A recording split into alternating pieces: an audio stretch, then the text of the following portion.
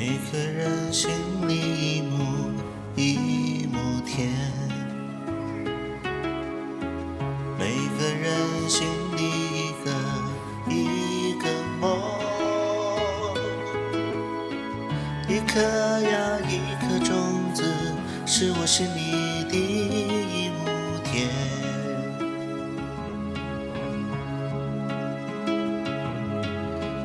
每个人心里一亩田，每个人心里一个梦，一颗呀一颗种子，是我心里的一亩田。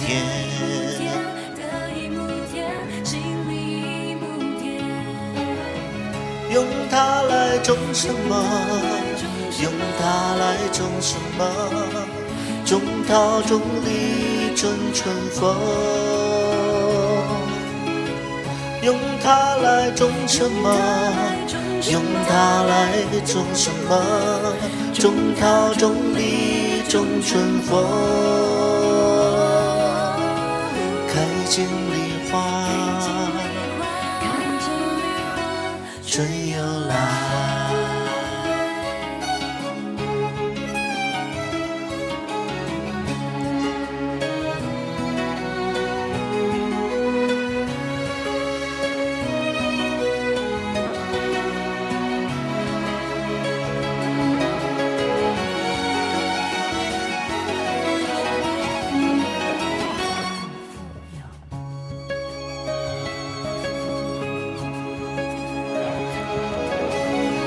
用它来种什么？用它来种什么？种桃种李种春风。用它来种什么？用它来种什么？种桃种李种春风。开尽梨花，春又来。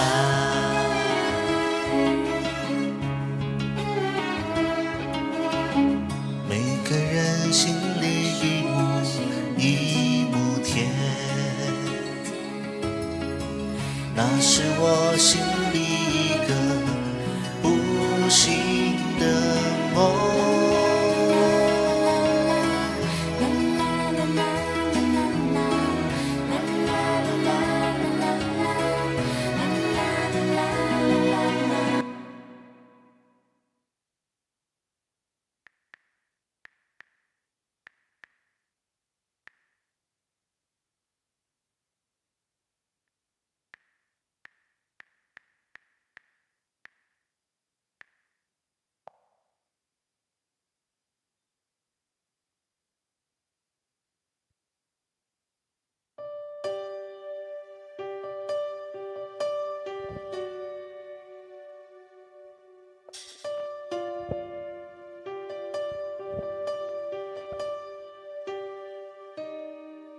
给我一整天一个人沉默，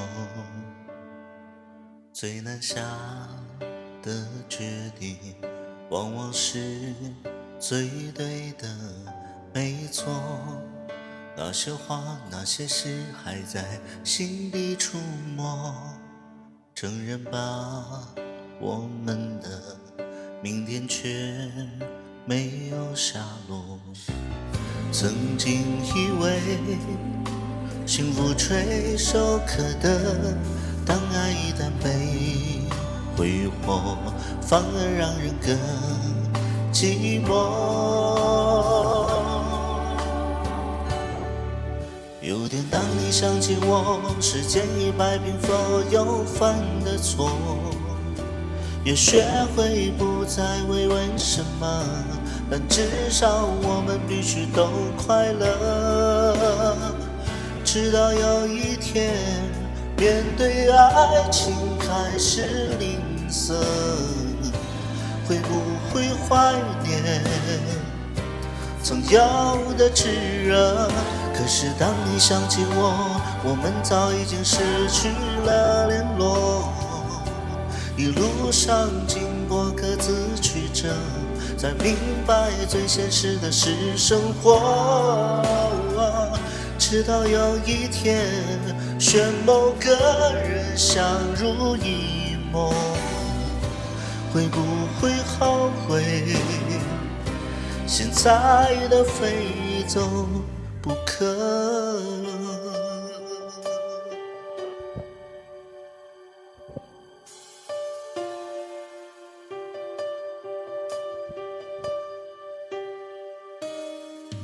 给我一整天一个人沉默，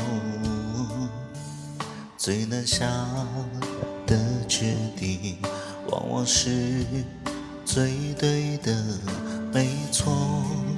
那些话那些事还在心里触摸，承认吧，我们的明天却没有下落。曾经以为幸福垂手可得，但爱一旦被挥霍，反而让人更寂寞。有天当你想起我，时间已摆平所有犯的错，也学会不再问为什么，但至少我们必须都快乐。直到有一天，面对爱情开始吝啬，也许会怀念曾有的炙热。可是当你想起我，我们早已经失去了联络。一路上经过各自曲折，才明白最现实的是生活。直到有一天，选某个人相濡以沫，也许会后悔现在的非走不可。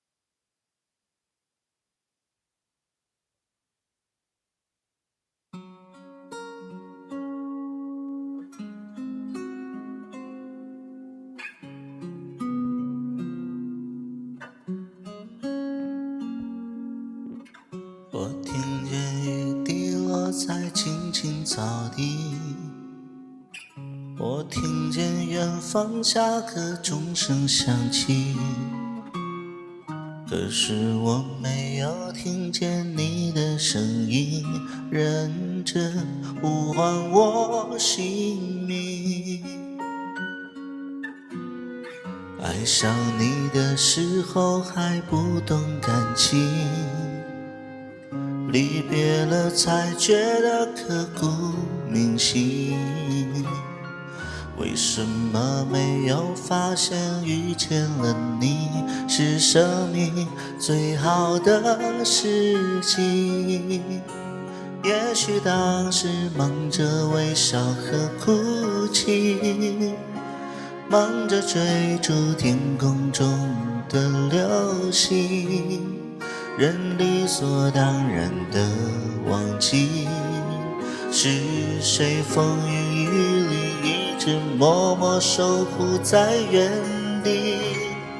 原来你是我最想留住的幸运，原来我们和爱情曾经靠得那么近，那为我对抗世界的决定，那陪我淋的雨，一幕幕都是你，一尘不染的真心与你相遇，好幸运，可我已失去为你泪流满面的权利。但愿在我看不到的天际，你张开了双翼，遇见你的注定，他会有多幸运？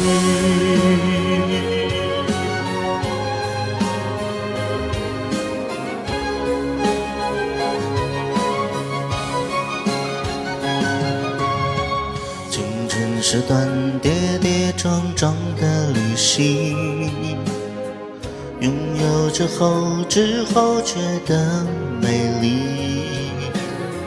来不及感谢，是你给我勇气，让我能做回我自己。也许当时忙着微笑和哭泣，忙着追逐天空中的流星，人理所当然的忘记，是谁风雨里一直默默守护在原地。原来你是我最想留住的幸运，原来我们和爱情曾经靠得那么近，那为我对抗世界的决定，那陪我淋的雨，一幕幕都是你，一尘不染的真心与你相遇，好幸运，可我也失去为你泪流满面的权利。但愿当我看不到的天际，你张开了双翼，遇见你的注定，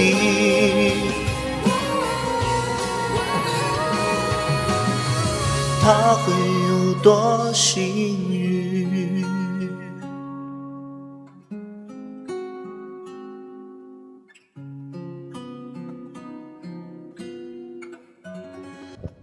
学六。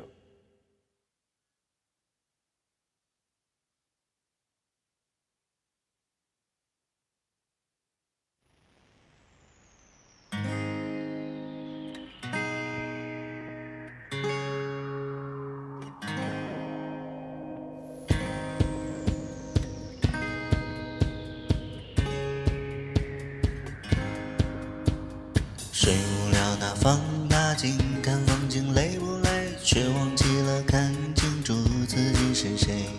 我的宇宙轻飘飘，你的摇摇欲坠，旁人来来去去像行云流水。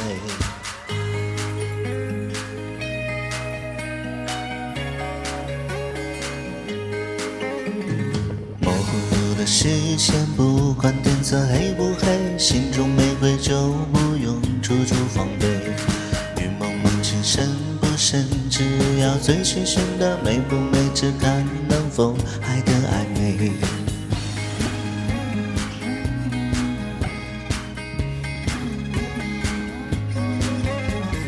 喝不醉就学不会，只要我以为就不是误会，谁都是宝贝，有什么真伪，什么是是非，都似是而非。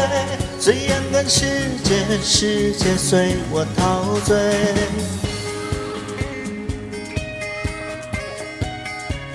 谢六。迷茫茫的天地美，那么的对不对？错不对，只剩心情怎么描绘？我流我的汗水花，你如天花乱坠，甜不甜美，谁能带我去品味？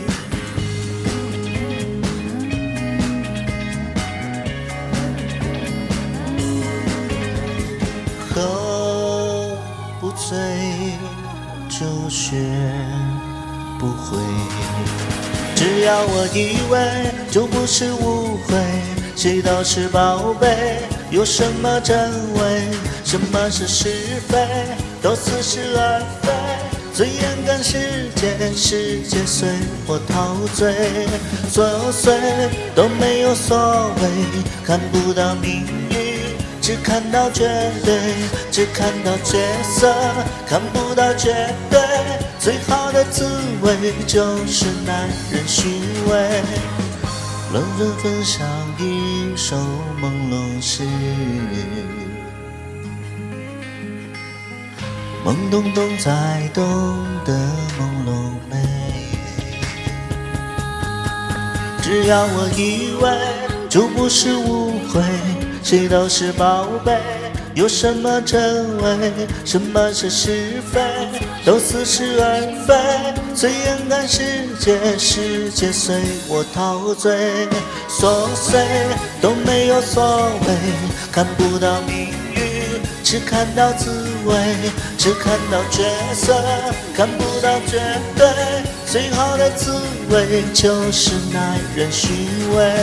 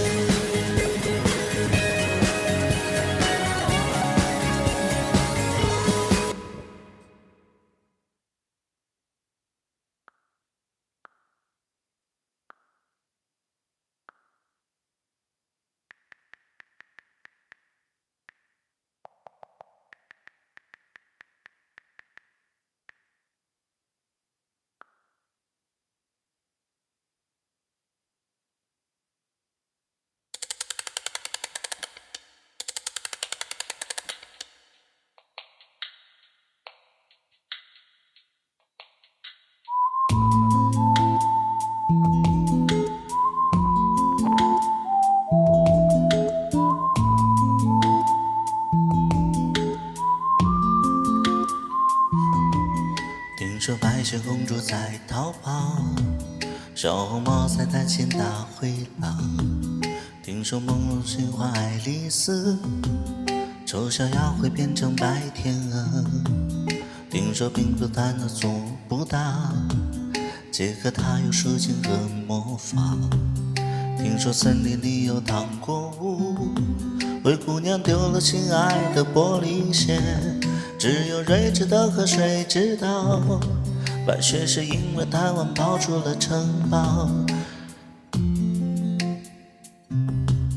变成狼的大红袍，总有一条蜿蜒在童话镇里记载的河，沾染魔法的乖张气息，却又在爱里曲折。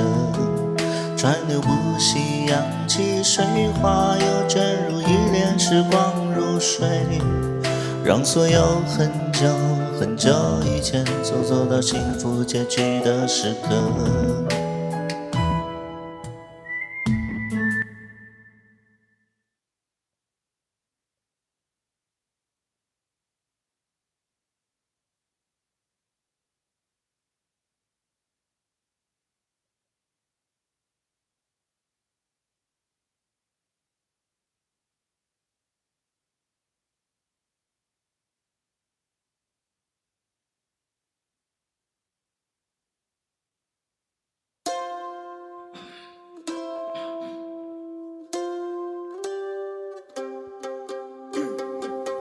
还记得那场音乐会的烟火，还记得那个凉凉的深秋，还记得人潮把你推向了我，有了有勇气的正是时候，一个夜晚坚持不睡的等候，一起泡温泉奢侈的感受，有一次日记里纯纯的困惑，因为你的微笑幻化成风，你大大的勇敢保护着我，我小小的关怀喋喋不休，感谢我们一起走了那么久，又再一次回到凉凉深秋，给你我的手，像温柔野兽，把自由交给草原的辽阔，我们小手拉大手，一起郊游。今天别想太多，你是我的梦，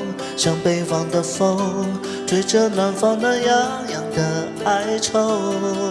我们小手拉大手，一起加油，向昨天别回首。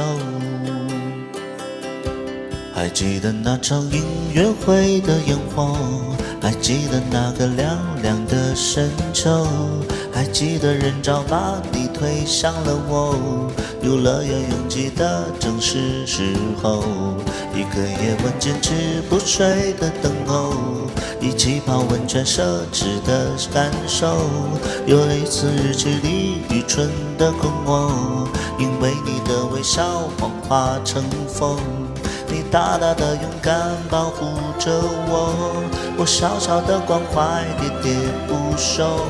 感谢我们一起走了那么久，又再一次回到凉凉深秋。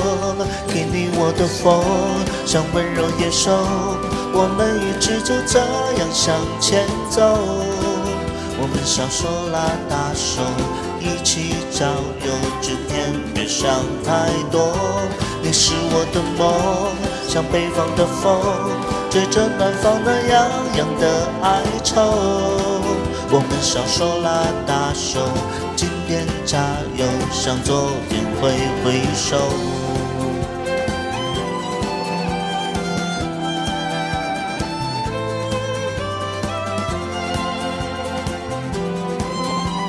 谢谢六。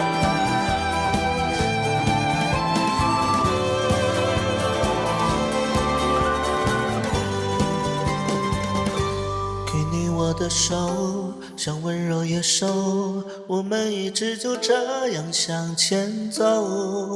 我们小手拉大手，一起郊游，今天别想太多。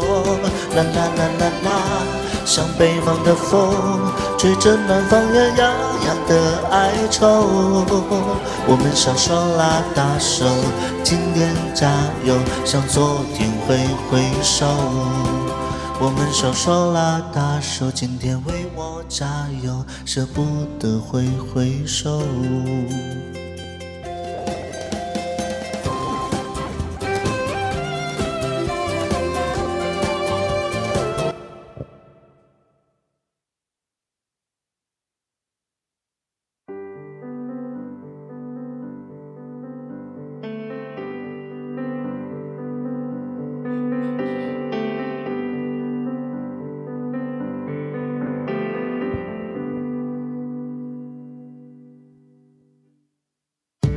在东京铁塔第一次眺望，敢等我模仿坠落的星光。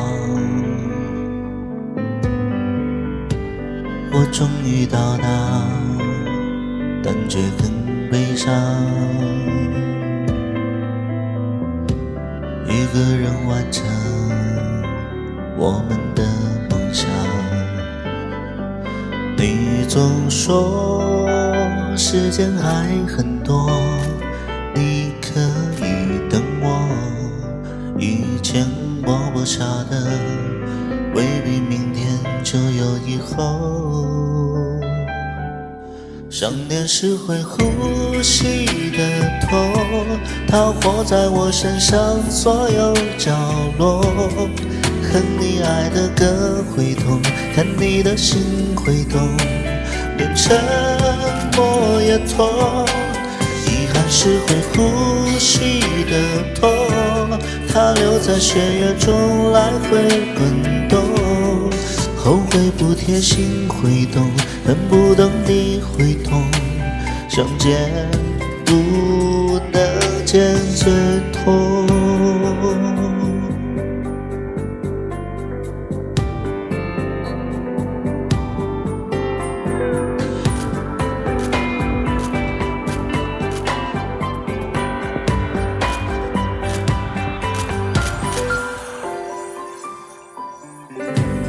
没看你脸上张扬过哀伤，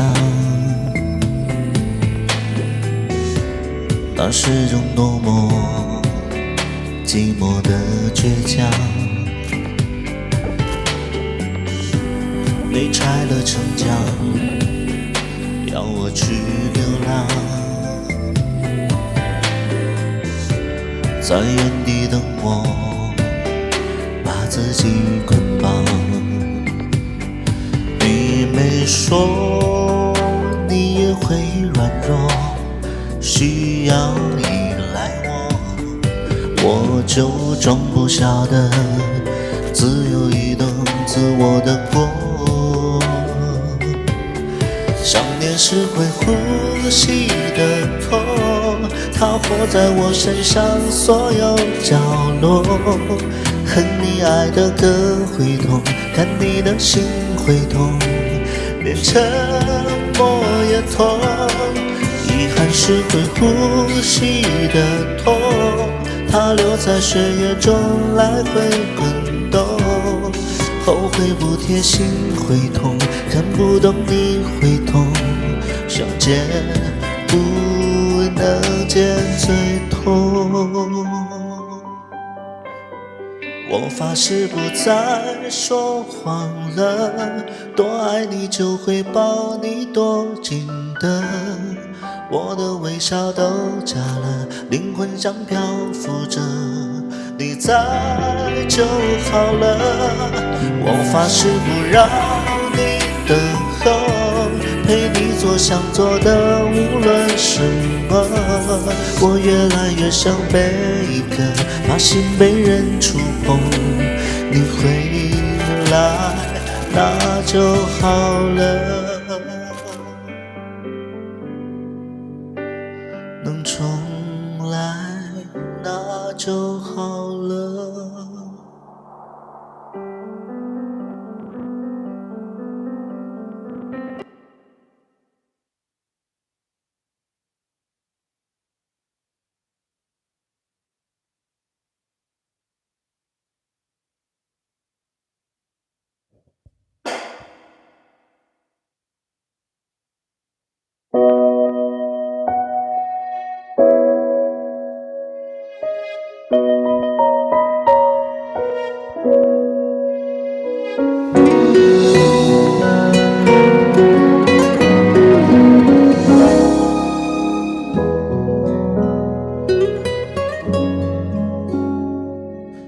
过去总算渐渐都还过得去，未来就等来了再确定。回忆多少还有一点点余地，还不至于回不去。谁的青春没有浅浅的淤青？谁的伤心能不留太近？谁的一见钟情不可够明晰？谁能忍心不认命？你的嘴角微微扬起，你用微笑剪辑我的微电影，偶尔饶了我自己，偶尔难免还想你，偶尔晴时多云，偶尔有阵雨。我的下巴微微扬起，不让泪滴主演我的微电影。你是微醺的相机，你是微妙的夏季，你是未完待续道具着的谜。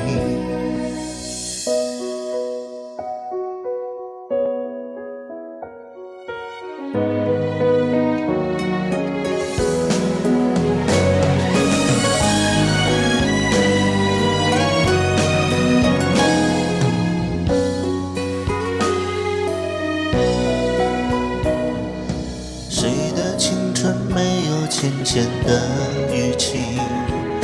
谁的伤心能不留太近？谁的一见钟情不刻骨铭心？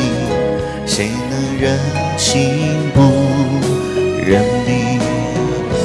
你的嘴角微微扬起，你用微笑剪辑我的微电影。偶尔饶了我自己，偶尔难免还想你，偶尔晴时多云，偶尔有阵雨。我的下巴微微扬起，不让泪滴主演我的微电影。你是微醺的上季，你是微妙的夏季，你是委婉的适当句折的谜。你是微醺的相机。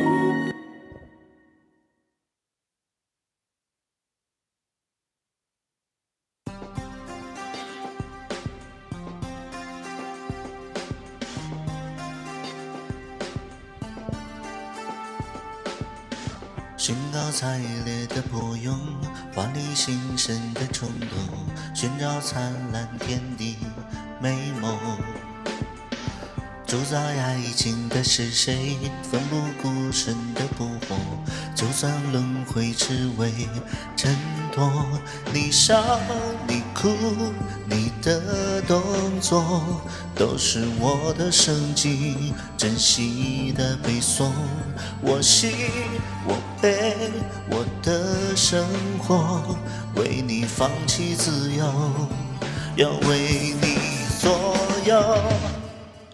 你是火，你是风，你是指望的梦，破碎的眼尾蝶，还做最后的美梦。你是火，你是风，你是天使的诱惑，让我做眼尾蝶，拥抱最后的美梦，让我短暂快乐和感动。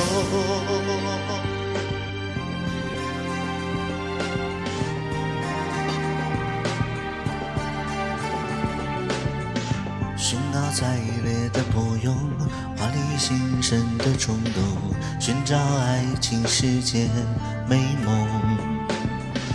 既然不是毛毛虫，就要壮烈的扑火，短暂青春就像烟火，此生此爱此刻挥霍，挥霍我的色彩，在你的天空。你想，你说，你要我做，其实我很快乐，全都因为你是火，你是风，你是指望的梦，破碎的眼尾蝶，还做最后的美梦。你是火，你是风，你是天使的诱惑，让我做眼尾蝶，拥抱最后的美梦，让我短暂快乐和感动。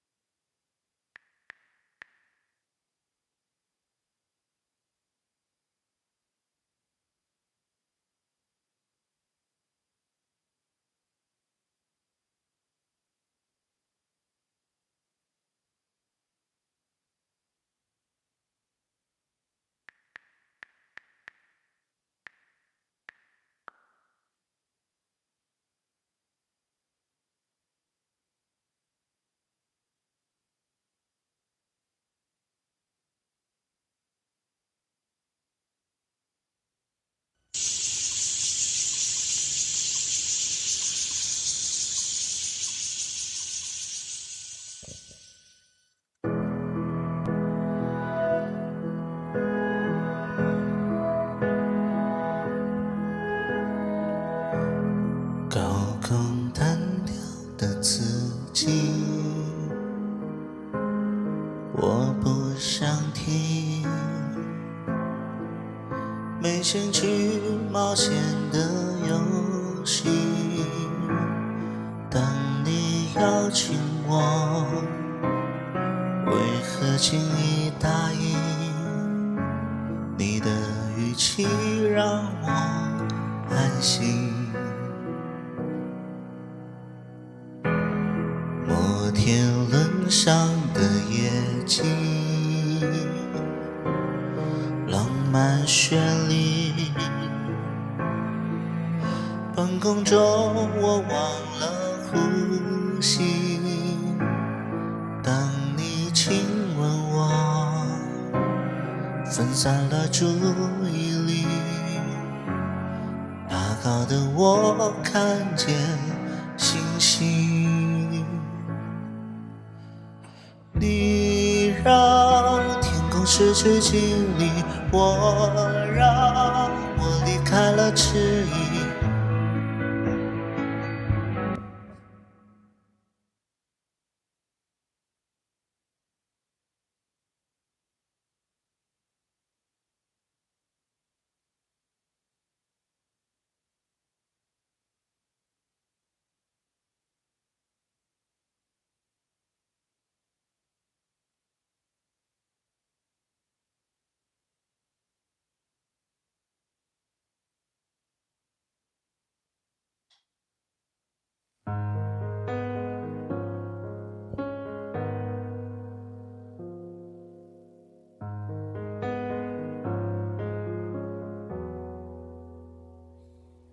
你还记得吗？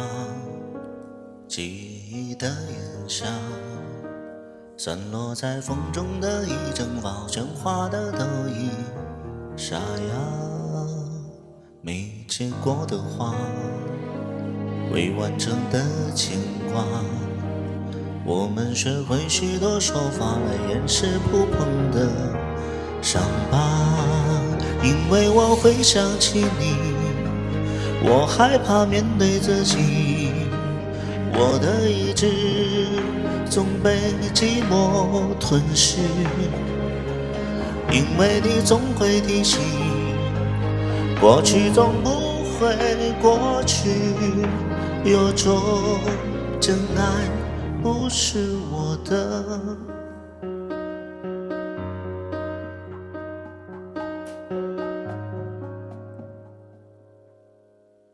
没结果的花，未完成的牵挂，我们学会许多手法来掩饰不碰的伤疤，因为我会想起你，我害怕面对自己，我的意志总被寂寞吞噬，因为你总会提醒，过去总不会过去，有种真爱不是我的。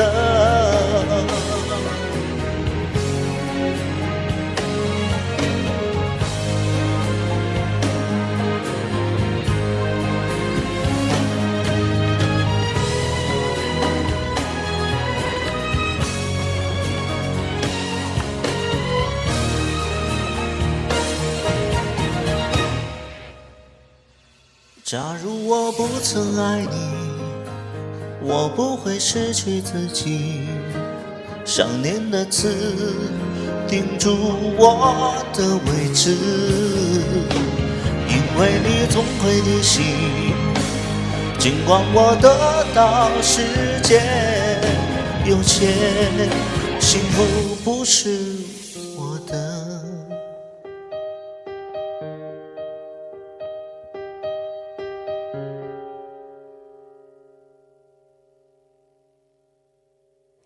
你还记得吗？记忆的炎夏，我终于没选择的分岔，最后又有谁到达？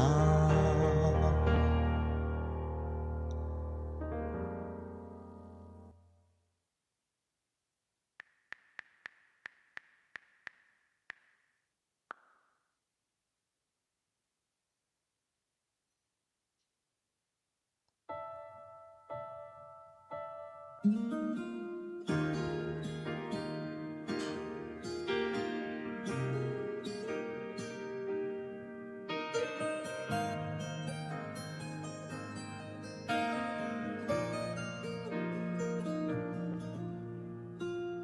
这里天快要黑了，哪里呢？我这里天气凉凉的，哪里呢？我这里一切都变了，我变得懂事了，我又开始写日记了，而那你呢？我这里天快要亮了，哪里呢？我这里天气很炎热，哪里呢？我这里一切都变了，我变得不哭了，我有照片也收起了，而那你呢？如果我们现在还在一起会是怎样？我们是不是还是深爱着对方，像开始时那样？握着手就算天快亮。我们现在还在一起会是怎样？我们是不是还是隐瞒着对方，像结束时那样？明知道你没有错，还硬要我原谅。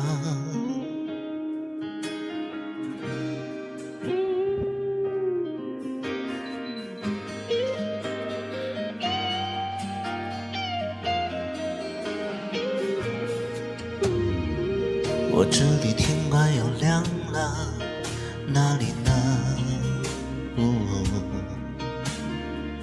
我这里天气很炎热，哪里呢？我这里一切都变了，我变得不哭了，我把照片也收起了，而那你呢？如果我们现在还在一起会是怎样？我们是不是还是深爱着对方，像开始时那样？握着手就算天快亮。我们现在还在一起会是怎样？我们是不是还是隐瞒着对方，像结束时那样？明知道你没有错，还硬要我原谅。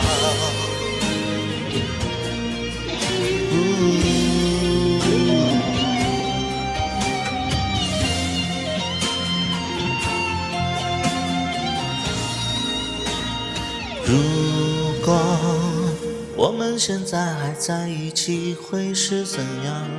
我们是不是还是深爱着对方，像开始时那样？握着手就算天快亮。我们现在还在一起会是怎样？我们是不是还是隐瞒着对方，像结束时那样？明知道你没有错，还硬要我原谅。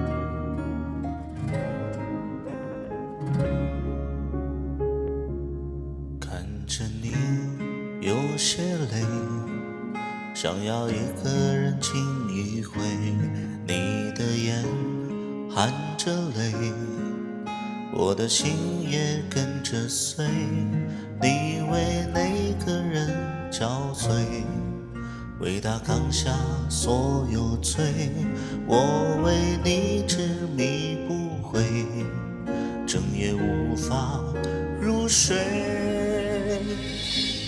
就算全世界离开你，还有一个我来陪，怎么舍得让你受尽冷风吹？就算全世界在下雪，就算候鸟已南飞，还有我在这里痴痴地等你归。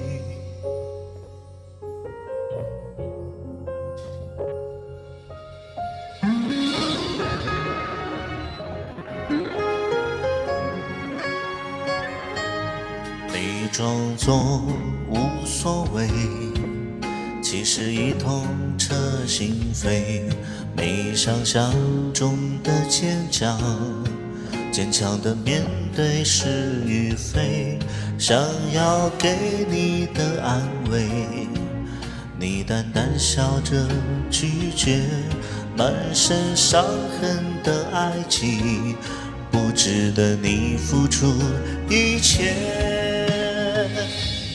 就算全世界离开你，还有一个我来陪，怎么舍得让你受尽冷风吹？就算全世界在下雪，就算候鸟已南飞，还有我在这里痴痴地等你归。就算全世界离开你，还有一个我来陪，怎么舍得让你受尽冷风吹？就算全世界在下雪，就算候鸟已南飞，还有我在这里痴痴地等你归。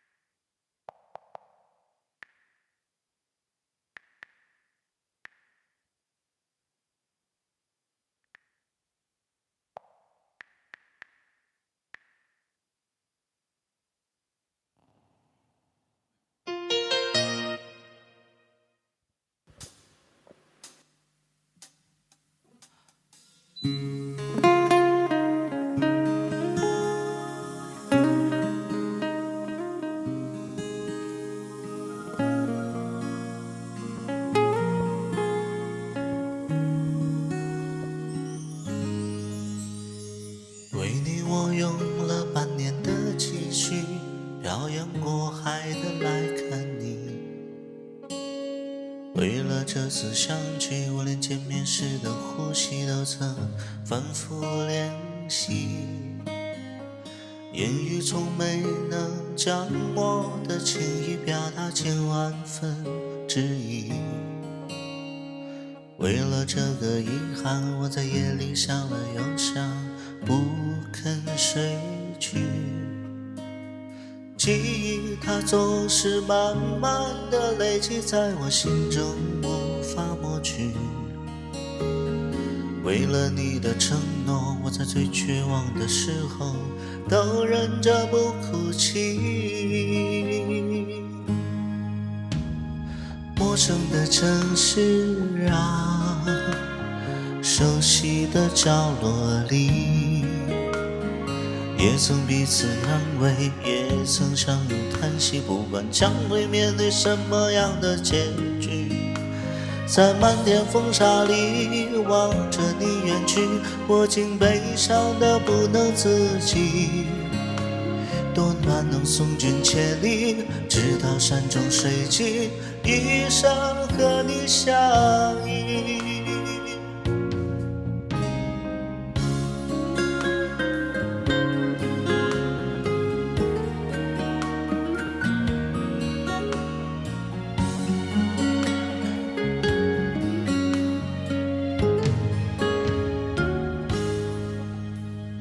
陌生的城市啊，熟悉的角落里，也曾彼此安慰，也曾相拥叹息，不管将会面对什么样的结局。在漫天风沙里望着你远去，我竟悲伤得不能自己。多盼能送君千里，直到山穷水尽，一生和你相依。多盼能送君千里，直到山穷水尽，一生和你相依。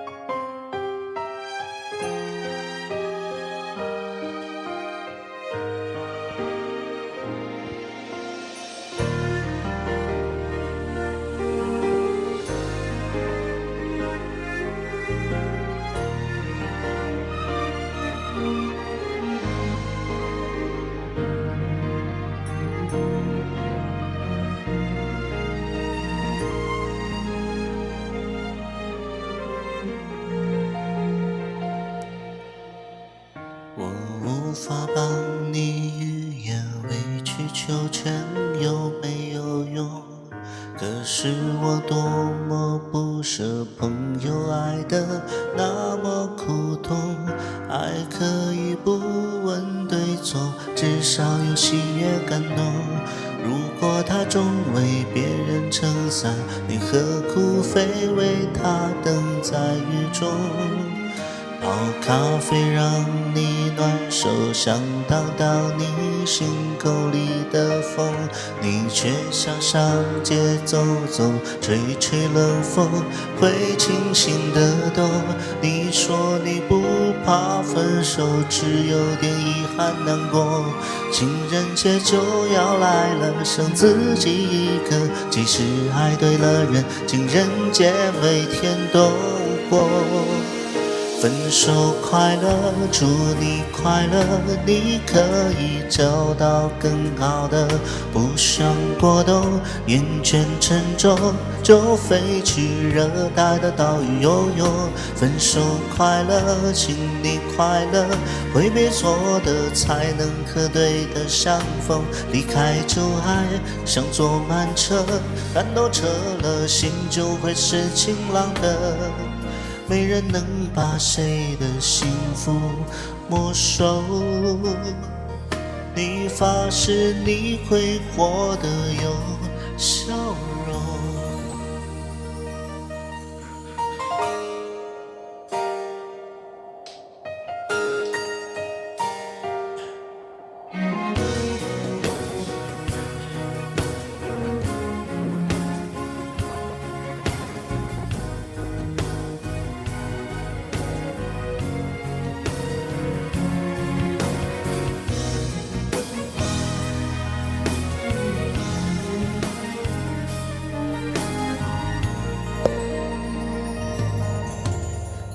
泡咖啡让你暖手，想挡挡你心口里的风，你却想上街走走，吹吹冷风，会清醒得多。你说你不怕分手，只有点遗憾难过。情人节就要来了，剩自己一个，其实爱对了人，情人节每天都过。分手快乐，祝你快乐，你可以找到更好的，不想过冬，厌倦沉重，就飞去热带的岛屿游泳。分手快乐，请你快乐，挥别错的，才能和对的相逢。离开旧爱，像坐慢车，看透彻了，心就会是晴朗的。没人能把谁的幸福没收，你发誓你会活得有笑容，你自信时候真的美多了。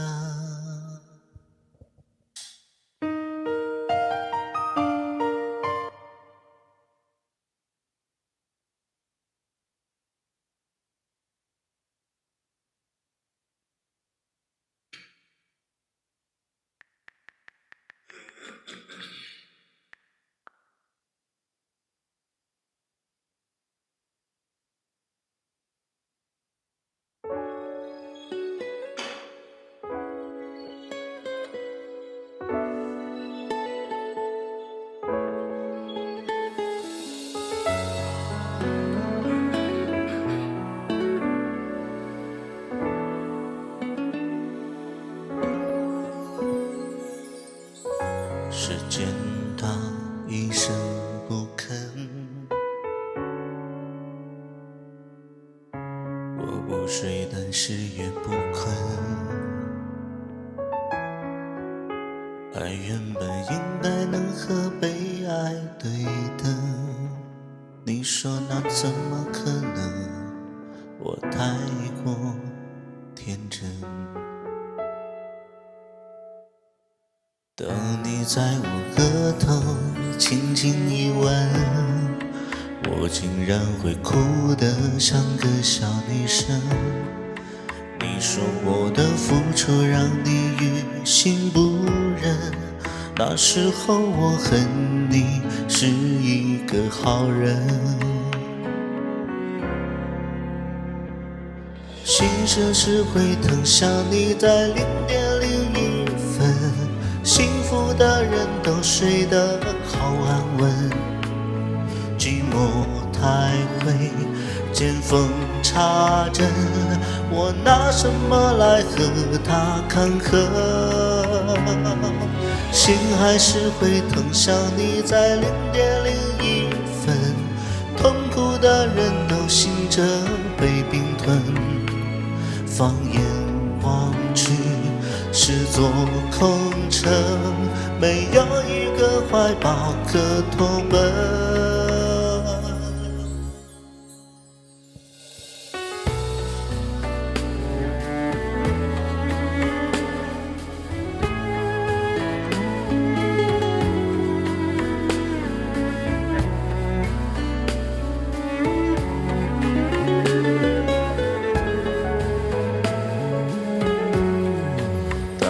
在我额头轻轻一吻，我竟然会哭得像个小女生。你说我的付出让你于心不忍，那时候我恨你是一个好人。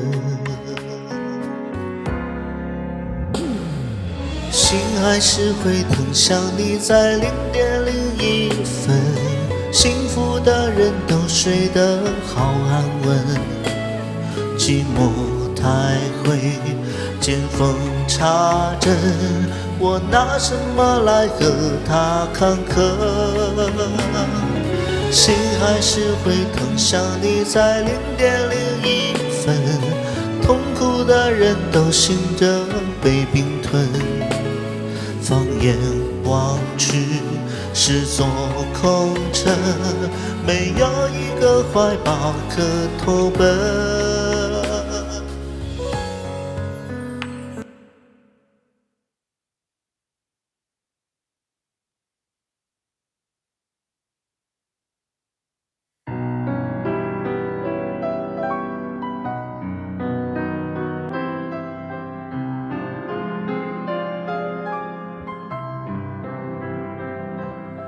去年圣诞动工的烟花，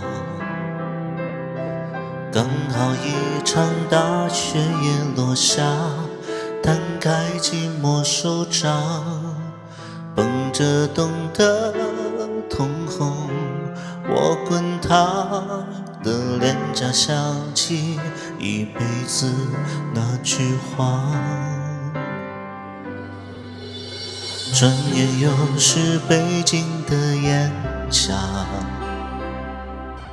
时差还有开满了荷花，越过九州穿墙，那排发光梧桐，多繁忙的枝桠听到一曲只大调巴哈，四季风景在我的窗前悬挂，人海涨落在我的心里，变化流转的时光，褪色的过往，岁月有着不动声色的力量，四季风景在我的窗前悬挂，人海涨落在我的心里，变化当曲终人散场，我终于听懂 G 大调有多悲伤。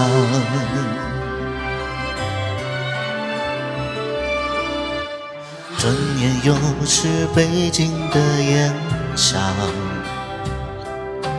时差还有开满了荷花，越过了九转墙，那排发光梧桐，多繁忙的枝桠听到一曲只大调巴哈，四季风景在我的窗前悬挂，人海涨落在我的心里，变化流转的时光，褪色的过往，岁月有着不动声色的力量，四季风景在我的窗前悬挂，人海涨落在我的心里，变化让曲终人散场，我终于听懂 G 大调有多悲伤。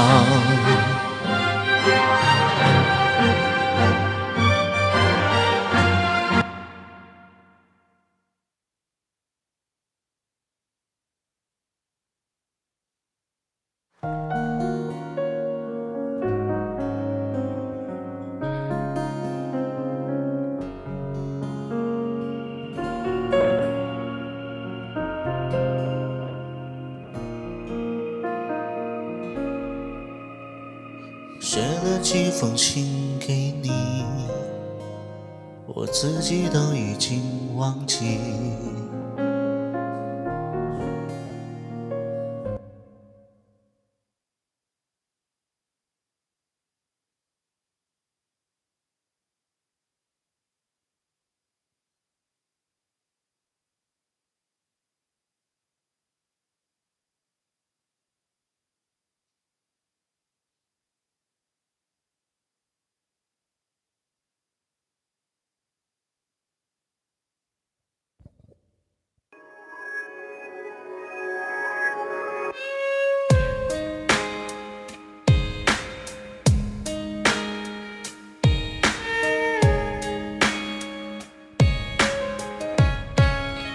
做了选择，对的错的我只能承认，心是痛的，怀疑你舍得。我悲伤的那么深，就放声哭了，何必再强忍？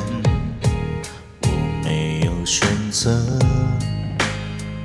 我不再完整。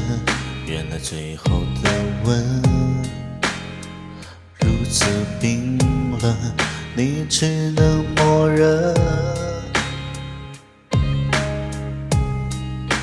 眼看着你走了，如果这不是结局，如果我还爱你，如果我愿相信你就是唯一，如果你听到这里，如果你依然放弃，那这就是爱情，我难以抗拒。如果这就是爱情，本来就不公平，你不需要讲理，我可以离去。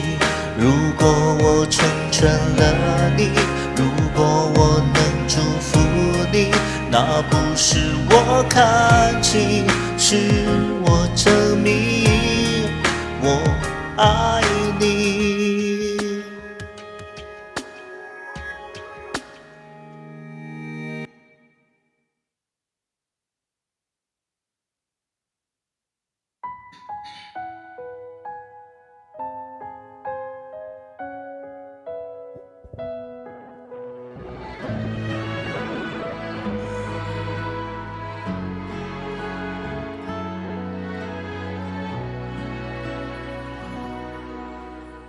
到了某个年纪，你就会知道，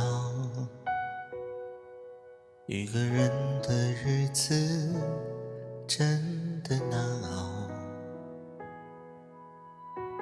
渐渐开始尝到孤单的味道，时间在敲打着你的骄傲。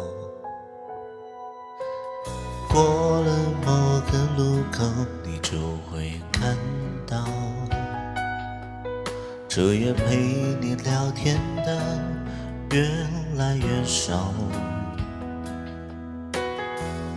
厌倦了被寂寞追着跑，找个爱你的人，就像托付终老。能陪我走一程的人有多少？愿意走完一生的更是寥寥。是否刻骨铭心并没那么重要，只想在平淡中体会爱的味道。终于等到你，还好我没放弃，幸福来得好不容易，才会让人更加珍惜。终于等到你，差点要错过你，在最好的年纪遇到你，才算没有辜负自己。终于等到你，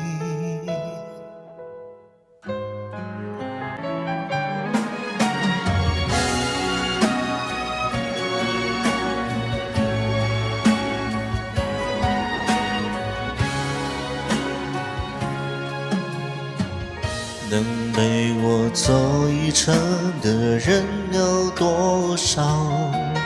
愿意走完一生的更是寥寥。是否刻骨铭心并没那么重要，只想在平淡中体会爱的味道。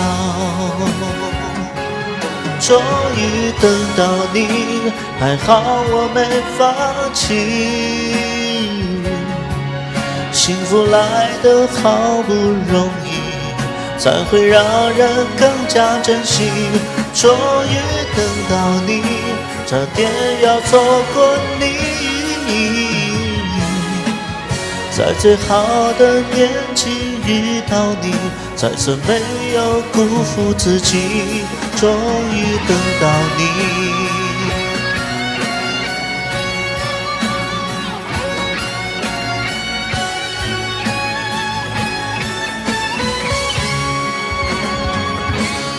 终于等到你，还好我没放弃。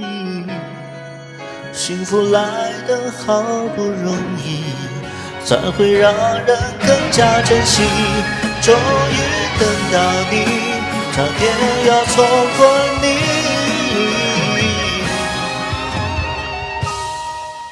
在最好的年纪遇到你，才算没有辜负自己。终于等到你。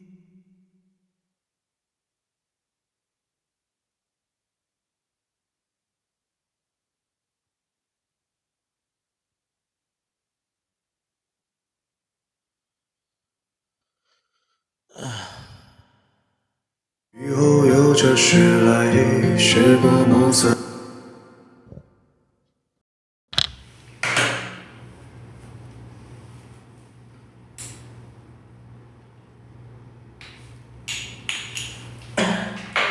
聊聊天儿。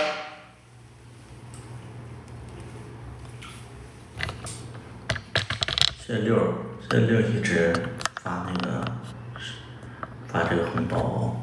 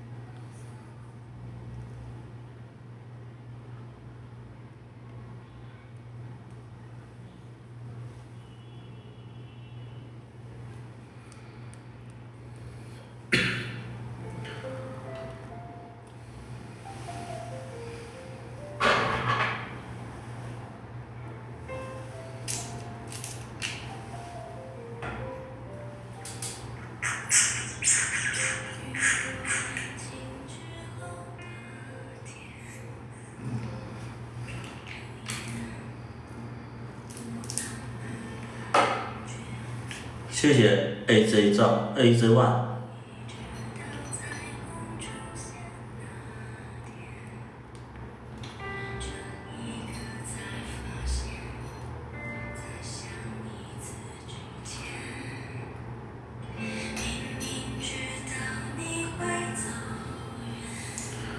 耳朵堵住的感觉会有什么感觉啊？如果说你耳朵发炎的话，这个药水会有一点点沙的痛感，但其实会，像我耳朵会发炎，我现在没有伤口，但是会就觉得痒痒的，滴完这个痒痒的，但是其实你能感觉到就是它在消炎。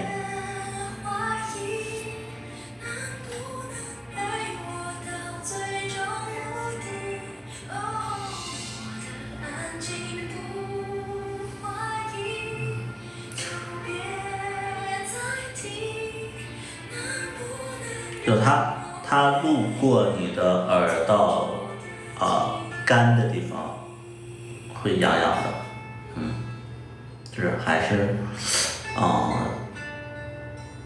你要说有用吧也有用，你要说没用吧也没用，我也不知道，可能因为我耳朵就比较顽固，所以就是这个也没有说效果特别好。但是好，就是有心理作用，会觉得第一滴会好一点。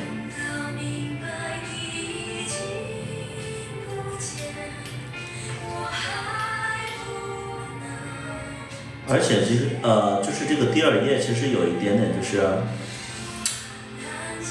第二页其实有一点点好处，就是它会软化你的那个耳屎。就比如说有的耳屎它非常的干，然后就是耳道皮上粘的特别黏，或者说它是耳道里边的一个就是它不属于耳屎，那你可以通过它软化一下，没办法根治耳朵发炎。我觉得是就是有3个病，我觉得是没办法根治的，一个是鼻炎，一个是中耳炎，一个是咽炎，都没有办法根治，就是必须你得注意饮食啊，然后注意睡眠啊，然后不感冒啊，这之类的，反正就是挺复杂的。这个就属于没有办法，你不能吃辣，你不能上火，你不能做的事情好多，不能熬夜不能失眠，太痛苦了。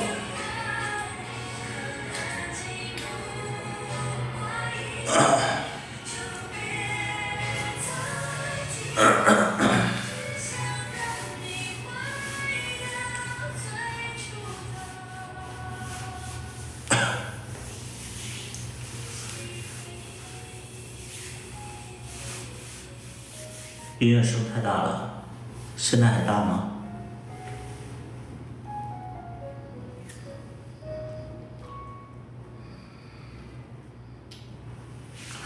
去拿个棉签去。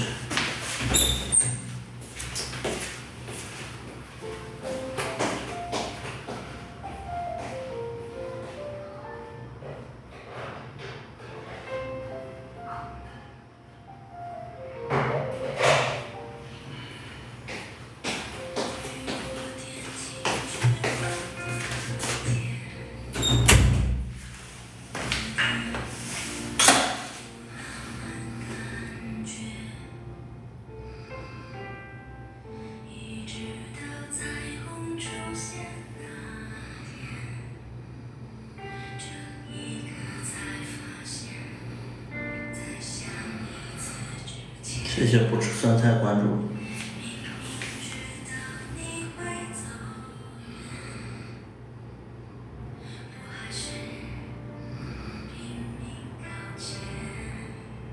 为什么不吃酸菜？不吃酸菜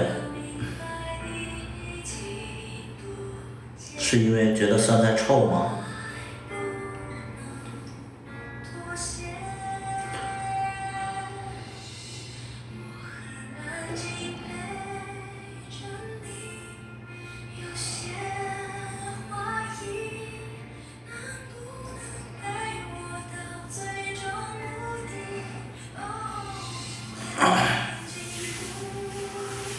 你是南方人还是北方人？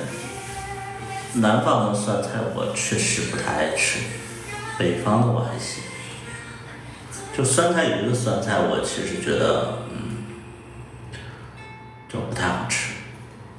但你要是北方酸菜，人间美味。俺是南方的，所以你不吃的是南方的酸菜是吧？你们其实那个就是梅菜，不是梅菜，是那个应该也算是梅菜，是不是？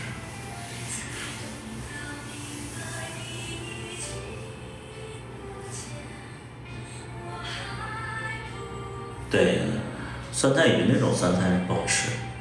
有机会，其实你们可以吃一下那个东北酸菜，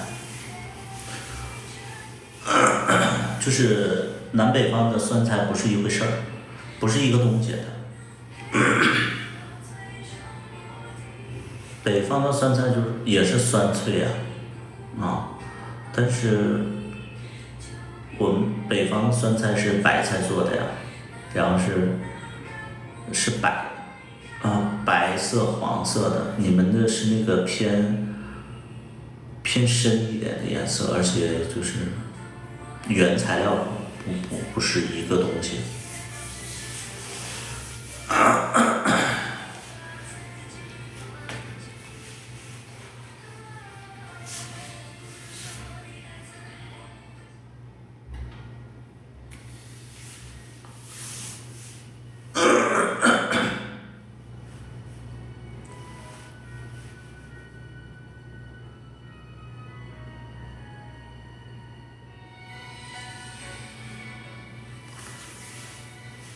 我就是特别爱吃酸菜，我特别爱吃酸菜打卤面、酸菜肉打卤面和酸菜肉的那个饺子，但是必须得是家里，外边的会有点过于酸。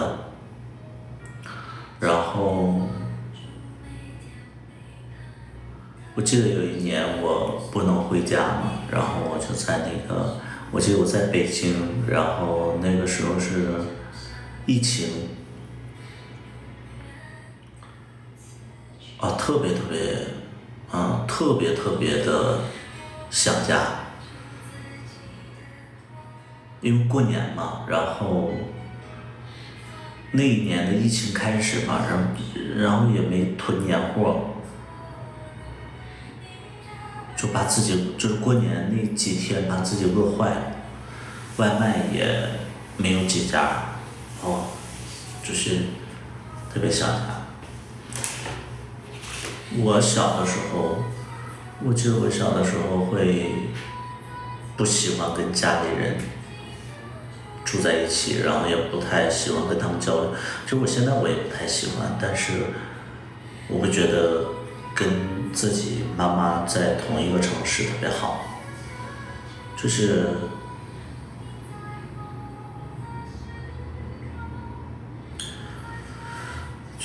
很多时候你们可能因为你们从小跟妈妈住在一起，你们其实体会不到啊。像我们年大了，也不是年大了，我们没有多年大，就是可能有一段时间，特别是经历了一些人生的一些起起伏伏之后，你会觉得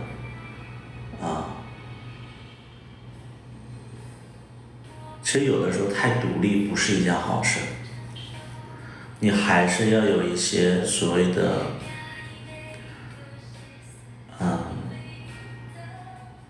柴米油盐的生活，你还是要有一些凡夫俗子的一个生活。没听过你听吧，我爸爸3年前过世了，所以就不太提，因为我直播我妈妈基本上都会看，所以我不太爱提我爸爸，所以就是怕，就是可能大家心情不太好。感觉你的生活挺精彩，我生活是精彩的呀，我觉得我生活算是很精彩的，但是正因为精彩，就是其实你精彩了一段时间，你就会沉寂一段时间。我承认我的生活很精彩，但是因为一个人生活就会反省的时间会更多一些。对你像就是身边总有伴儿的人，其实他没有时间去反省，因为他有好多的关系需要处理。你像我们比较独立的人，可能就处理该处理的事情之后，然后剩下都是时间都是自己的，会很私人的一些空间会比较多一些，所以我们就会回忆啊、反思啊，然后会怀念，对。我妈妈今年63、4岁了嘛，64岁，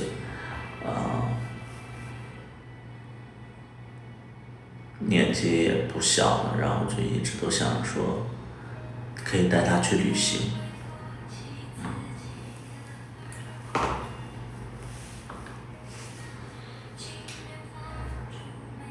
我声音酥，我有气泡音是不是？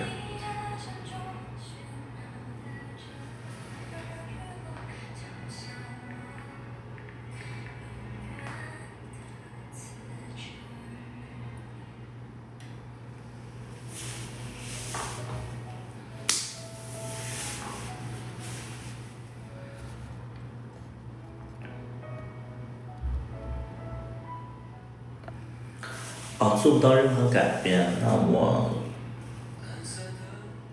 觉得，那你现在的生活其实可能还没有让你必须得去做改变。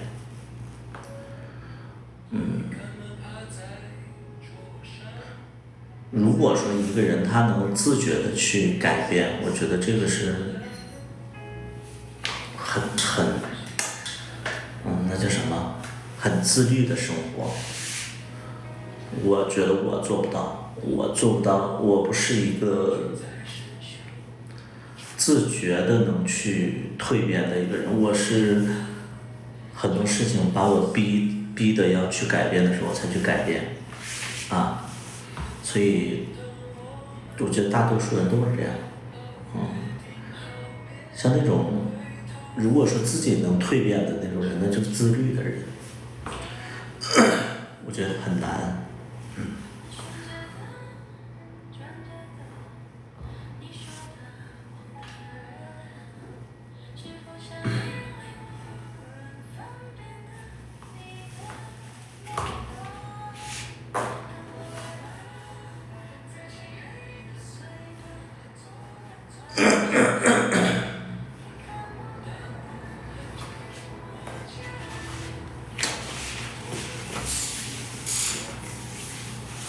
190斤太胖了，我也190斤。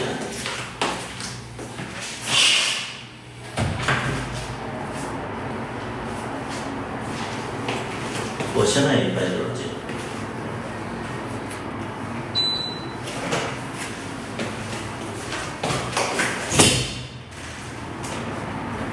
我自己。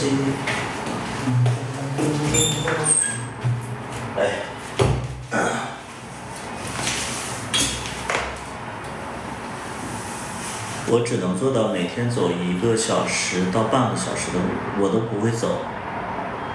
我是能开车就开车，开不了车我就不出去。我是很怕走路和就是我怕热，然后又怕冷，然后又怕累。而且我是一个没有运动方向的人，就是我不需要运动，我觉得就这样挺好。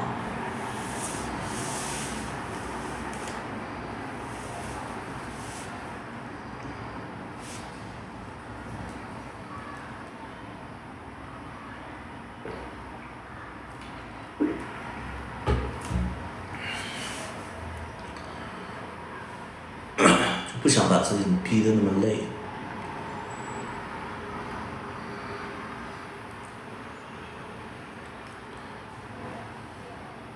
容貌焦虑啊，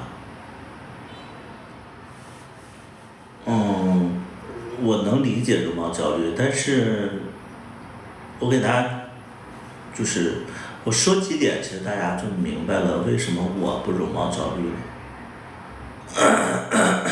我就不容貌焦虑，因为我会觉得说，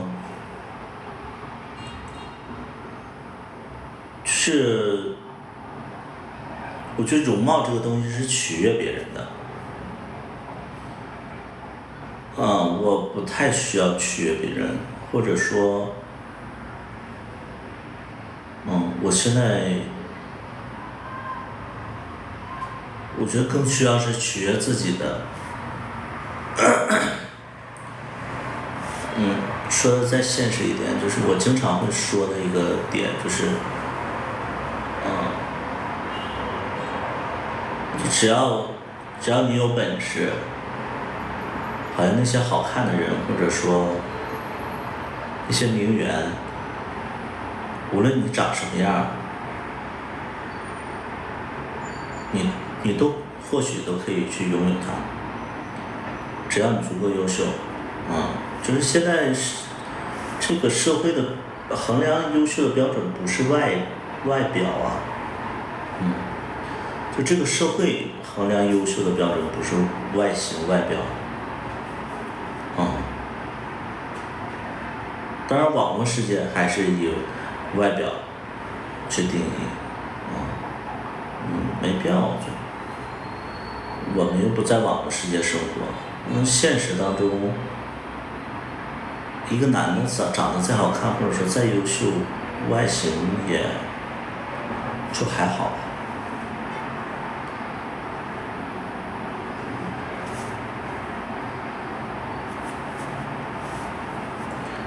好像胖了，我胖了，我190斤。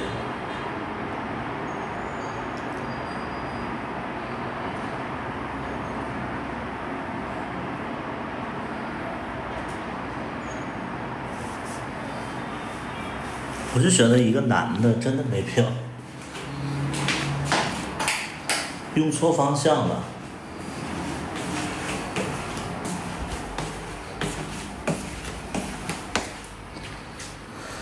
我会自己的宽容。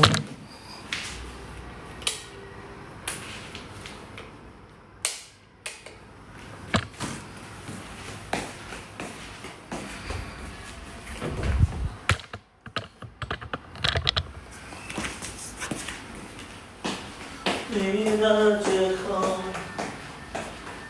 喧闹的人都嘲笑我。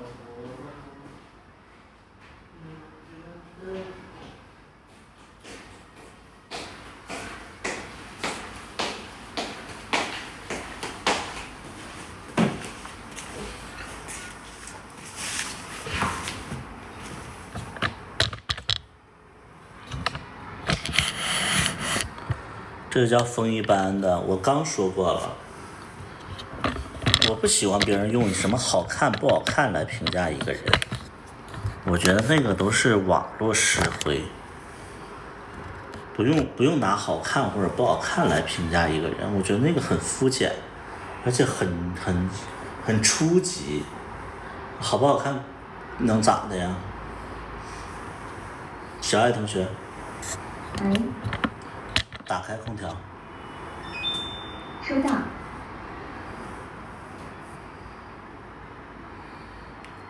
主人客图做黑了。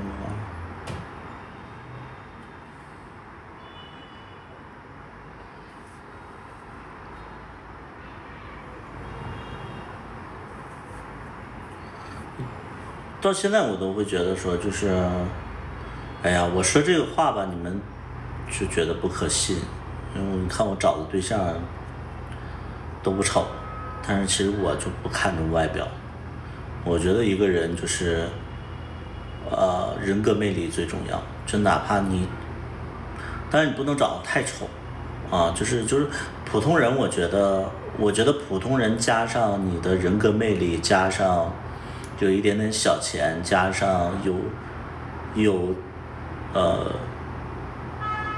自己的有一点点自己的臭脾气，我觉得这样的人是满分的。就是这样加起来，这样的人其实是一个非常非常有吸引人的一个状态。就是我觉得，就那种一般人的长相，如果说他有一点小钱，然后又有点小性格的话，那个会很迷人。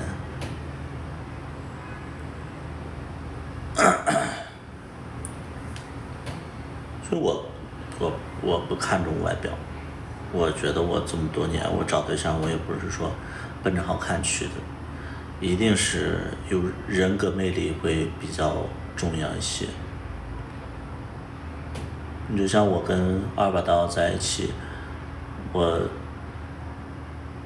依然会觉得就是他跟我在一起的状态我蛮喜欢的，就是就是二把刀在你们眼里是什么帅哥啊、气如男啊，但在我眼里他跟我接触的所有演员都不太一样，就是我所有演员都有点名媛，就是有一点点事儿逼，他也有点事儿逼，但是他接触起来就是，我觉得我俩就很匹配的一点就是我俩的生长环境和这个家教其实有点像，他不经意的跟我说他小时候的事儿，其实我没跟他说过，他一说的时候我就完完全全的能感同身受，就是因为我小的时候跟他小时候是差不多的，我们的家庭其实是差不多的，所以我一下我就能就觉得很熟悉，然后再有我喜欢他跟我在一起和别人在一起的样子不同的那种感觉，就是他跟别人，或者说他在网络上他是这个形象，然后他跟我在一起是另外一个形象。我其实我蛮喜欢这种，就是我有一点点就是霸道，或者说有一点点大男子主义，我会很在意别人给我的东西，就是我讨厌中央空调，我喜欢这个人给我的东西跟别人是不一样的。从哪一刻发现自己动心了？我没有发现自己动心，因为就严格意义上真的是他追的我啊，就是说出来你们又不信，就是严格意义上就是他追的我。然后我当时就是跟那个小大夫，我跟小大夫就是一直想分，然后又分不利索，然后有一个人，就是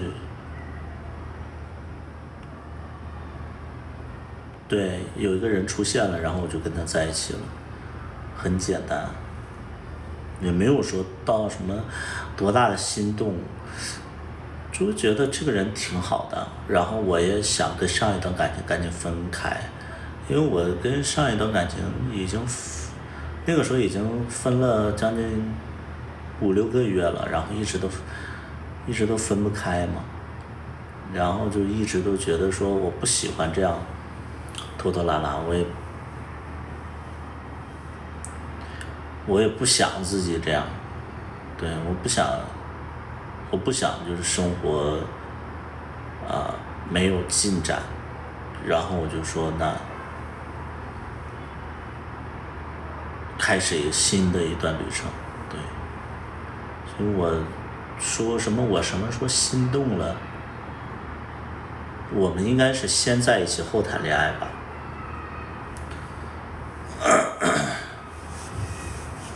之前也没谈恋爱。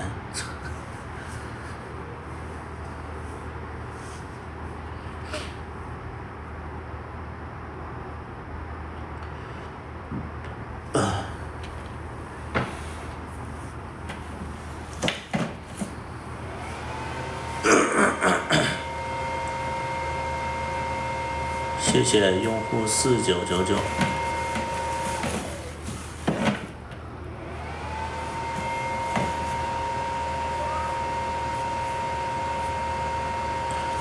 我为自己的魂。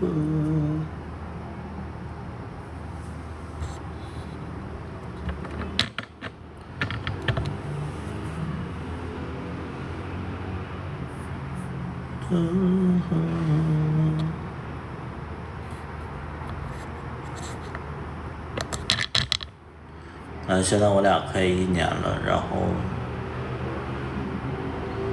就觉得就是普通的情侣的一年啊，也没有觉得特别特殊，然后也没有觉得说怎么样，也没有说怎么样，但是我会觉得说，起码这一年时间里边，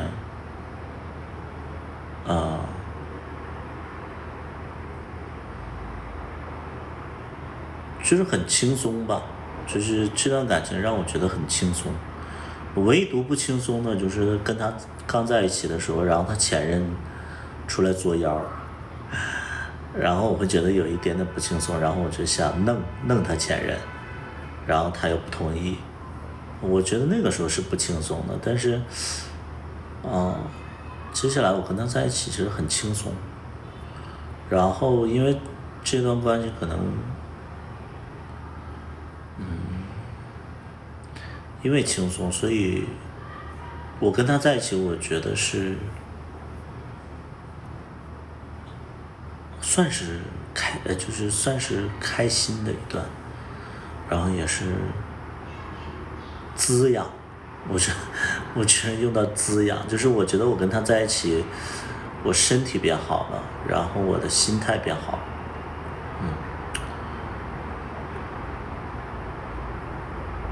对，就没有那么沉重。我之前谈恋爱，我觉得都一边倒，就是感情都会让我有一点点莫名其妙给自己好多压力，然后想着保护别人之类的，我觉得那个状态对不太对。好久不见，见过吗？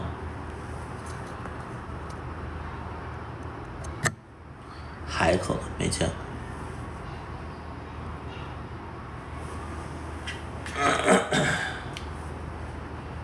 我为自己的承受。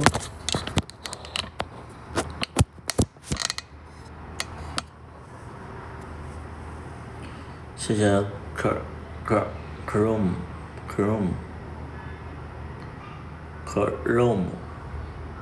好 Chrome。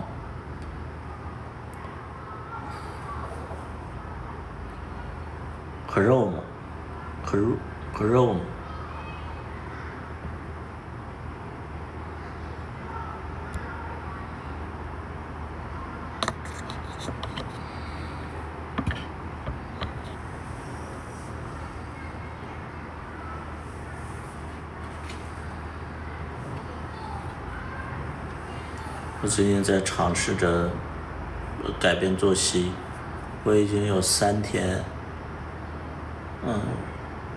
改变作息了，基本上都是12点之前就睡，然后尽量调整过来，因为我想正常一点。因为我之前在网上我听他们说那个只要睡眠够啊，然后就是黑白颠倒就不算颠倒，也不会伤身体。但我感觉不是，我觉得这种说法是错的，所以我现在就尽量把黑白颠倒给就正常过来。好像我自己的感受就是觉得说，还是正常排毒时间，对。自己能感觉到正常，对，而且我现在我已经不陪二把刀吃饭了，就是我正常的我做饭好，那我们就一起吃。我要不做饭，因为我平时我说实在的我没那么多，我没那么大饭量，我基本上一天1、2顿，我不想天天陪他吃饭，因为我陪他吃饭我其实很有负担。我平时也就2顿，然后我跟他在一起我要3顿4顿，现在我俩作息不一样嘛，然后他吃饭的时候我就在睡觉了，所以就我觉得少吃不吃让身体好舒服一点，就是以前总吃饭就觉得身体好负担，因为我现在在改变作息，改变饮食，不让自己吃那么多，然后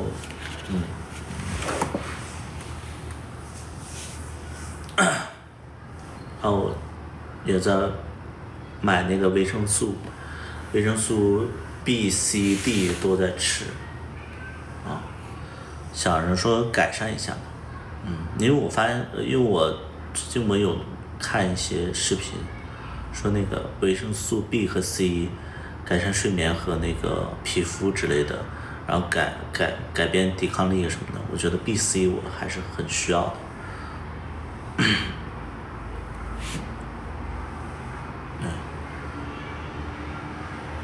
好像就是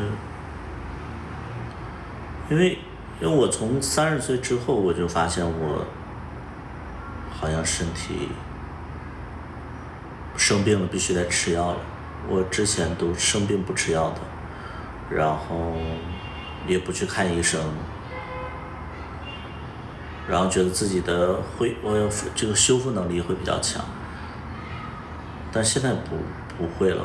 我觉得现在应该多吃点什么维生素之类的，然后我发现感冒了吃药真的会好了。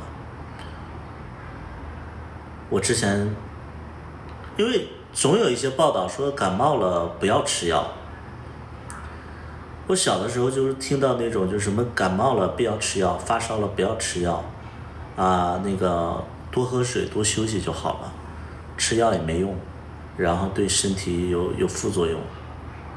然后我不知道你们小的时候有没有听过这种报道，就是狗屁，你感冒了生病了你就得吃药啊，你不吃药就难受啊。我现在就是稍微有一点点不对劲了我就吃药，包括我有的时候我会季节性过敏，我过敏特别吓人，我过敏是打喷嚏和流鼻涕，不是打喷嚏和流眼泪，我过敏是这样的。然后那我之前我就不吃药了，我现在我就吃药，吃完药就半个小时就好了。我过敏是这样的，然后这之前的报道怎么出来的？我就好奇怪啊！这现在就是我都不明白，就是那个年代怎么会这样？是因为那个药比较少吗，还是怎么的？但我觉得板蓝根真的没用哎，什么板蓝根呐，什么999感冒灵啊，我觉得对我没用，我觉得那个东西真的不行。我不知道谁喝那个有用，对我一点用没有。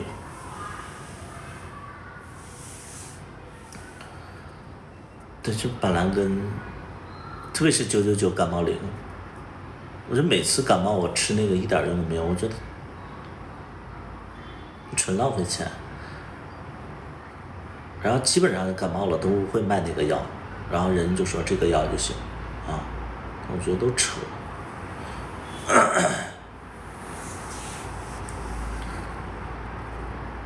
会对你后来的病形成免疫力，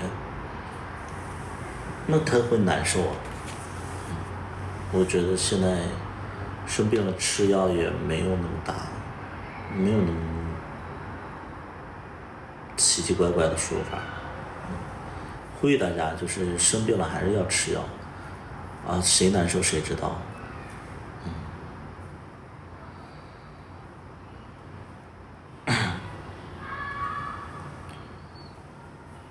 我现在常年就是猫毛狗毛过敏。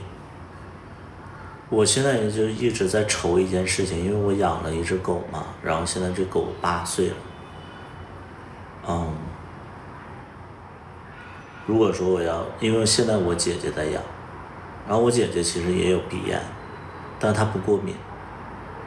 然后我之前养这个狗吧，我一直都在咳嗽，熟悉我的人都知道我一直在咳嗽。然后就是从去年我不是去北京了嘛，然后就让姐姐带养。然后我现在回去再碰这个狗，我居然会有过敏反应，我会流眼泪，然后鼻子痒，然后就是过敏的征兆。我在想这狗怎么办？我在想这狗怎么办？以后我怎么养？就我之前我都没发现，然后之前也没有那么夸张，因为我之前也就是咳嗽而已。现在就一摸狗毛，然后就整个人就是眼睛就流眼泪，特别夸张。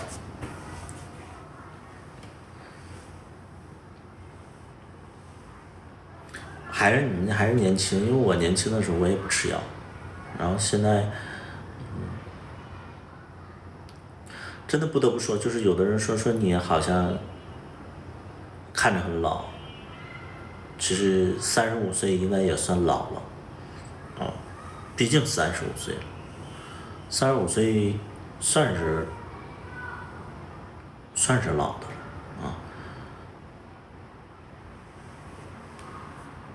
因为比如说一个演员，他如果说是35岁的话，我会觉得他当不了主角了，对，那其实算是老的了。而且我们东北管我这个叫36、7了，就是我们是看虚岁，我就是对，就接受自己老，我也觉得老也没什么了不起。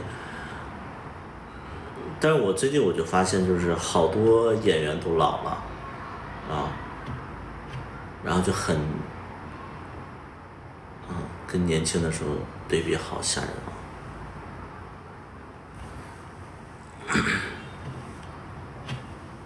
青年，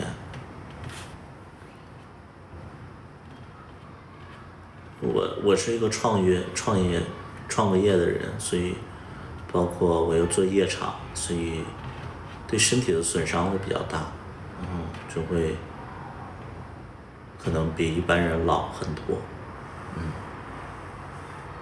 比一般人老太多了。谢谢这个无声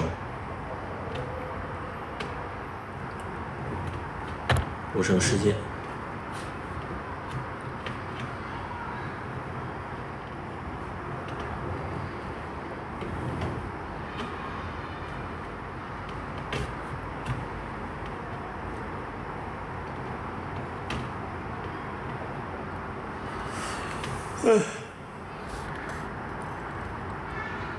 我最近还要去重庆一趟，想看看那边的老破小。我最近打算买一个老破小，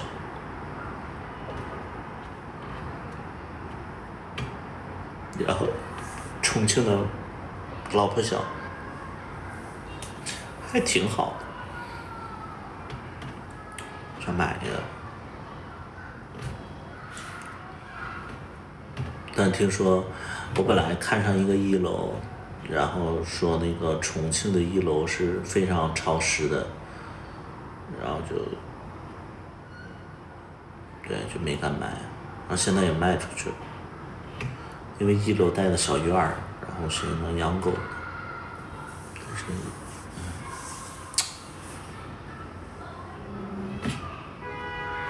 太潮湿了。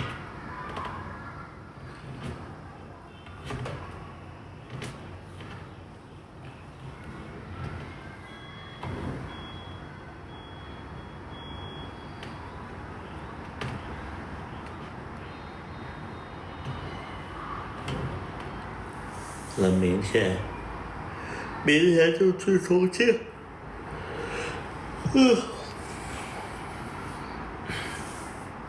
已经困了。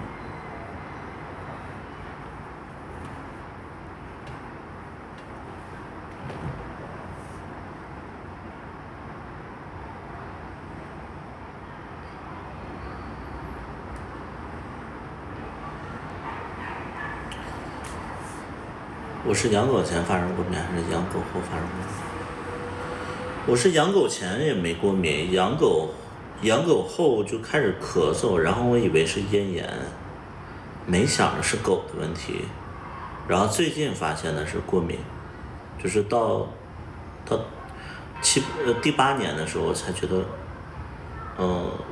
不光是咳嗽，然后还会伴随一些过敏的现象，所以之前没有那么严重，之前确实也是咳嗽嘛。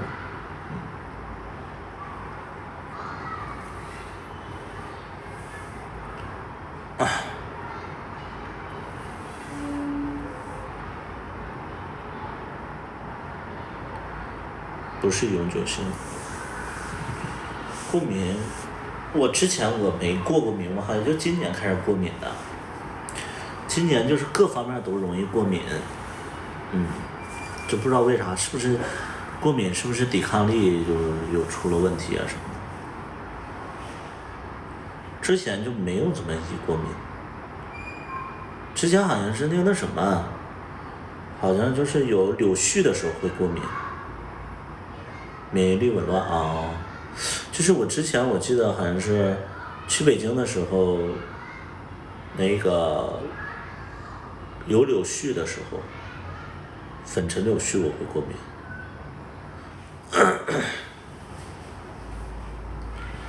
每个人过敏还不一样，因为有的人他还是那个起疹子，我还不是起疹子，我就是那个鼻子痒，然后流眼泪，特别夸张。就是痒到疯了，你就恨不得把鼻子割掉那种，然后眼泪也是止不住的那种，特别夸张。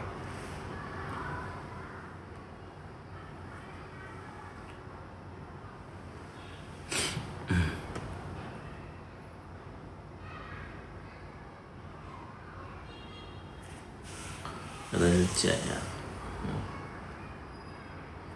我就是吃那个氯雷他定啊，氯雷他定一吃就好，就是还蛮神奇的那个药，我现在就是常备了，就是去别的城市基本上都会备一点儿。那吃一片就好，牛逼，这个药真牛逼。氯雷他定啊，大家有这个问题的话。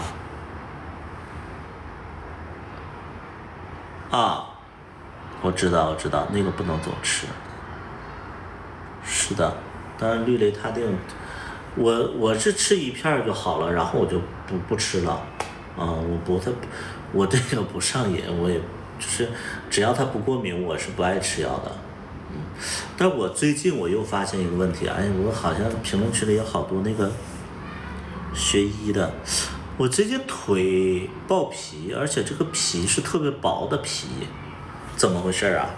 学医的，跟我，就最近就是大腿两边啊，然后就是总爆，就是那个腿毛的这个位置就总爆皮，就是总爆皮，怎么回事啊？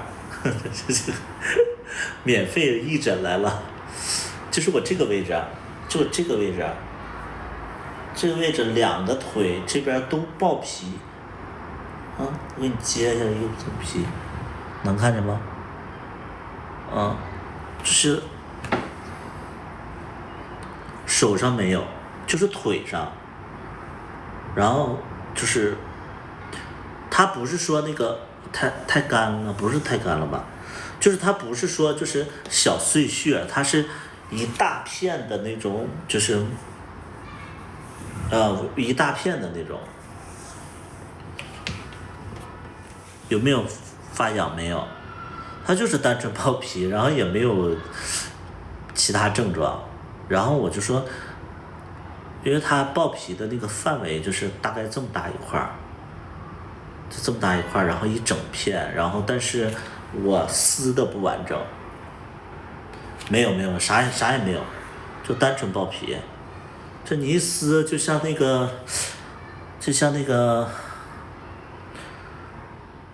奶糖的那个纸那么薄，就奶糖纸这么薄，然后但是你撕不了一整片，但是就特别轻，特别轻。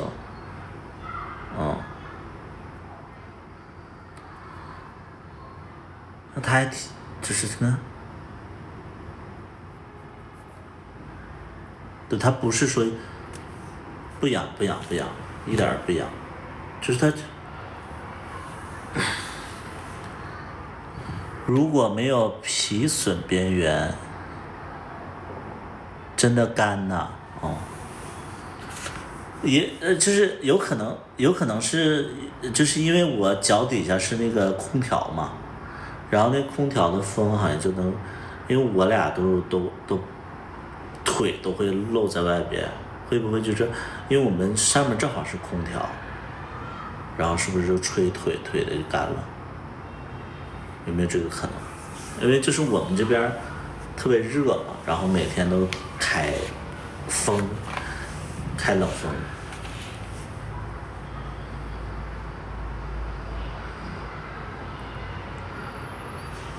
但是我就很好奇，就是别的地方不怕风湿吗？不会到风湿，就是其他地方都没有哎，这腿的这个位置，小腿的位置。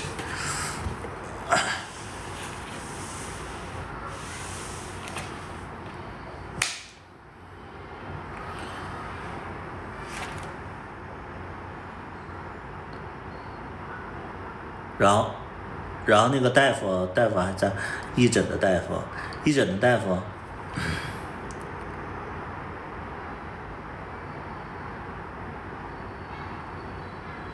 不会，应该不是，家里其实因为我不出血，大夫还有这个问题啊，就是我那个什么，我那个，就是耳朵，我的耳朵就这个耳朵也去测过了，就是他因为那个就是中耳炎和就是中耳炎嘛，你就可以理解为中耳炎，因为中耳炎的缘故，然后这个视力就是听力就不太好，大概就是少了很多，然后但是现在耳朵里也没有积液，然后也就是偶尔它会发红，因为我会有一个就是那种电的掏耳勺，就是会它有一个摄像头，就能看到耳道里会发红，但它时常会就是听力就会受损，就是听不太清楚这个耳朵。然后这个耳朵应该怎么保养呢？就是能让它就是能让它恢复，或者说不经常发炎。就是它有的时候就是说肿起来红肿的时候，好像就失眠的时候，或者是压力大的时候，它就会红肿。但是有没有日常的方式能就是让它尽量减少？就是说，比如说滴点什么滴耳液啊之类的，或者说就是就主要是滴耳液嘛。但是我就又觉得现在滴耳液就没什么用。我就觉得这个滴耳液就是对我来讲的话，就是心理作用可能会耳鼻喉，那行，你是看哪儿的呀？离你比较远，耳朵比较远，你是看足的吗？就是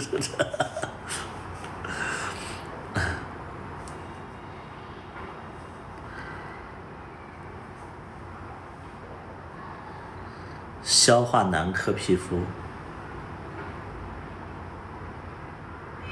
消化男科皮肤，中医啊，就是消化男科中医是分开的，是不是？皮肤的话，那个它应该是分开的，男科啊。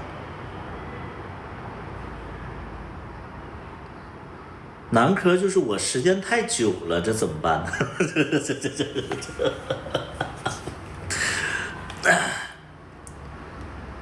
哎，不能乱说了，不能乱说了。我姐还有我妈都在直播间，这。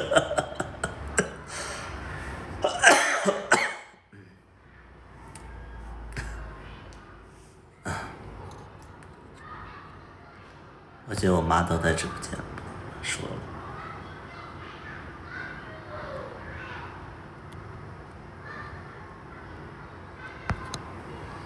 他没事会来我直播间，就有的时候，不能乱说。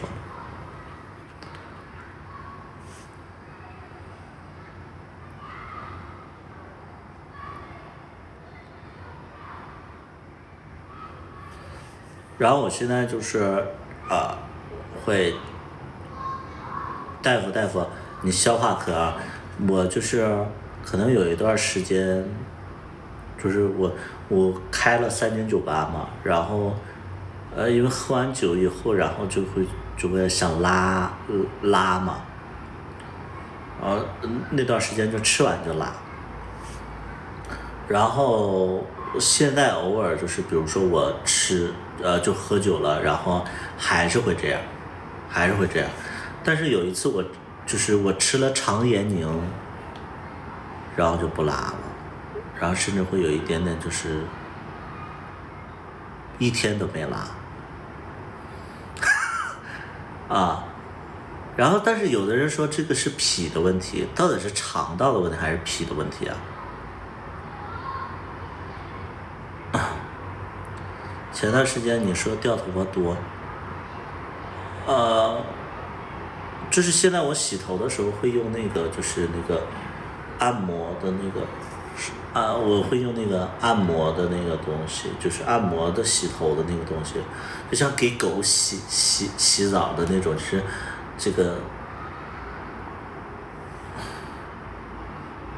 比如说你大便习惯改变了3个月时，对我要做一次肠镜，我不敢做哎，我一次都没做，我不敢做，算了，这个先不做，我觉得没那么严重，没那么严重，现在就是不喝酒，我觉得就好很多，没那么严重。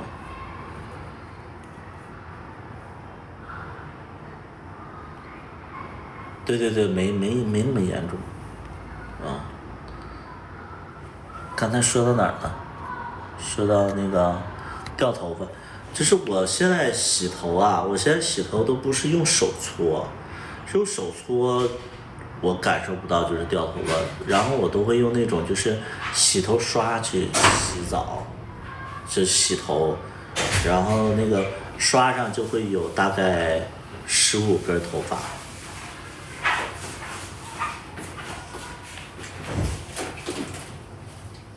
你咋自己吃呢？啊？你咋自己吃呢？你做饭了？你没做啊？那怎么不给我买呢？你吃吧，我正好不想吃。不好吃，瞅那样。不好吃你叫什么？你把我那个洗头的刷子给我拿过来。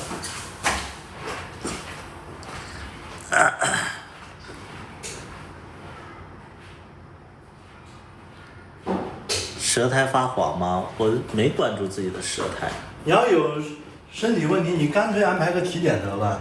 你跟那个就是我会用这个刷子去刷，就是边洗头边就是用这个刷来洗头，是不是这个刷子它也容易就是弄掉头发呀？大概能有10根或者是7、8根的那种。你问问东哥，他那个体检是怎么做的？你也安排一个住院的那个体检，就这种刷子，是不是这种刷子它就容易就是弄掉头发呀？是不是？但是我会觉得这个刷子洗头就会洗得很干净，就是会不算硬，算硬。因为我有的时候会有那个就是脂溢性皮炎嘛，对，我会有一些脂溢性皮炎，然后我就用这个来刷头，然后就会毛孔就清理得很干净。正常几根儿，我大概是掉个就是因为它有的时候会头发就会留在这上面，就大概5、6根、7、8根那种。我看你有点 M 型，我之前发际线在这儿啊，我之前发际线在这儿。拉倒吧。真的，我之前没有额头，那个时候丹青就认识我了，然后我现在发际线在这儿了，就我之前真的没有额头，我现在就发际线就这么夸张。对，我之前没发际线很低的。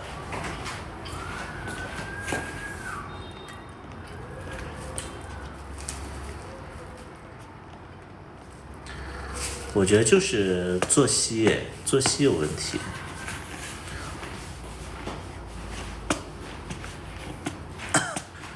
作息有问题，然后我现在就在改作息嘛。现在我基本上就是12点，我能控制11点。对。你怎么突然开始注意自己的健康了？因为我觉得不太健康。那你以前不是太久？快点饭吃了，一会儿要睡着了。啊？怎么湿成这样？下雨啊？没有啊，我最近不是减肥吗？我每次健身完我都做有氧。咱俩会不会越来越健康啊？咱俩长命百岁怎么办？长命百岁怎么办？你长不长命百岁我不知道，我肯定命长不了。为啥呀？健身的身体都不太健康。那倒是，听没听着？不要去健身。不要过度健身。对。你看像我这就块头太大了，你这练个2、3年，那种那种身材就够了。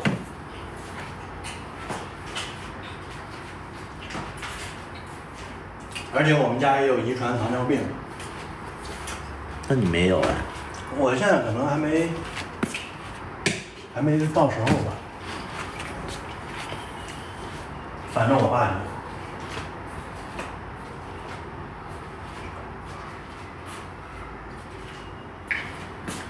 有。晚上吃点粥吧，白心儿，吃个鱼皮吧，然后再吃一碗粥。你吃什么？他家太贵了。这哪家呀？就是那个安德利啊。安德利啊，我看看。安德利的分开点才便宜。你这个就可以下一单了，我一会儿再看一下。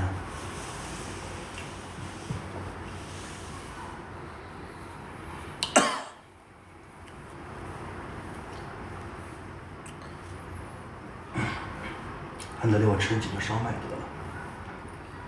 那你晚上你还得吃啊？你还不是一顿多吃的？我要是吃了睡了，说不定晚上就不吃了。你现在作息倒过来了啊！把我作息倒过来了，你自己偷偷的搁那儿晚上睡觉，白天醒了。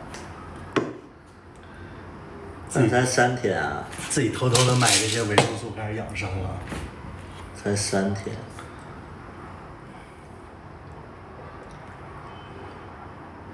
我还现在今天多赚点钱，去那个重庆。明天去吗？没赚着。羡慕你们这些发际线低的人，我现在还低呀。我现在都快到那个脑门上了，就是快到脑心上了，都到头顶上了。我觉得有些话真的不能乱说，就是我之前我就看那些，就是脑门大的人，我就很羡慕。现在羡慕吗？现在羡慕个屁！现在羡慕吗？就真的不能乱说。羡慕。之前你知道我还特别喜欢 M2 的人啊。那你喜欢，你并不代表一定要自己拥有啊。就是我觉得 M2 的人其实蛮性感的，啊，对，就是额头又大，然后就是发际线，就是林保怡不就是 M2 吗？啊，我就觉得挺性感的。现在这也没有觉得性感，原来是我不性感，跟头型没关系。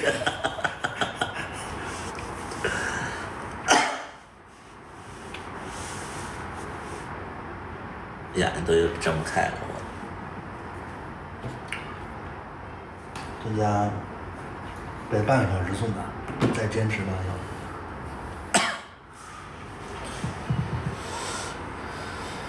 我的人，要明天我自己去得了。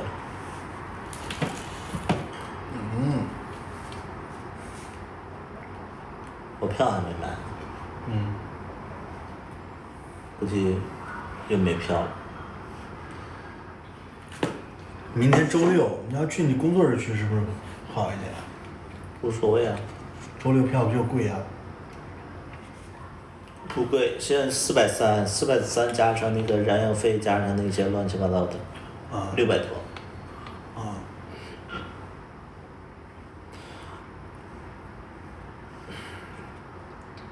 俩人1200，回来还得1500，1500，加1500，2700再加上住宿，至少得300-400，还得吃500，就去一天啊？吃2天。开车去不去啊？你问。川田还有联系吗？川田没有联系。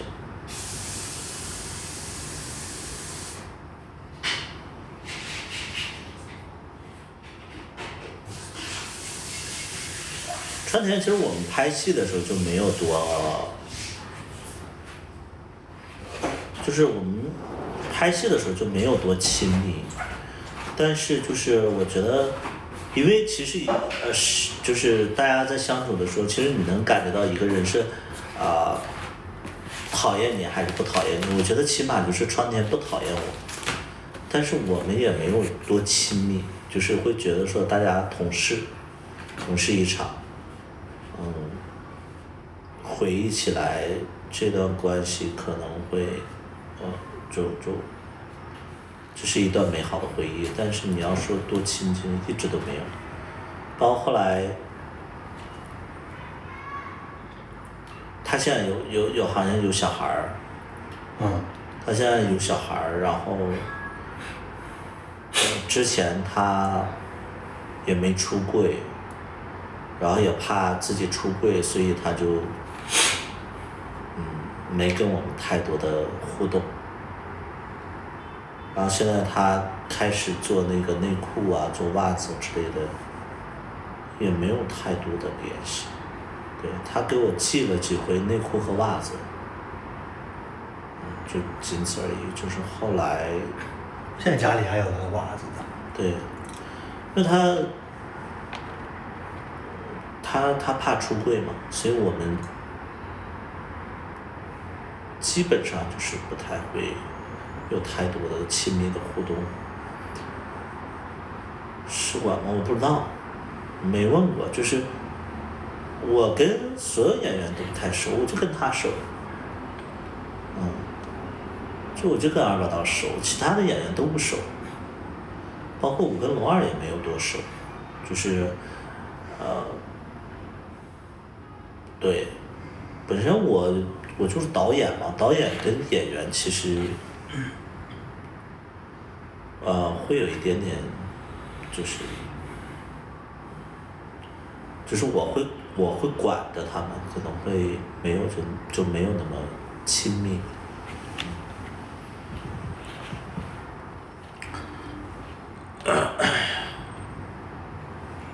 小茉莉你完全看不懂，无所谓。你看懂了《繁花》，你就看懂了小茉莉。繁花其实我有的时候我都看不懂。这《繁花》的那个，我必须得看解析，我才能看懂。啊，就《繁花》，我觉得它也是。你是因为不会炒股，所以看不懂是吧？对，我还可以就是搜怎么炒股，就相当于他们看酒吧的戏，他们也看不懂。就是我还特意的去那个学怎么炒股，我才能看懂。然后包括那个就是繁花就是有一些就是比如说他跟那个汪小姐的那个恋爱，我就看也看不明白，我说这个是到底是爱还是不爱？后来我就看解析完全能懂。那这是爱还是不爱呢？就是他其实就是会觉得说，因为其实他心就我他其实不爱每一个人，不是。那我不知道你现在还记不记得剧情？就是胡歌那个时候，他一直心里有一个人，杜鹃。对，他一直心里是有杜鹃的，所以他不能接受汪小姐，然后他又会，就是其实他已经爱上汪小姐了，但是呢，他又觉得就对汪小姐有点不公平，而且这个时候汪小姐有另外一个人对她好了，就是郑恺。那玲子呢？玲子是一点都不喜欢的。对，只是玲子单相思而已。但是那个时候就是，他有一个先后顺序，就是后来那个就是杜鹃好像死了吧，还是怎么了？反正就是他已经放下杜鹃的时候，汪小姐为他做了好多事情，然后他其实那个时候已经爱上他了，但是又觉得说好像郑恺对他更好，然后自己就是守护他就好了。但是后来他又就是他俩不结婚了嘛，就结婚了还是在一起了之类的。然后就觉得说那个对汪小姐还是郑恺是更爱她的，然后他觉得自己这种感情不算是完全的爱。他最爱的我觉得就是那个谁，就是那谁，辛芷蕾，他爱的是他，但是他跟他呢又不是那种常规的那种喜欢。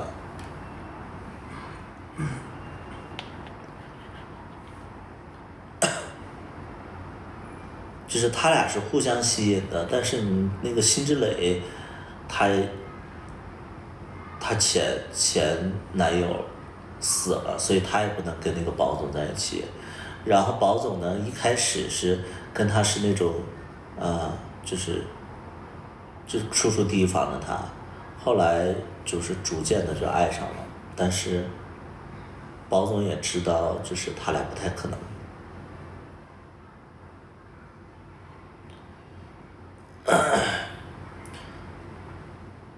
其实我看着不像是弯的。在我的直播间，其实我不愿意聊别人。我跟龙二其实我可以聊龙二，但是龙二的私下的那种生活我也不能聊。就比如说，就是我跟龙二私底下关系怎么样？我觉得我跟龙二有一点点就是那种，我跟龙二有点像李李那种感觉，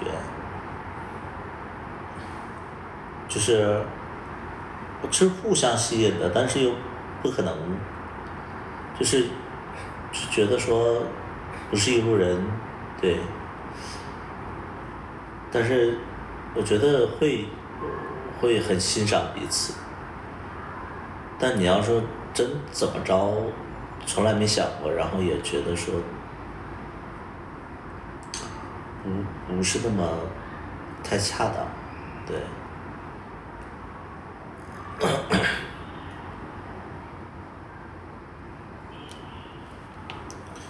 我觉得玲子那个角色，为什么马伊琍会想演那个角色？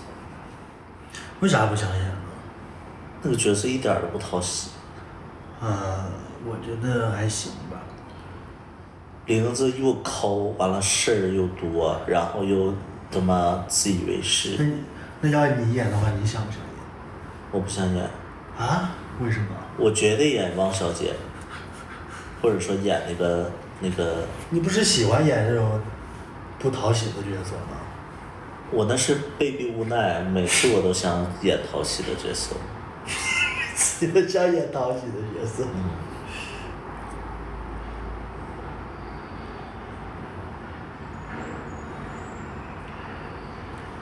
每次大家都把好角色挑走了，就剩不好的角色给我了。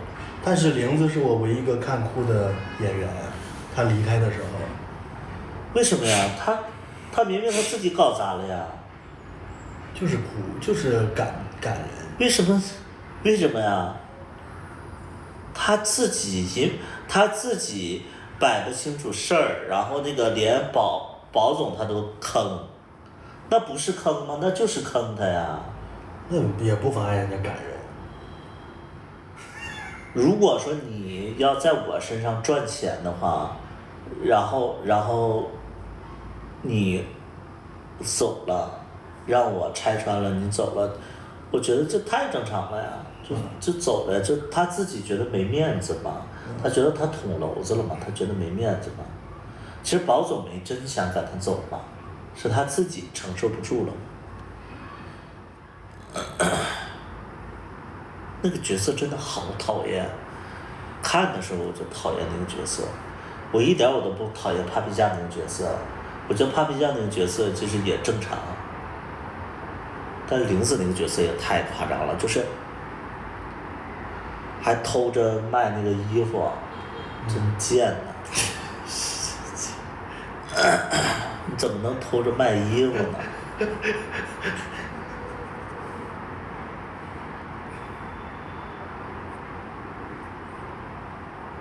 就我看的时候，我一直都觉得这个角色要捅娄子了，然后我以为他卖衣服那块就要捅娄子了，结果人包总就是已经预料到他会偷卖。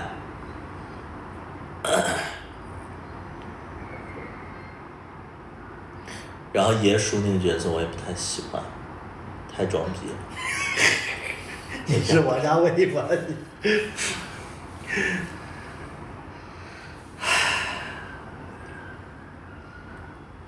他说的是游本昌，我说的是爷叔。啊。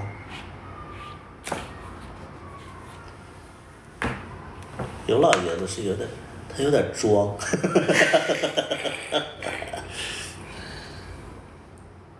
陈道明啊，陈道明，阴阳人。阴阳同体。阴阳同体。为啥说阴阳同体啊？什么意思啊？阴阳同体，这还不明白吗？意思是啥？说明他两副面孔啊。我还以为是说他母呢。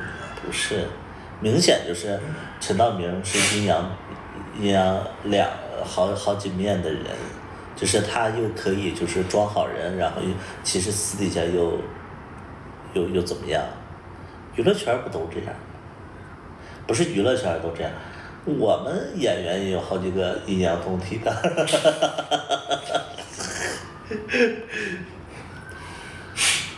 你小心哪天被人录音爆出来。我应该就是那个那谁啊，王家卫的那个角色，就是在那块儿。龙二啊，阴阳同体。龙二不阴阳同体，龙二只是就是其实他比大家看到的就是更小女生一点。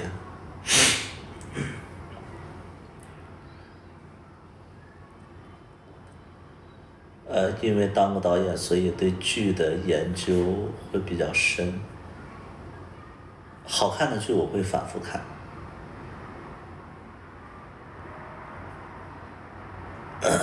好看的剧我会反复看，然后每一年其实看的时候都不太一样，就是第一届的都不太一样。讲两个演员。我没说吗？我剧里曾经上过我剧的有一个人，就是被网上撕说他得艾滋了，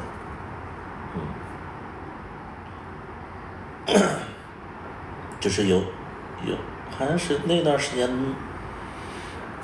闹到抖音上了吧，然后就有人说他借钱不还，然后得了那个病了，上过戏的一个演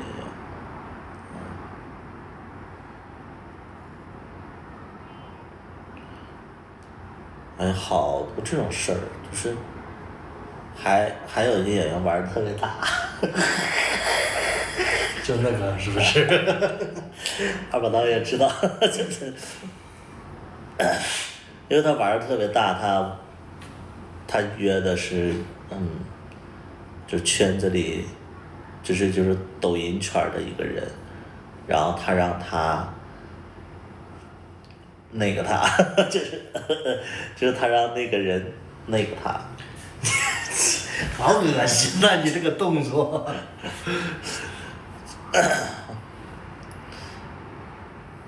对，哎呀，我都不想听到这件事儿，但是这些事儿吧，就是总会传到我这儿来，因为他们就会跟我说，哎，你那个演员怎么样？你那个演员怎么样？所以其实我接收的信息会比较多一些，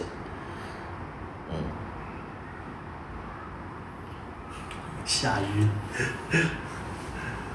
很正常嘛，就是我会觉得说，就是很多人其实他之所以他比较少露面了，我觉得是，他可能有自己的事情，他可能不能露面，或者说他，觉得总露面的生活他不自由，所以就是我经常会，就是我没有办法说谁好谁不好，但是我就经常在我心里我已经给他们打了分了，然后就觉得说，就是这个人不 OK， 那个人不 OK， 就这样。我接收的信息比较多，但我就觉得这个是，这个就是人性嘛，对，这个就是人性，就是有的人他会觉得那方面比较重要，就是那方面的体验会比较重要，所以他甚至会就是牺牲掉一些东西去往那方面去使劲儿，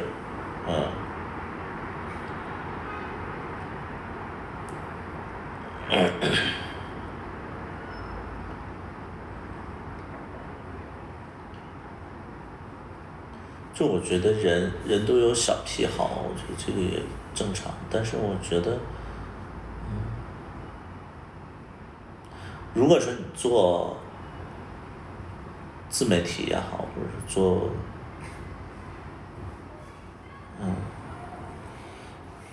就做自媒体吧，我就说做自媒体。做自媒体的话，还是要收敛一点。毕竟你有的时候吧，就是你做自媒体之后，你会有一些人去关注你。你要是做了太多，或者说做了一些超过大家的理解范围之内的东西，可能不太好。包括就是我有一个演员还做不到位，就是哪部剧的演员呢？不能说。哎呀，就这种事儿吧，就是我不能告诉观众，因为我觉得说，大家就是大家自然知道就自然知道，但不知道的话，我觉得这也是别人的隐私，但是我会觉得，你既然做了这行，你就应该不做那一行，对不对？就比如说你真的是做了到位之类的，那你就不要接触这个自媒体圈儿，你做自媒体圈，你要是就真的就传着就不太好，就是你就像为什么我让二把刀不做那个筋膜刀了，就哪怕筋膜刀再赚钱，或者说它就是不像传说中那种所有的都是色情的，但我觉得你就是要有牺牲，就你做自媒体之后你就不能做筋膜刀，这是一定的，就你要做了自媒体然后再做筋膜刀的话，人就会说他可能就是为了筋膜刀然后就参加的这个拍摄，然后想发展自己的色情行业会有这种思想的人，所以你这些东西你解释不清。那对我而言的话，我觉得我跟他在一起第一件事我就是让他把那个筋膜刀关掉，我说这不是你该做的，我说这个对你跟我在一起了，然后你做这个自媒体了，你就这方面你就要牺牲掉。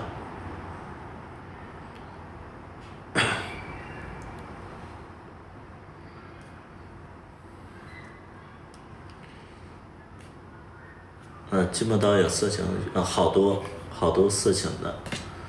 二把刀这个不是色情的，但是二把刀这个，但我觉得这个行业就是被大家已经就是不是完全的这个色情，但是有很多的那个通讯录，他们就是为了赚钱嘛，而且就真的有一些脱毛店，你们别觉得它是脱毛店，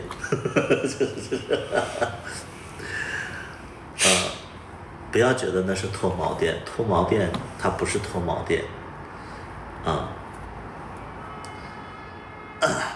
不要傻乎乎的觉得那是脱毛店。那要想脱毛去哪儿？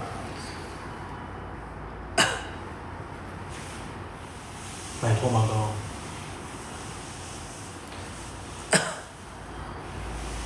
重情重义的，你俩别总闹矛盾，别总假闹矛盾，让大家为你担心。直播就是开玩笑的，我俩没闹过矛盾。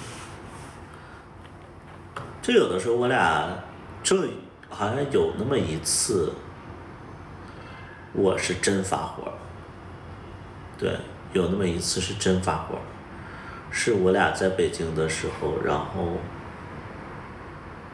什么事儿我忘了，啥事儿？在北京，然后咱俩一起直播的那个阶段，然后反正我在评论区里就骂起来了，然后你就想熄火，然后我连你一起骂，我咋不记得？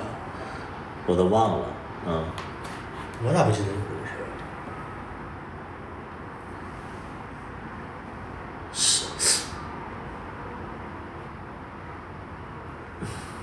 我也忘了，你要就太久远了，啥事儿我也忘了，反正就是下播了，你还说那个，你直播的时候你那个生气的时候，你真的就是失去了理智之类的，你跟我说这样话。我咋一点印象没有呢？这个事儿。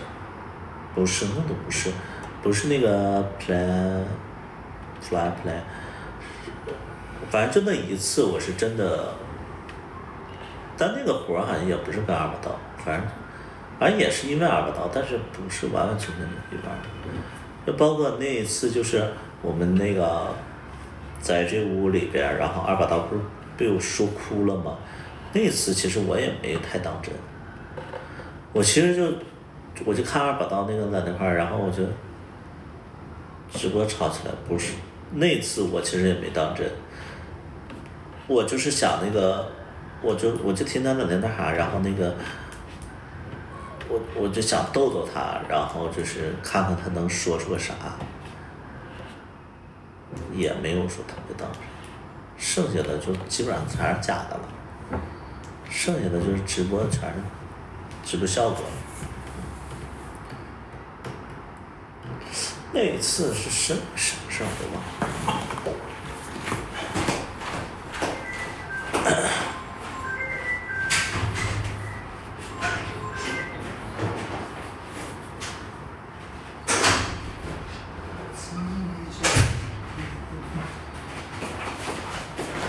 来了，吃完睡了。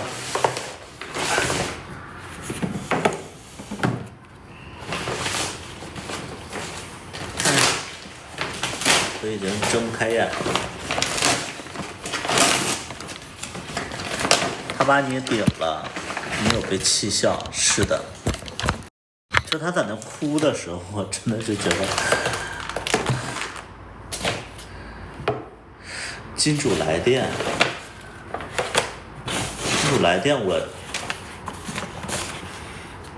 我记得好像有这个事儿，但是为啥会吵架呢？没吵吧？那不是金主，那是那个一个粉丝。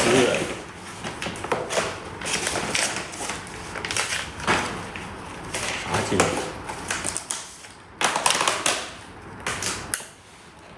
我没有金主这一说啊，就是在我的生活当中没有金主。我跟金主都是朋友，就没有说什么。我觉得金主他有一点点就是色情，或者说有一些不正当的关系。我跟就是所有的就是投过资的人都是朋友，那次应该也是演的，都忘了。但那次好像就是那个粉丝，那个其实算是粉丝来着。前几年他就是总跟我连线，然后连线了，他有一段感情，然后是我也知道的一个人，所以我俩就在直播间里连线说这段感情。后来呢，他是说要投我的剧，那个时候刷礼物，然后又投我的剧，然后我就请他吃了个饭，然后他当时好像要投酒吧还是要投剧之类的，后来就是喝了点东西，吃了个饭，后来好像没投，就没投，不是好像没投，就是没投，然后就是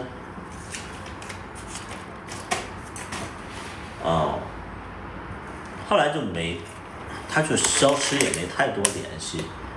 再后来的话，就好像我那次直播，然后他又来看了，然后他连线了，他说他是什么那个什么深圳湾1号的那个业主，想演一只小矮脚马之类的，我记得好像是有这么一次。然后他来连线就征婚嘛之类的。然后我就大概猜我一开始我还没猜到，后来他跟我说，他说他是抖音里的谁谁谁，不是，他说那个微信里的谁谁谁，就这么一次。然后他那个时候吧，他不知道我谈恋爱了，然后他就在那个直播间里说什么，大概的意思是就是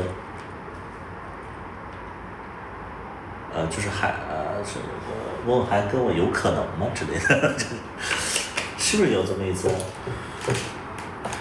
不是这一次，不是那次，好像有一次是打电话过来。对，然后他说他在直播间里打电话了。不是，之前是他喝醉了，好像有一次你打电话过来。啊？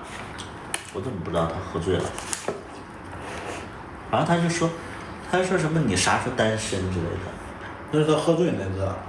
他为啥喝醉了？你怎么知道是喝醉了？你跟我讲的呀。我什么时候跟你讲喝醉了？你问他，你说你是喝酒了是不是？我问他是喝酒了。你是喝多了是不是？对，我问他喝多了，但是他没喝吧？他没说他喝酒。好像是喝了，我记得。反正他是打那个微信电话过来，好像是。我忘了，这个是这个字儿吧？这个字。这鱼皮好厚啊！是，它是啥鱼呀？它皮怎么这么厚？之前看它鱼皮就感觉跟其他店鱼皮不一样，感觉是老鱼。好辣呀！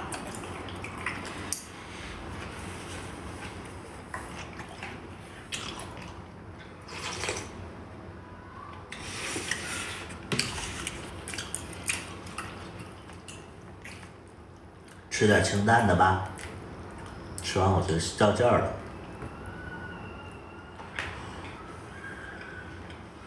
其实你也可以像我一样健康啊。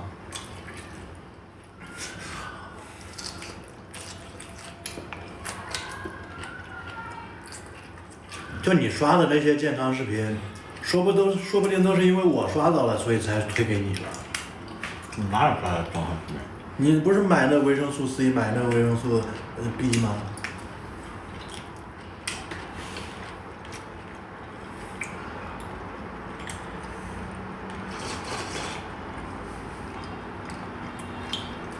还有更大的矛盾？没有矛盾啊，我俩一直都没有矛盾。有啥矛盾啊？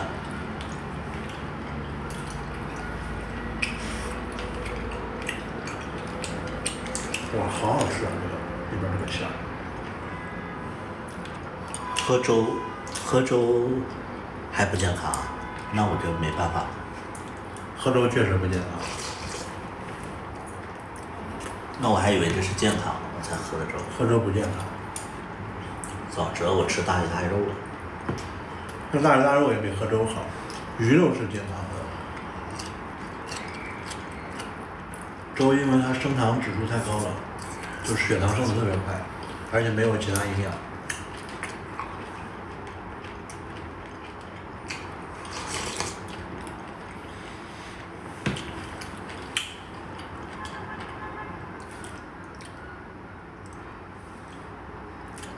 就说，刚说没想起来那一次，感觉，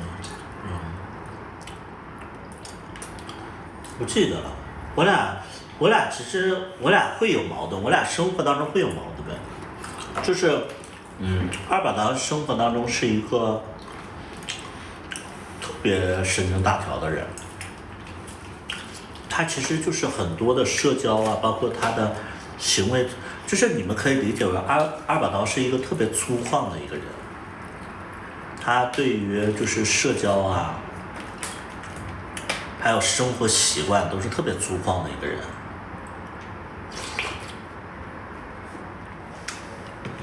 然后他生活经验也会比较少一些，所以我俩会有这些矛盾，但是其实都是小矛盾。没有说涉及到很多东西。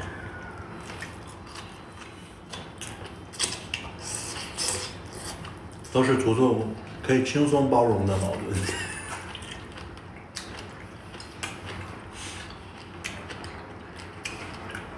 可以轻松化解的东西。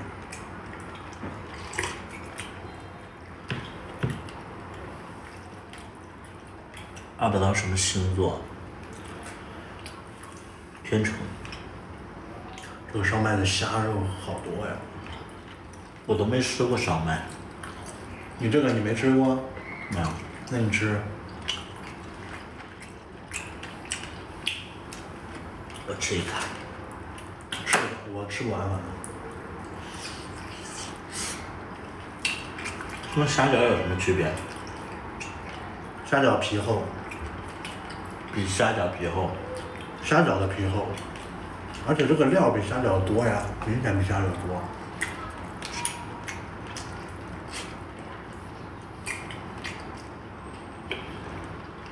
这是什么呀？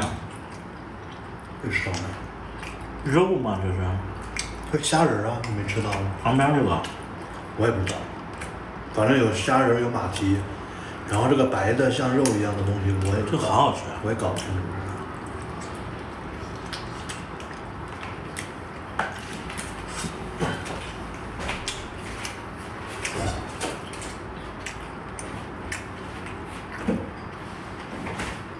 这个肉还韧啊！有没有虾饺好吃？没有虾饺好吃。擦一擦。我吃的反正差不多。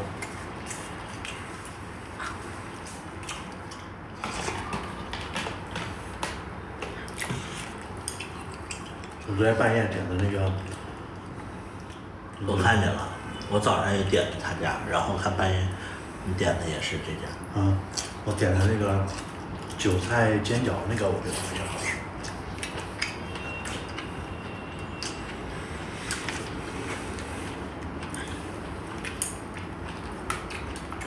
它这个白的应该就感觉像是做那种，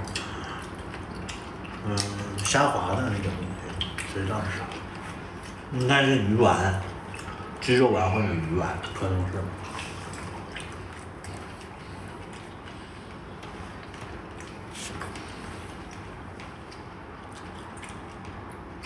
星座真的准吗？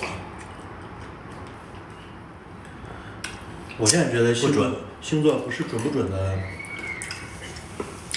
星座现在在人的嘴里更像一个标签，就是介绍自己的标签，或者是给别人我觉得二板刀贴的标签。天秤座一点都不准，天秤座是一个怕选择，二板刀不是，你一点都不怕选择。比如说，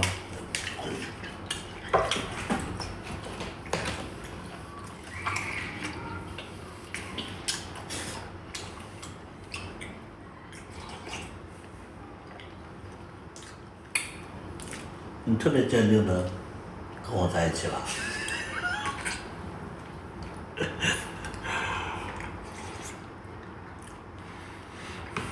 我好像没有什么摇摆不定的选择。你都是，我觉得你是心肌梗塞的人，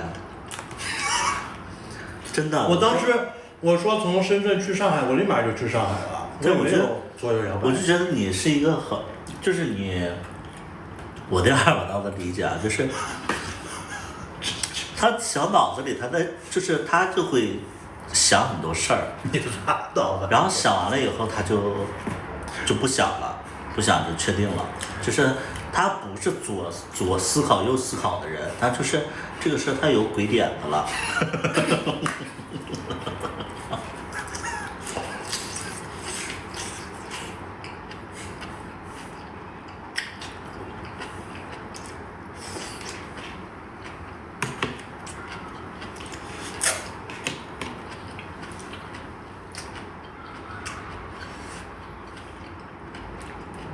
这个黄好香啊！你闻到没有？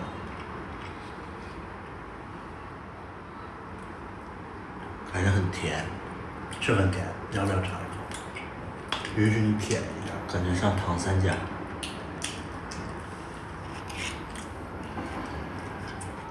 现在都没这种东西了。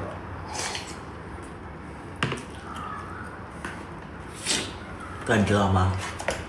脚是多音字，因为它还叫唐三甲。我们这叫烫足。喷我，你喷我，不是喷我头上了。烫足。烫嘴儿。就是糖珠，就是桌就是脚的意思。啊。我感觉小的时候总吃唐三甲，那怎么会有人做出这种东西啊？纯甜的，而那糖老多了。不想吃了。这两个你们都吃了吧？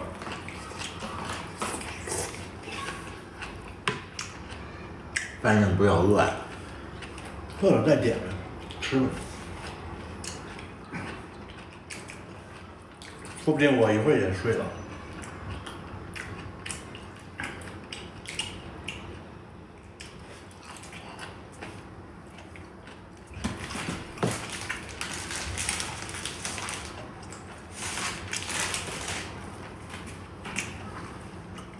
我也要。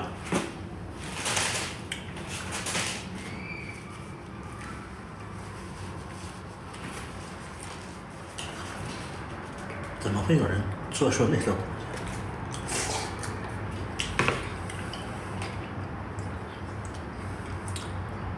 我现在都不敢直视这个咸鸭蛋了。这个咸鸭蛋我一看我就想笑。康熙里边有个女的，好像是检查她包吧，就是看她都带了什么，她的包里放了一个咸鸭蛋，然后有人说，你为什么那个在包里弄一个小鸭蛋？他说，因为有的时候会饿呀。然后小 S 他们就说啊，就是采访友就说，那你会那个平白无故的从包里拿一个小鸭蛋来嗑吗？然后呢？然后这你觉得采访友说这句话很搞笑是吧？不是小 S 就一直在说，可是你家人知道你没事会嗑咸鸭蛋吗？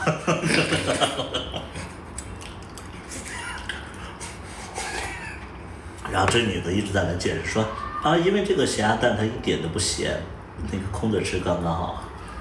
但是谁会在包里放一颗咸鸭蛋？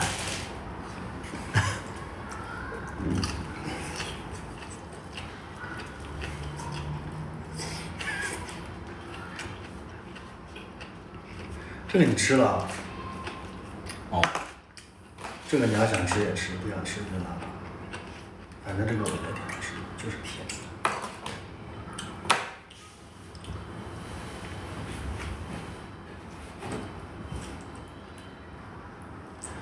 我觉得蔡康永跟小 S 一起主持之后，他自己也变得幽默了。谁呀？蔡康永，我觉得原本蔡康永不会问这种问题。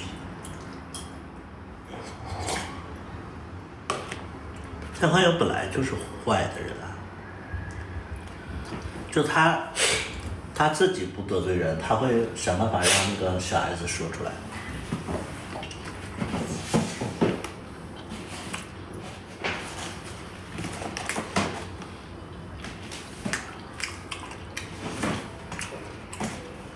然后小 S 就没脑子，就开始去得罪别人。小 S 真的会有人因为小 S 说的话会记恨吗？当然会，因为他们经常会爆料一些东西，爆料别人的秘密。就比如说我们在直播上爆料什么某某我们跟我合作的人，然后得艾滋之类的，其实也很得罪人。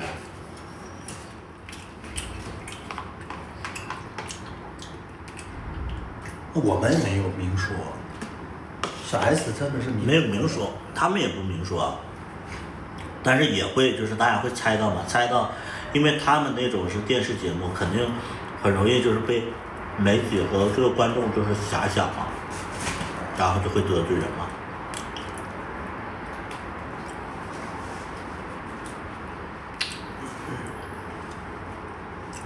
很敢说，就是我觉得你做媒体啊，做这种就是什么那个自媒体啊这种东西，就是要敢说敢爆料啊。谢秀宝的粉团平台，谢谢无声世界。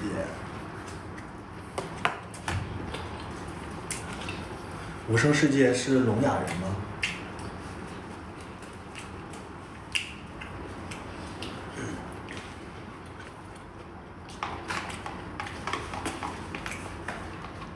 而且我真心就觉得说，做明星，你可以有隐私，但是被别人知道了，你就要允许别人说。对，我也觉得。那要不你做明星，你为什么要吃这个饭呢？对呀，你就是比如说你这个事儿，你谁也没跟他说 ，OK， 那行，你有你自己的隐私，我们不是过去推开，但一旦有人说了。你就不要去怨恨别人说出来，因为你确实做了。聋人不哑。哦。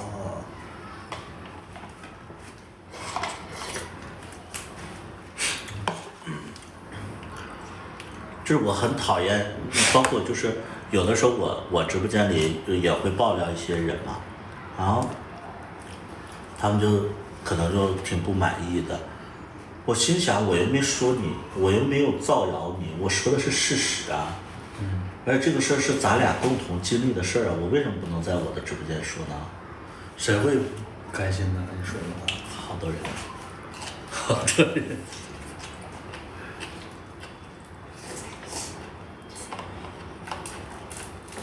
那我直播间，我不会在我直播间造谣嘛。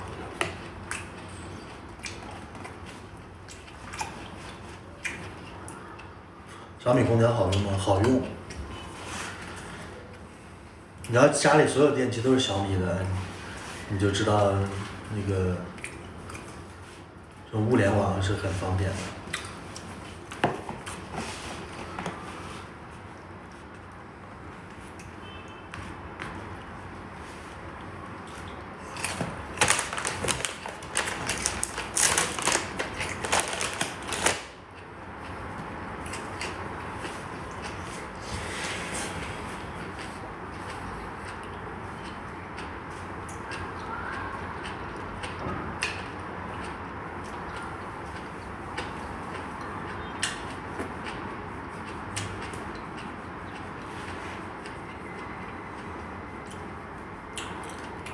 腰脖是啥呀？说这个啊，这是个毯子，这是一个毛线的毯子，盖的。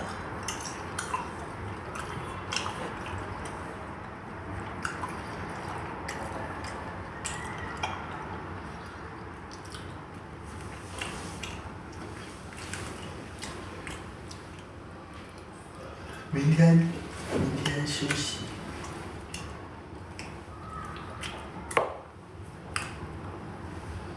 他们也看我直播吗？不看，有的时候他们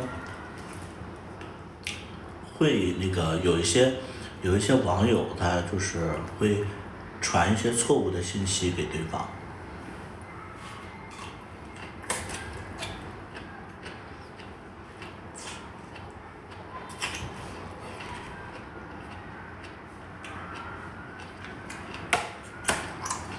因为很多网友，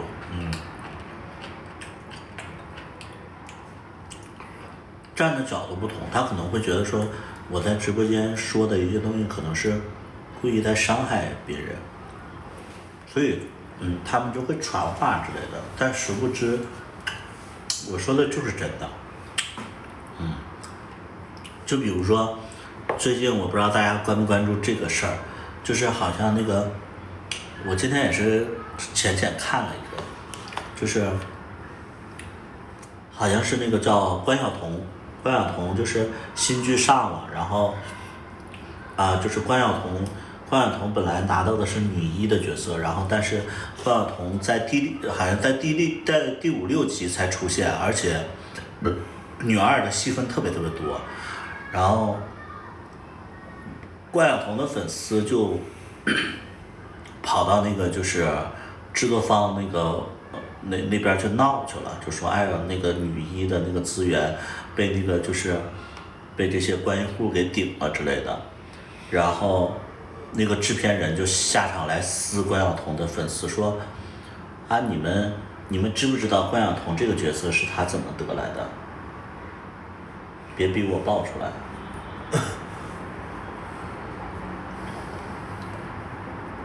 就制片人就这么说你们知不知道这个关晓彤这个角色他是怎么得的？别逼我爆出来，你们闹什么呀？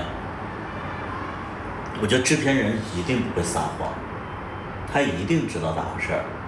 就关晓彤可能因为这个角色可能要不牺牲了一些东西，要不呢可能就是说低三下四气了什么东西。我觉得他说的只有2个概念嘛，要么呢就是说关晓彤可能为这个角色被遣了，他可能说的这种可能。第二种可能就是说你们别不知足，关晓彤能得到这个角色，他已经就是说低三下四气求爷爷告奶奶得到这个角色，就这2种可能。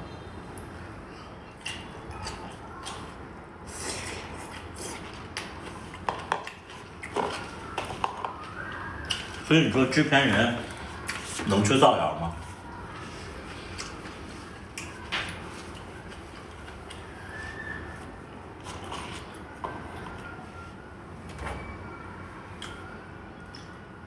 制片人在剧组里边就基本上就啥事儿他都经过他，如果有一些不经过他的，他也基本上都确定。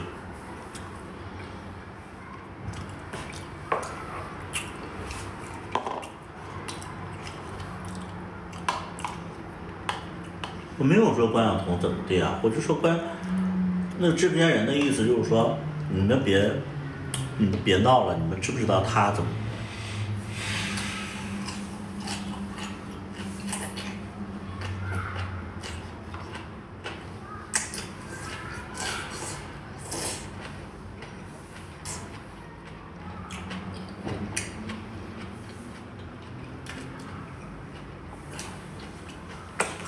这制片人就有，就我非常能感同身受这个制片人。当时跟我剧组里边有一个演员也是在闹，他的粉丝也是跟我闹，我说你们别逼我要真爆出来点啥东西，我说闹什么？为什么要闹啊？就在那块就是挑拨呀。说什么啊？我嫉妒我怎么地的？我说你们知道个屁呀！我还嫉妒。我说因为我太知道，就是你们所谓的粉的这个人什么德行了。我说你们逼我爆出来吗？逼我爆出来你，对吧？是那个你很讨厌的演员吗？俩。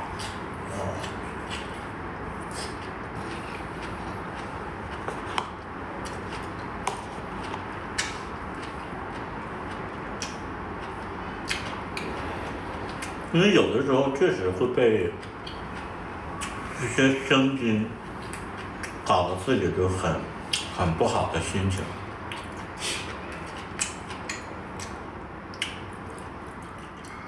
就比如说现在还会有人说啊，那个你跟叨叨在一起，就很多人不看好之类的，或者说就觉得说我潜规则他。每当看到这种评论，我都想就是回怼，我说你们他妈也不知道叨叨怎么得到我的。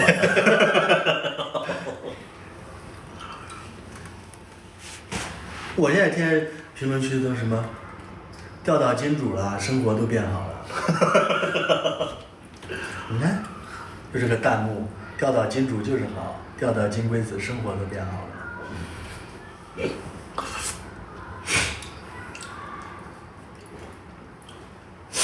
你屏幕里边还有人说啊，这一看就是百里写的文案，他妈的，我写这个文案我来夸我自己吗？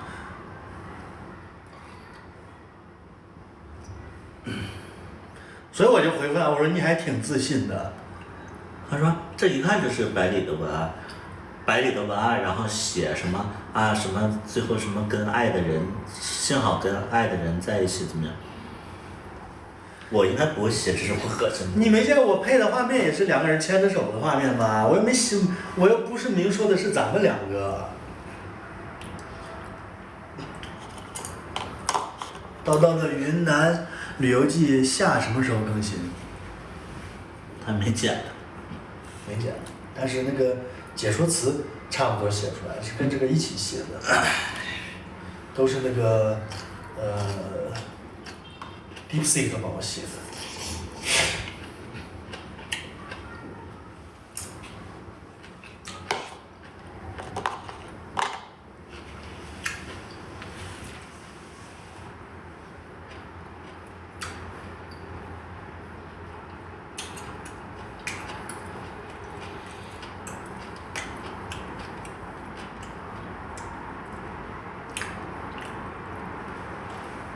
这个圈子就是这样啊，就是，我觉得我做自媒体这么多年，我已经习惯了被别人说，你们可以在讨论我或者说怎么样，不喜欢我之类的，但是你们不能造谣我。就比如说，百里在片场是个。就是会比较严厉，或者说啊，就是不耐烦，我觉得这些都可以。但是你说的这些我完全没有感受到，我之前拍戏的时候是这样，我在之前拍戏的现场就是，别人演不出来，我就会有点急躁了，然后我就会有的时候会发火。那怎么绿豆跟蓝豆完全平衡？就是年纪到了吧，就年纪到了就会觉得说，就没必要因为一个片子，然后就怎么样，大不了就换人就好了，没必要直接犯冲突。我之前就是会觉得，我之前确实有点摆不正，就是我之前会觉得导演像老师一样，就会凶，就说啊你这个你们都不背怎么样了，就是你们还想怎么样，我就会教育别人。我觉得那个是不对的，就是你确实这个行为会得罪人。不吃了是吧？吃啊？我把那个菜叶子吃了，这些不吃了吗？这个可以留着。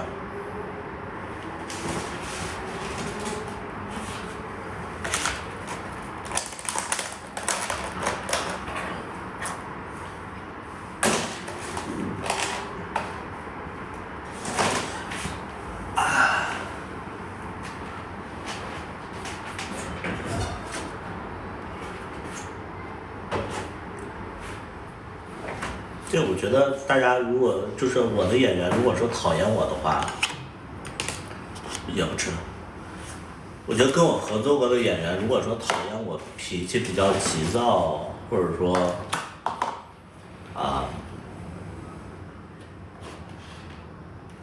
在直播间里我可能会很直白的去点评大家的演技，我觉得这个讨厌这一点，我觉得没问题。因为我确实做这样的事，因为我有的时候我也会反思，我说我在直播间里说谁演技好谁演技不好是不是不太好？我觉得这个大家讨厌我，就是这些演员讨厌我没问题，但我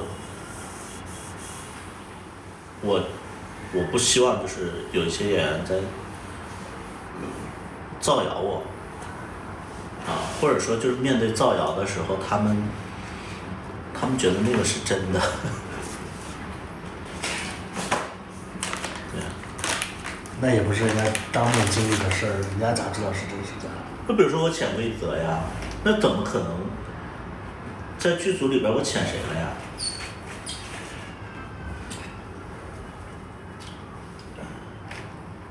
而且现在同性恋多难搞啊！同性恋他们要是受了一点委屈，那都蹦起来了。导演要碰到那种就是蹦起来那种演员，你都不敢惹。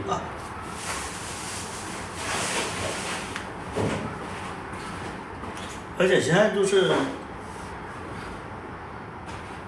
我们不是说特别大的那种人物，说哎潜规则别人不爆出来，不敢爆出来怎么样的？我们到那种程度了吗？我要洗澡去了。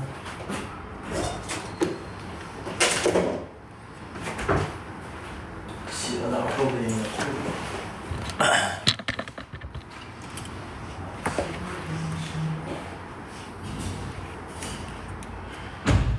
妈呀，都10点了。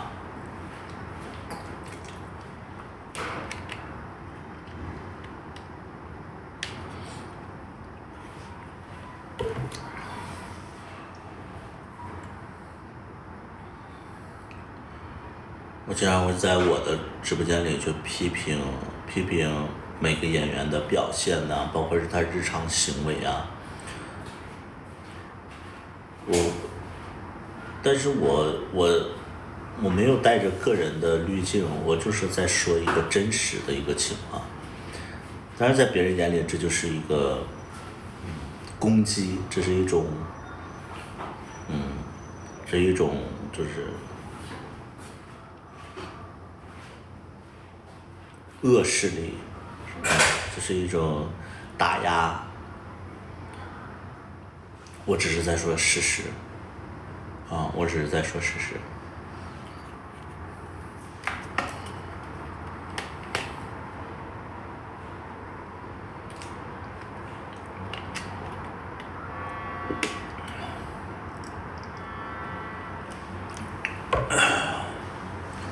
一个镜头啊。我现在就是重要的戏份，我不会交给不好的演员，就只要重要的角色、重要的戏份，我都不会交给那些没有经验的。就是我在选演员的时候，因为剧本也是我在写嘛，所以我基本上选演员我就要考虑他能不能完成。就是我觉得，比如说非常简单的一个例子，我跟龙二在剧组里边，我会把所有的大戏、重要的戏都给交给龙二，可能甚至就是这场戏本来是我的大戏，然后我也会转嫁给他，因为我会觉得说这个作品更重要，然后人设可能稍微有一点点修改，然后让他去演这场大戏也能 OK， 这个没问题。他也就基本上不太会说他不是这块料，然后但是他人气很高，我们还会用他，不太会，就不会。我之前可能尝试过，对不对？人气再高的人，只要他演技不好，我都不会用，因为你很难忍。就是你可以让他演了，但是你剪的时候，你会觉得不过关，情绪断掉了，然后起伏断掉了，就不过关嘛。所以我们就杜绝这种现象，因为你就是做这行的，你容忍不了这种特别浅的一些问题啊。那基本上都会把难的或者说重要的交给你有能力去完成的。这就为什么我就说我的角色都是那种比较事儿逼的呀，比较激烈的呀。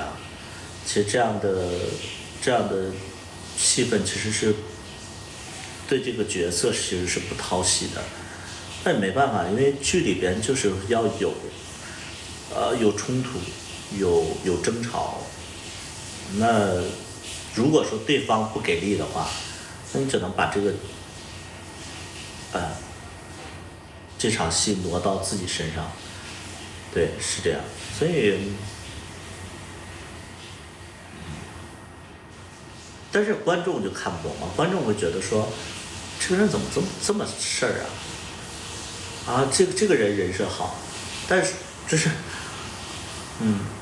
就在我们眼里，我们会觉得说那个人物他一点重要的戏都没有，但是观众喜欢那样的角色，喜欢演技平、人设平的一个角色。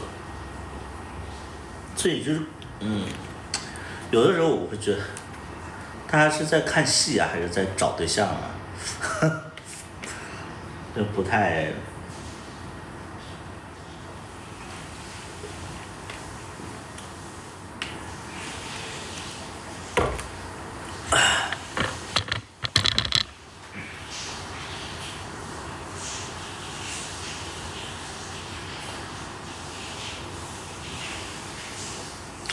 怎么才能给你的剧唱主题曲？不太需要，因为我的剧基本上都是我的音乐。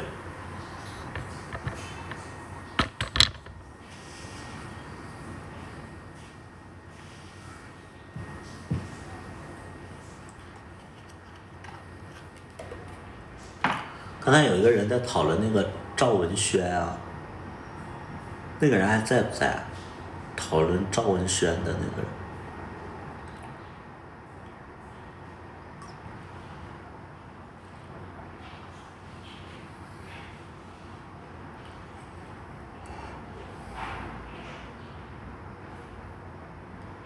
我觉得那场戏，你说不是一对儿，梁宇的眼神超有感觉。我没有觉得超有感觉，我觉得那是一个非常基础的一个戏，因为你们对这个角色或者对这个演员有滤镜，所以你们会觉得说，啊，他的表演这场戏太传神了。他对我一个导演来讲的话，我觉得那个戏就是太简单了。他怎么就传神了？他就是一个非常简单基础的，没有任何难度的戏份，在你们眼里就是已经就是难到，就是我们评价一场戏，就是这场戏有没有层次，它难不难去达到这个情绪有多难做到有多变。那场戏就是一个非常简单的一个戏份呐。就是我作为导演我夸不出来。就它是一个非常非常简单的戏，我怎么夸呢？就是你让我夸什么呢？夸它，对吧？它怎么夸出来？我真不知道。我觉得任何一个人都能演出来呀，这是一个失望的一个表情嘛，对不对？你让我怎么夸呢？对不对？你让我怎么夸？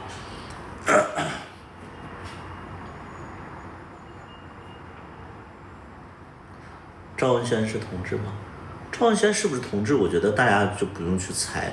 首先，人家赵文轩人家也没想承认。再一个，是不是同志跟你们有什么关系？就是我觉得大家我就觉得，如果一个人他自己不想承认，然后这帮人在那块干着急，或者说在那块过分的关心，我觉得这不就是有一点点就是就关你什么事儿？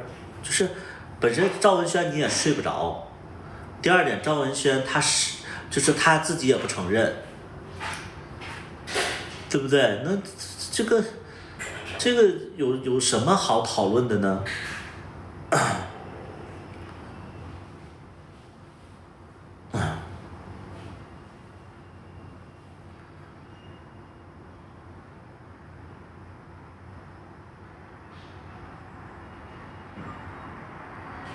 黑袍纠察队，你说的黑袍纠察队是你喜欢看这种题材，或者说喜欢这种你习惯了看这种剧，但是你要知道，大多数看我们剧的人其实就是在看脸，他们不看剧情。我觉得脸比什么都重要。你黑袍纠察队，你同性恋一般不喜欢看，就是特别是祖国人啊。你要说那个大胡子，可能有人爱看，祖国人一般都不喜欢看。对，你那个祖国人，你说谁会喜欢祖国人？那祖国人的脸不是同性恋喜欢的脸啊，他不是同性恋喜欢看的脸，所以你说的祖国人，就是大多数同性恋都不喜欢。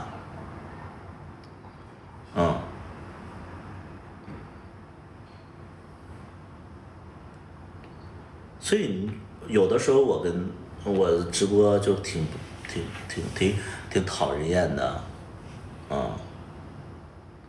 我觉得眼神戏比较难演，那个眼神还挺打动我的，眼神戏比较难，好无聊，眼神戏比较难。眼神戏比较难，我怎么回答呀？我就是有一些评论，我不知道该怎么评论，就是眼神戏比较难演。那演员眼神戏不是基础吗？就是这一个演员如果不会有眼神戏的话，他叫演员。就是我不知道大家的标准在哪，我觉得这我回答不上来，就是而且那场戏它非常简单的，对吧？就是不是说谁演我嫉妒谁怎么样，这跟嫉妒一点关系都没有，就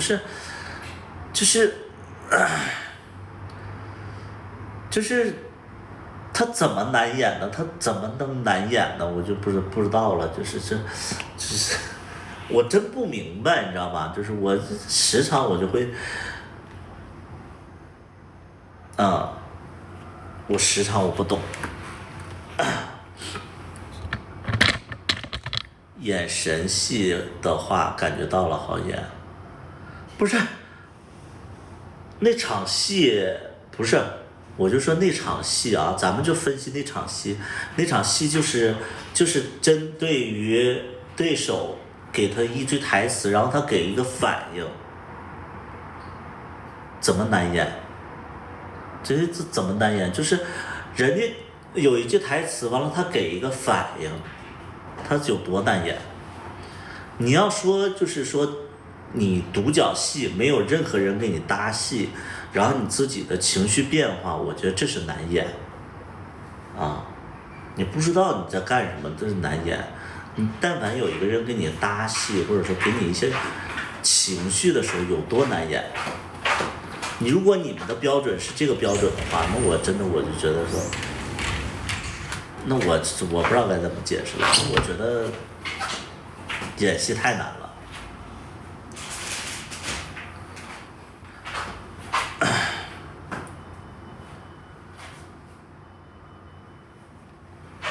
你们在讨论哪场戏呀？他们在讨论你那个，就是我说不是一对儿，然后你整个你眼神就是暗淡下来那场戏，说你演得非常的传神，非常的牛逼。啊，那场戏啊，原本没有我的戏，那我自己加戏，给自己加戏加的。原本说不定都没有我的镜头呢。那应该是有的，我就觉得那场戏非常的自然和简单嘛，怎么就传神了？因为那场戏我们完全没有，相当于没有剧本，每个人的演员都是根据对手的演员及时自己做出的反应。有多难演？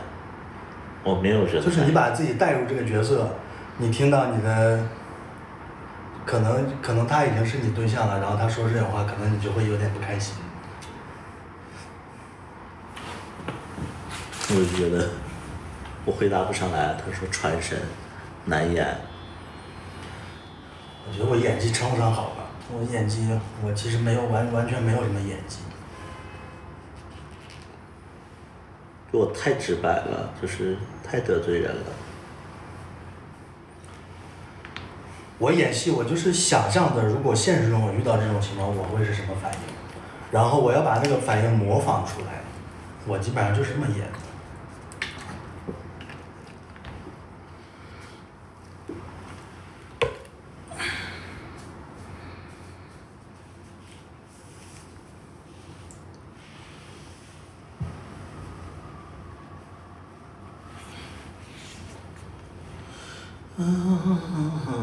还没下播呢，再播一会儿。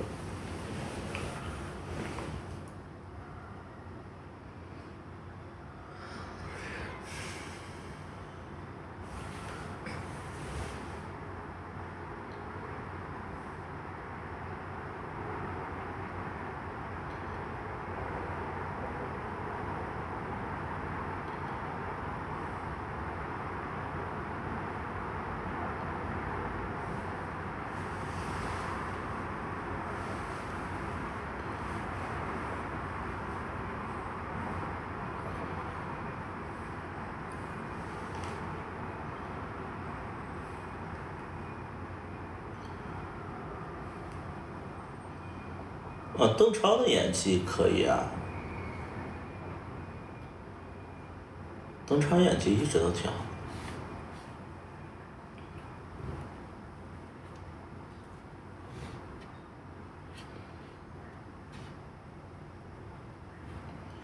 邓超只是因为综艺做多了，所以大家就不觉得他是搞笑的，所以邓超演技一直都挺好的。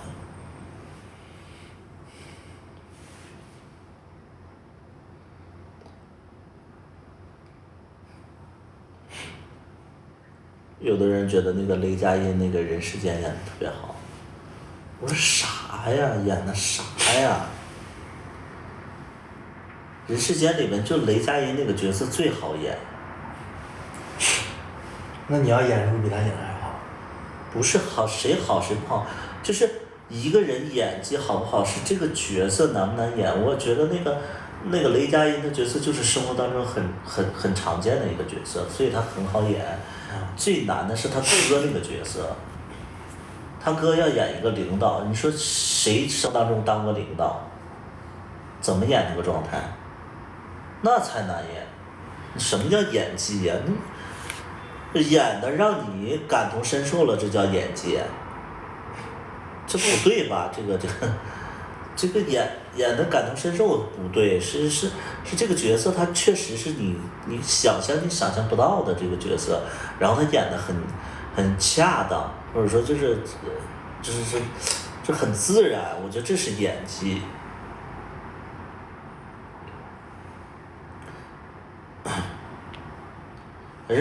让大家感同身受，这不是好的演技，因为有可能这是角色，他就是很常见的一个角色，或者说很贴近大家生活的角色，这种角色好演，这种表演也好去实现。你比如说，你让我演一个精神病，我觉得我很难演。因为大家只见过精神病，但是谁也没做过精神病。包括那个文章的那个《海洋天堂》，他演一个自闭症的那个，我就觉得文章其实演的不是特别好，因为我见过那个，就是我看那个报道，那个自闭症的那个不是文章那种，文章那种就是有一点点过于想象化，但是自闭症其实会没有这么多戏，文章给自己加了很多戏。你包括就是我为什么就觉得说王宝强那个韩乐树先生他演得好，我不知道他生活当中是不是这样的人啊，但是他就演的就是非常牛逼。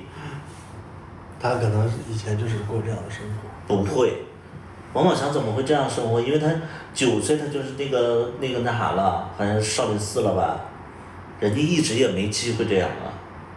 他怎么可能演这样的？就是他有这样的生活体验的，他绝对没有。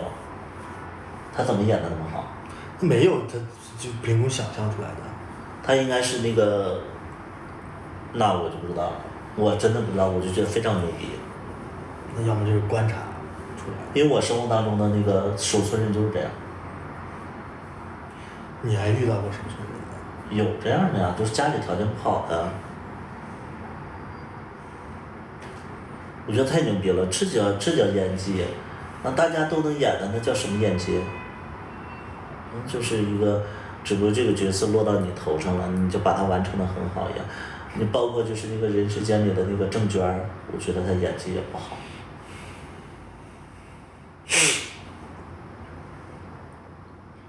但你看他爹，就是那个周秉昆、周秉义他爸演技就非常非常好。那个力量感，我的天！他应该就是那种人吧？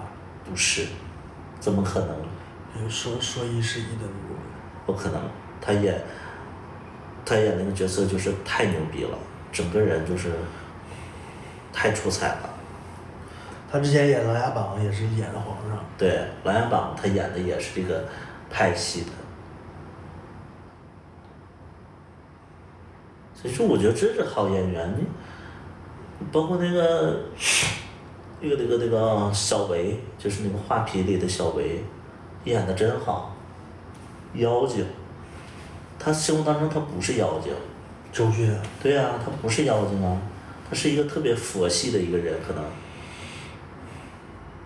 那你看那个封神里边那个妖精，妲己演的就是还说学了好几年的，就是为了演那个狐狸，学了好几年演成那样。演的不行吗？一般，就没有觉得说演的多好，而且就是吴尔善的那个就是那个声音画风都是都是那种大粗嗓子。小维就是应该细一点、尖一点的嗓子吧，整的就是又是那个周迅的那个声音似的，不太明白，就是还培训了3、4年、4、5年，最好的青春留在那儿了。这是啥演技呢？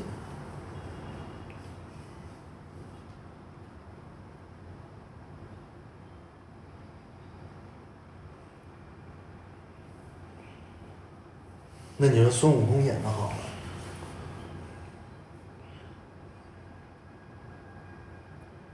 孙悟空演的好，在我心里，我觉得起码是恰当的，恰当的，就是反正他，因为没有人教大家怎么演，是他开创的，是他和他爸开创的，六小龄童和他爸开创的，所以我觉得这个能力就是很厉害，而且让大家就是接受这个设定。但你说周星驰演的好吗？周星驰演的最好。我觉得周星驰是我觉得演技最好的一个人，就他能沉下来，然后他还能搞笑。一般的演员基本上就是沉下来和搞笑做不到同时，就他搞笑不尬，然后沉下来大家也不跳戏，这个很牛逼啊！你就仔细想想，有任何一个演员能做到吗？张卫健也，他表演那个悲情的时候，也就还好。他跟那个小鱼儿与花无缺跟那个谢霆锋在那扇嘴巴子，没笑死我。那场戏还是他们就是即兴的，好像是。你看那段了吗？我忘了，好像有点印象。但是我也觉得到不了笑死那种地步。周星驰的演技，我觉得一直都很差。那是你不了解表演。他演的喜剧感觉就没有什么难度感觉。那你演呢？你觉得你演的大家能笑出来吗？会不会觉得尬呢？我没说我演的好啊，我只是不是，你就设身处地的想一下。如果说让你演这个喜剧的话，你能说服自己吗？我不知道。你一定说服不了自己，因为我太了解你了。你是一个就是可能就是演喜剧，包括我也说服不了自己。我要演喜剧的话，我会就是你知道为什么喜剧难演吗？你知道为什么吗？为什么？因为其实剧组是一个高压的一个情况，就是剧组演戏的时候是一个氛围特别压力特别大的一个地方，所以说谁也松弛不下来去演一个搞笑的东西，而且在剧组里边，你哪怕演搞笑了，剧组的人是没有给你反应的，就是不会给你反应的，因为是一个严肃的地方，你能懂不？如果说你作为一个喜剧演员，你在演完一场戏的时候，身边的人没有在笑，你就会陷入到一个自我怀疑的一个境地，你会觉得很尴尬。所以周星驰的演技是非常牛逼的，就在这一点，就是你在剧组里，你想想，大家都是那个工作人员，大家都争分夺秒的在赶进度，大家都没看过剧本，然后各忙各的。这个时候你演了一段你觉得特别好笑的东西，然后你特别满足，但是你是个人，你就会看周围的反应。如果周围是冷冰冰的，然后大家一声都没有，你就会，哎呀，刚才是不是我演的太尬了？或者说，哎呀，这个太过了吧？为什么观众不笑呢？就是大家没给你反应，所以那个信念感是特别强的。所以喜剧才是最难演的，它跟相声小品是两回事儿。相声小品有观众会给你一个情绪，你会觉得说，包括脱口秀，你觉得说，啊，我这段说的非常好，我坚定的有信心的就做下去了。喜剧是完全没有，就是一帮人冷漠的人看着你在表演，所以说你根本就不知道该怎么演。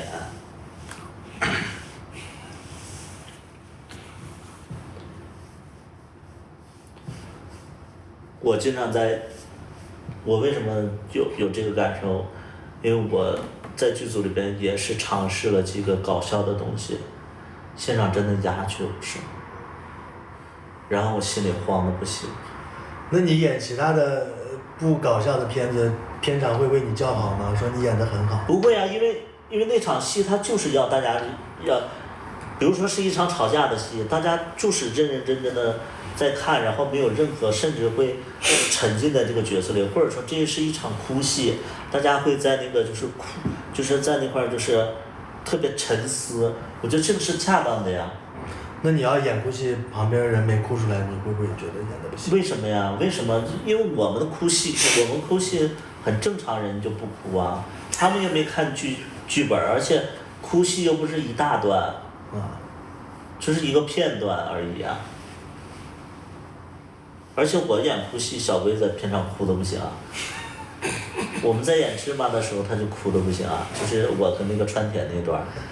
演绿豆那会儿他也哭啊。对啊。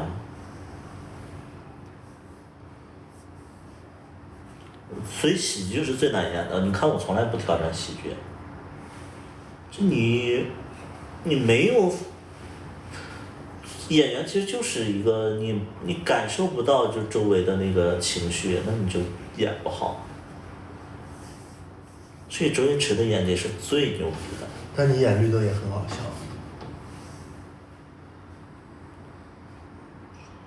那你演绿豆的时候，你会觉得这段可能大家会觉得好笑吗？我剧本就是往好笑的写的呀，但是我觉得绿豆里边最差的一场戏是我跟那个 HR 的那场戏，那个也挺搞笑。我演的很尬，然后我剪的也很尬，其实就是完完全全没达到自己的连40%都没达到，就是一点儿都不好笑。其实那场戏是一个好笑的，然后节奏特别有趣，然后夸张的一场戏。就因为你在片场大家都很严肃，然后你感受不到大家的那个氛围，你演的时候你都觉得不好笑，慌了，然后剪的时候也觉得出来的效果真好。就是我那场戏想模仿的是周星驰，就是那个九品芝麻官里的那个，就是那俩女的对骂的那场戏。啊。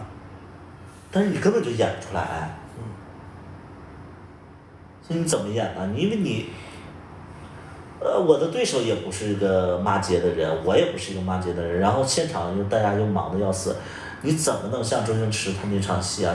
我记得那场戏是那个老鸨和谁呀？老鸨和另外一个老鸨，然后他俩就是烈火奶奶。那个一个胖子跟那个。对，石榴姐和那个烈火奶奶，他俩在那块就是互相骂那个怎么样的，就那场戏根本就做不到。不是石榴姐，是华夫人。不是，俩老鸨，一个胖子，一个那个华夫人。不是，一个烈火奶奶，烈火奶奶和那个石榴姐那个角色，也很难演的。我告诉你，这种东西很难演。要不我早就，因为我生活当中我觉得我算是一个有趣的人，所以我早就想体验了，我早就想尝试了，但根本就不行。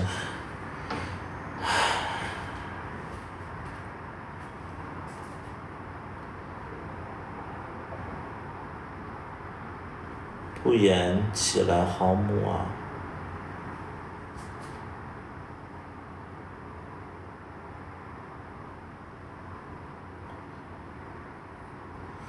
周星驰，我觉得周星驰他就是一个非常有信念感的一个人，他知道他的那个搞笑节奏，所以他不管观众笑不笑，反正我觉得好笑。就是我觉得喜剧太难演了。为什么邓超和那个就是甄嬛，就是那个孙俪他俩演的那个搞笑片都那么不好笑？因为他们就是掌握不好节奏。你搞笑片儿，我现在只服沈腾和那个贾玲，其他的演的都挺尬的。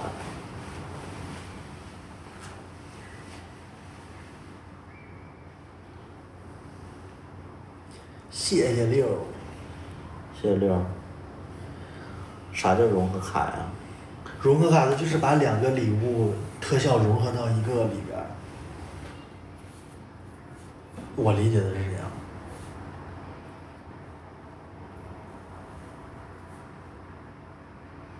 就我觉得那个《夏洛特烦恼》那个袁华那个角色也挺难演的。这就是俩礼物融合到一起。谢谢。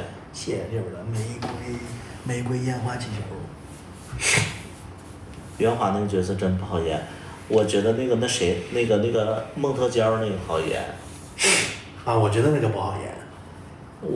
其实我想体验那个下一场，就是下一个角色，我想体验一个就是像那个小薇那样母的角色，我想演。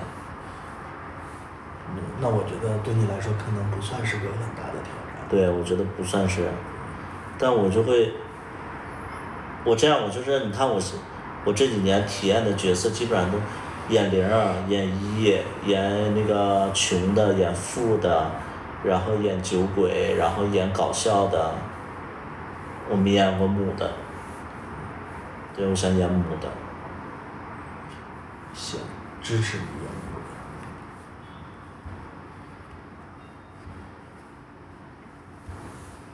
袁华这个角色是，我看那个报道是资本指定的演员，不是他们开心麻花的演员。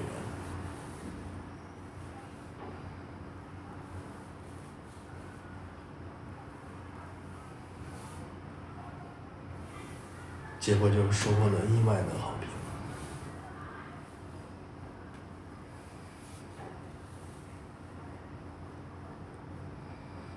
我今天切那个啥，把那个指甲切没了。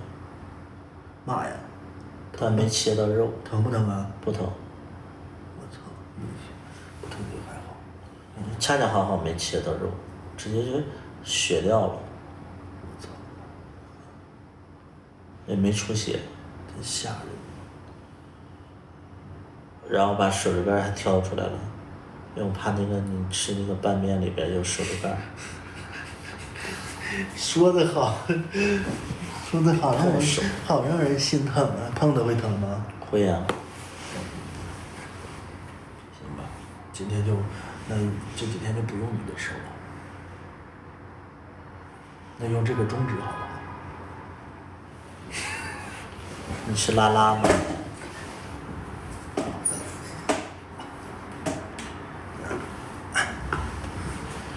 不是分了吗？让你失望了。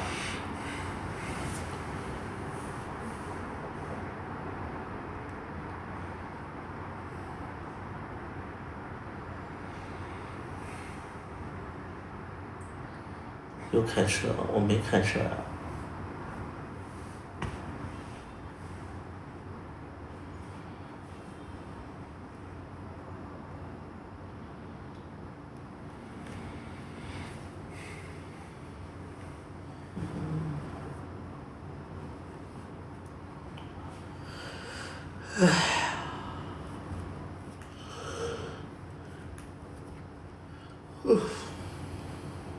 困呢？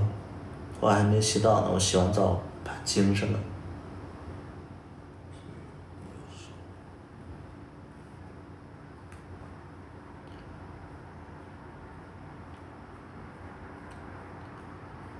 你俩长得好相像，一个有胡子，一个没胡子，一个发际线低，一个发际线高。谁的底呀？你的底啊。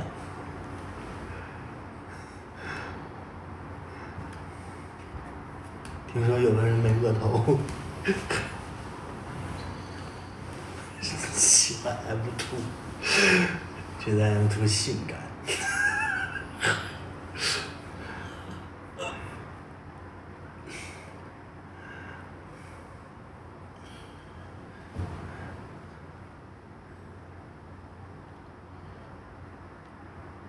一个牙齿不一样。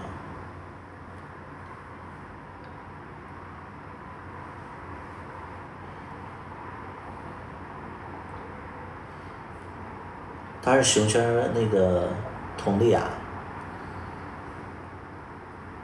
佟丽娅也是，不是刘昊然就行。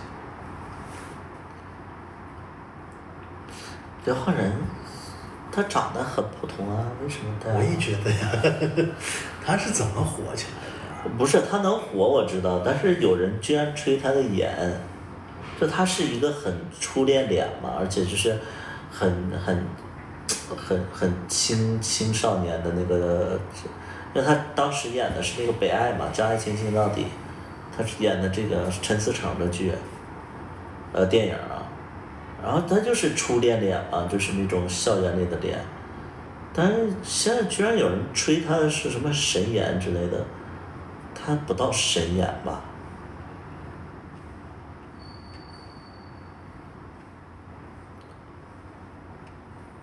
你觉得男明星里长得好看的谁呀？男明星啊，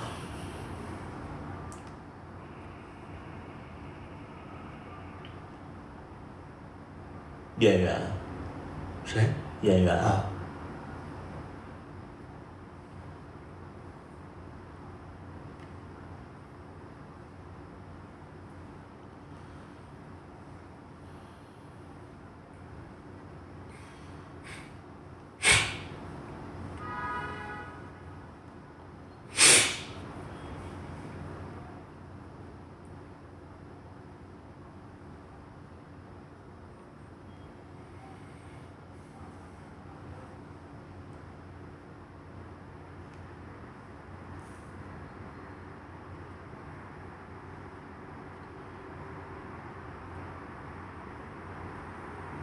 张卫健吧。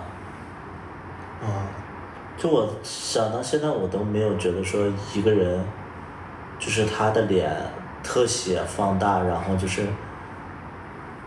怎么的都好看。就是张卫健是我觉得所有角度都好看，当然他没头发不好看。就是他如果说，比如说他演孙悟空，或者说演那个小宝康熙，或者说演那种清朝的那种，我觉得都说得过去。但是他要是没头发的话，我觉得不好看。但张卫健是我小的时候会觉得说，我操，这个人哪个角度都好看。他后来就是可能，小鱼儿花无缺，我觉得就发福了，就开始不好看了。但小的时候真的是神颜。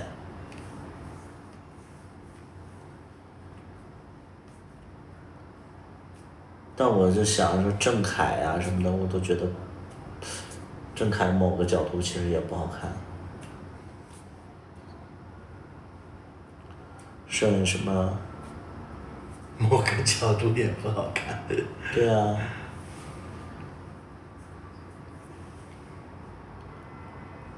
彭于晏好看，彭于晏我不觉得好看。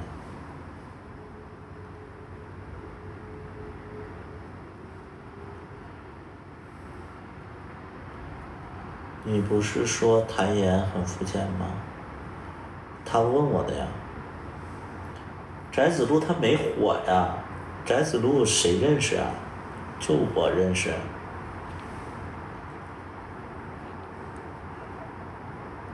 现在我都没有觉得说谁一定好看了。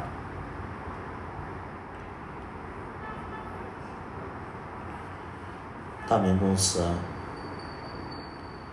有花期的就不说了，那有花期，那说谁某一个阶段好看的，那说个屁！我说大多数好看的时候。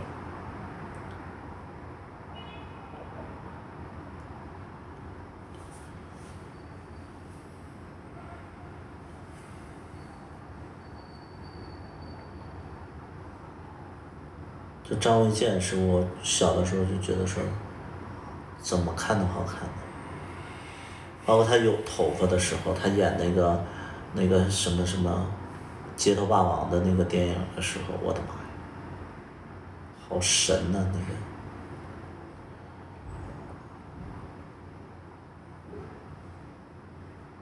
之前我觉得陈浩民也好看，然后后来他演什么济公，我就真的是吐了。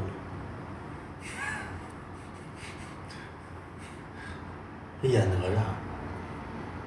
哪吒其实都还好，就是到后来他就是为了圈钱，然后他就开始那个在大陆里那个就是演那个什么活佛济公，真的好恶心。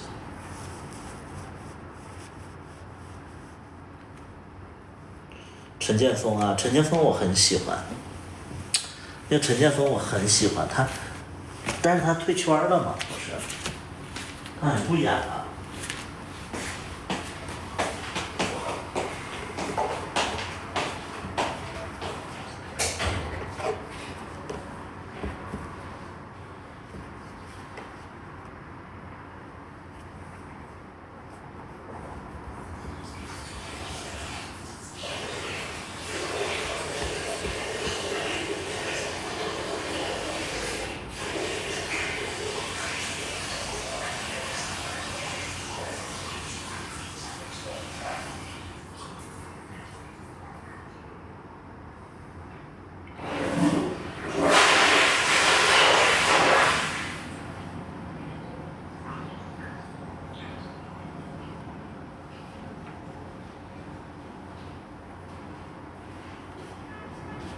老婆，那天我看你尿尿怎么分叉了？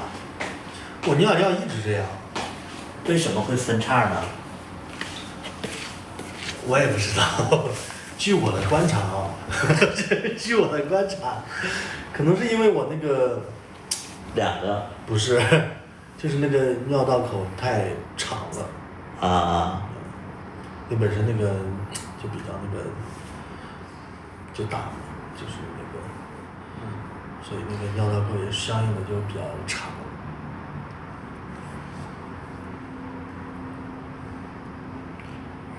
黄维德呀，黄维德也是，黄维德也是那个某一个角度好看，没有说到很好看。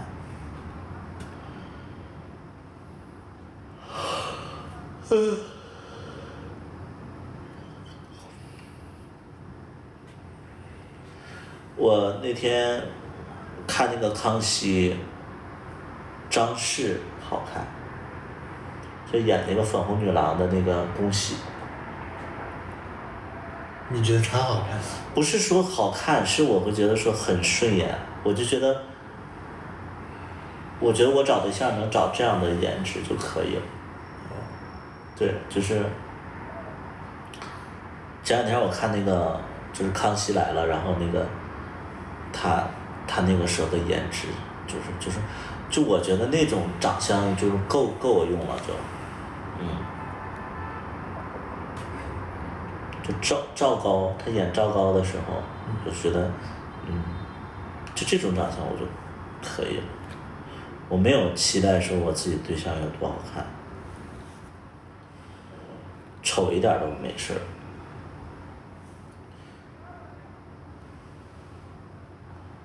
我也没有觉得你多好看，为什么他们就在吹你的颜？因为你那个，因为你看习惯了。一开始也没觉得呀。放屁！一开始你就说我是有观众缘的长相，还在直播间夸我好看，还给我刷礼物。那不都是那个，就是捧着你吗？那是那时候我们还没说要演你戏呢，你第一次来我那个。那不就是忽悠你来演戏吗？那时候你也没说要招演员啊。那个时候我觉得你感觉可能更像我第三任，但是没有觉得你颜值怎么样。啊，那可能我就是不是那种主流的好看的样子。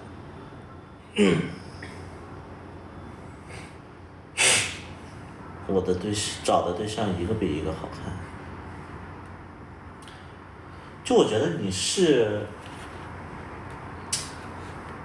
也是好看的，但是我不是因为好看才找你演戏的。那个时候好像更看重你身材多一点。你说我长得就有观众缘儿了。对呀，就是观众缘又不是好看，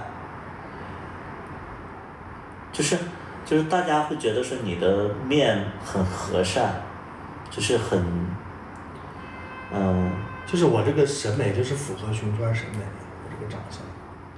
也不是熊圈，我觉得你恰恰相反，你的脸型并不熊，你知道吧？啊。就是你的脸还比一般的，就是就是那种就是后下巴那种，你是没有双下巴的人。我是有下巴的。对，你是有下颌线的人，你知道吧？有下颌线。对，所以就是你的脸还不像是熊脸，你的脸有点像肌肉男的脸。我这进熊圈就是降维打击。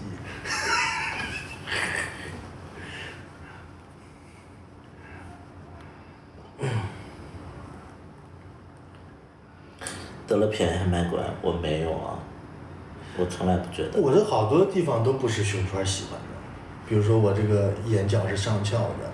对，其实然后我是双眼皮。其实你的眼睛是我觉得最大的败笔。然后我还是双眼皮。那还好，就是你的眼睛是最大的败笔，其他的都很好看，就是都是那个就是就你的眼睛有点太奇怪了。我这个是丹凤眼。不是，就你美中不足，就是这个，就是因为你的眼睛太跳了，就跟你这张脸就有点太跳了。这就是我的特点。但是我看时间长了，我又不觉得你眼睛上去了。我之前我记得我刚，就是好像是你进组的那天还是怎么的，反正我就记得那个时候你眼睛就很奇怪，然后现在就看顺眼了，就没有一点奇怪了。我这就是媚眼、桃花眼。你别瞪就好，其实你不瞪就看不出来你的眼睛。对。叨叨小眼睛，我的眼睛可不小啊，我这属于大眼。对，现在看不出你眼睛上挑了，之前就觉得你眼睛是这样的。我就是这样的。但现在不会了。现在也是，只不过你看习惯了，可能是。对，就是之前就觉得好挑。我这所有的地方好像都不是熊圈喜欢的类型，包括眼睛、脸也不是那种圆脸，然后我的嘴唇也不厚，然后鼻子也不大。嘴唇不厚是熊圈喜欢的呀。熊圈不是喜欢熊的嘴唇一般不都厚吗？拉倒，就是嘴都大大的。那都是你合伙人。你看你的嘴唇就是厚嘴唇。你的下嘴唇就是比较厚的。熊圈才不喜欢厚嘴唇呢，熊圈喜欢美嘴唇。那是抿嘴怪。什么叫美嘴唇？那拍照的时候抿嘴。而你现在我看你就弱化了眼睛。然后熊圈喜欢的眼睛都是耷拉的，小狗眼。对，喜欢耷拉的。喜欢耷拉的，然后单眼皮的那种。对，是这样。但是我哪一点我都不符合。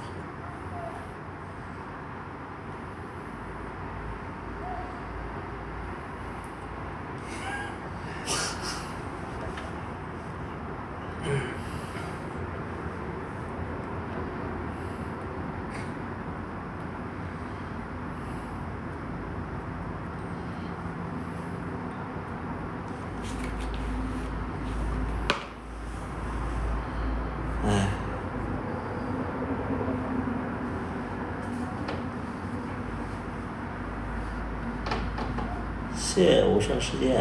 谢谢无声世界的定制跑车。对，我觉得他就是，我觉得二把刀就是他穿某种衣服他像熊，但是要就是穿没有那么熊圈的衣服，他其实算是个肌肉男，他不像熊。像那种肌肉很好的直男是吧？对，就是有点像大块头，就是肌肉大块头的直男。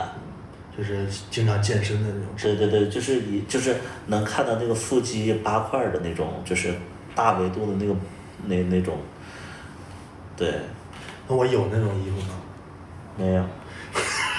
我的衣服全是同性恋衣服吗？因为你买的都是那样。啊。那我都没穿过那种衣服，相当于。我就在剧里穿那种衬衣，算是吧。对啊，我给你买的就像直男。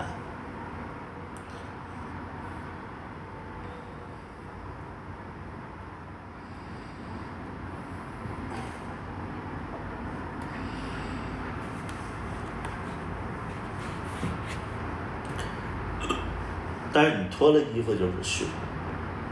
哦。但是我现在也会觉得说，就是你的上肢没有那么大了，弱化了。就我之前我会觉得你上肢真的好大，就是看习惯了。对，就弱化了。现在会觉得说你身材很均匀了。然后你点赞的那些抖音也变得越来越大只了，是不是？那我都不知道了。因为我看有些你点赞的都是很壮的那种肌肉男了。我都没察觉了。反正我现在会觉得说你好像很均匀了。之前就觉得你上肢很大。那可能是我练腿练得有成效。是吗？也可能是我最近减肥有成效。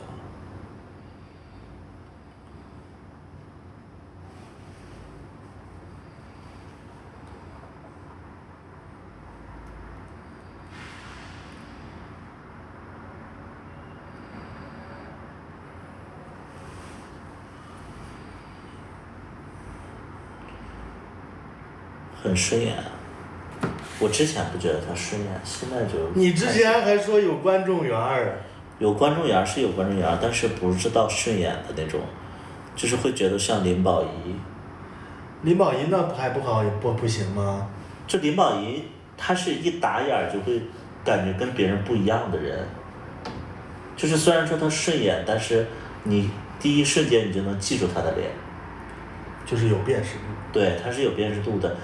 你的脸你没发现？就是我从来没说，就是你长得像谁谁谁谁。都是别人长得像我。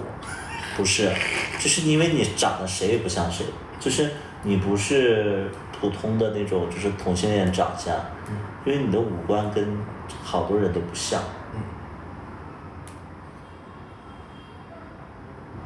对，就是林保怡，就是我当时也觉得林保怡就是，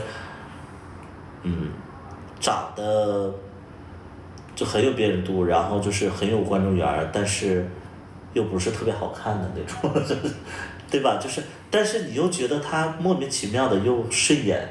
林保怡演那个《独行神探》的时候，我都要快那个迷死她了，感觉。不是，你就说林保怡，其实她，你仔细看她的五官其实是丑的，甚至到丑。她后来微博经常发的自拍，我就给她取关了，觉得不好看了。对，她其实她是丑的，然后但是呢，你就是不知道为什么又觉得她很顺眼，感觉很有魅力。对，角色，然后又有辨识度，然后又顺眼，然后就是很莫名其妙的一种感觉。林保怡，而且她演好人也好，演坏人也好，这真牛，这张脸就可塑性太强了。从来也没有说过说林保怡长得像谁，或者是谁像林保怡，没有这样的。你就说我长得像林保怡。因为你的眼睛像。林保怡的眼睛也是有一点点这样，就是她眼睛也是坏人眼睛。我这个是坏人眼。你不笑的时候，你瞪人，其实是有一点坏人眼，你那是母。我现在啊。你刚才有点母。我这样是母啊。对。我这样会母。你看的像那个教习姑姑。我在学电话亭。电话亭是谁？抖音很火的一个人呐，你真的不知道？不过不是同性恋。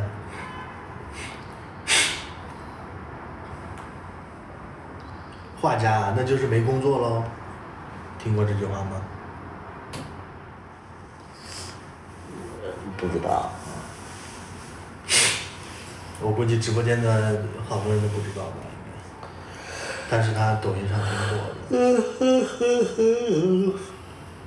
我觉得一笑就很失去了一切霸总的尊严。我知道他。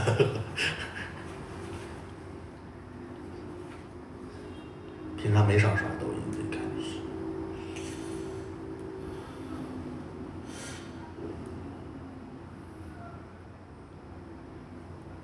所以你就是长得很有辨识度的一个人。那我就觉得挺好的。对，挺好的呀。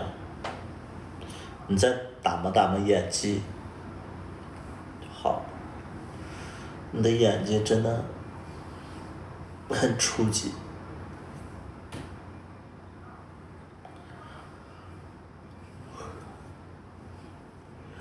我其实有想过下一部戏让你当男主不？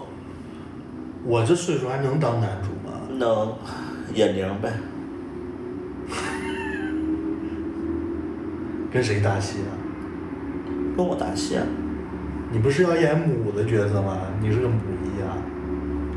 那我可以为你不母。你在外边母，在家里就不母是吧？不是，我的意思就是说，我想让你演男一，然后我演一个配角。啊。然后那个，但是得刮胡子。从年轻，就是你得有蜕变的，因为你要演10年的变化呀。那人家看第1集就弃坑了。那你没办法呀。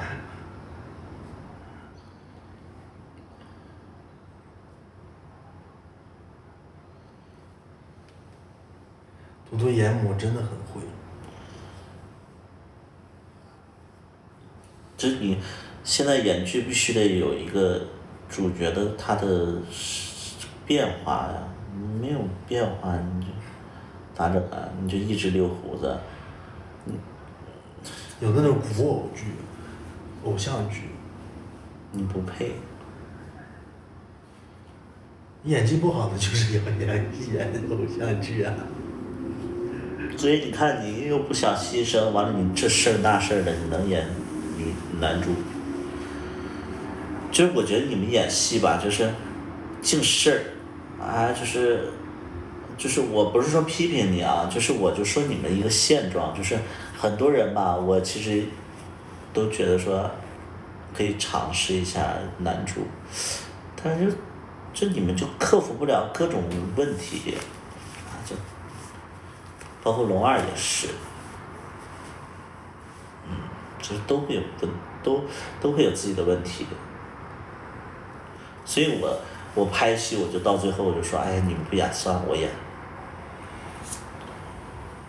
就你们就特别难搞，就为了戏就不能牺牲，不能妥协之类的，所以就是后来就不用你们。可以刮胡子，刮呗。你看演绿豆的时候，你再坚持一下，我就把胡子刮了。因为你比我更有空间的是什么？你刮胡子应该更年轻，就你至少还能年轻个5岁，然后你本身你看着就比我年轻，然后你再年轻5岁的话，你可能就能演个25岁、27、8岁啊。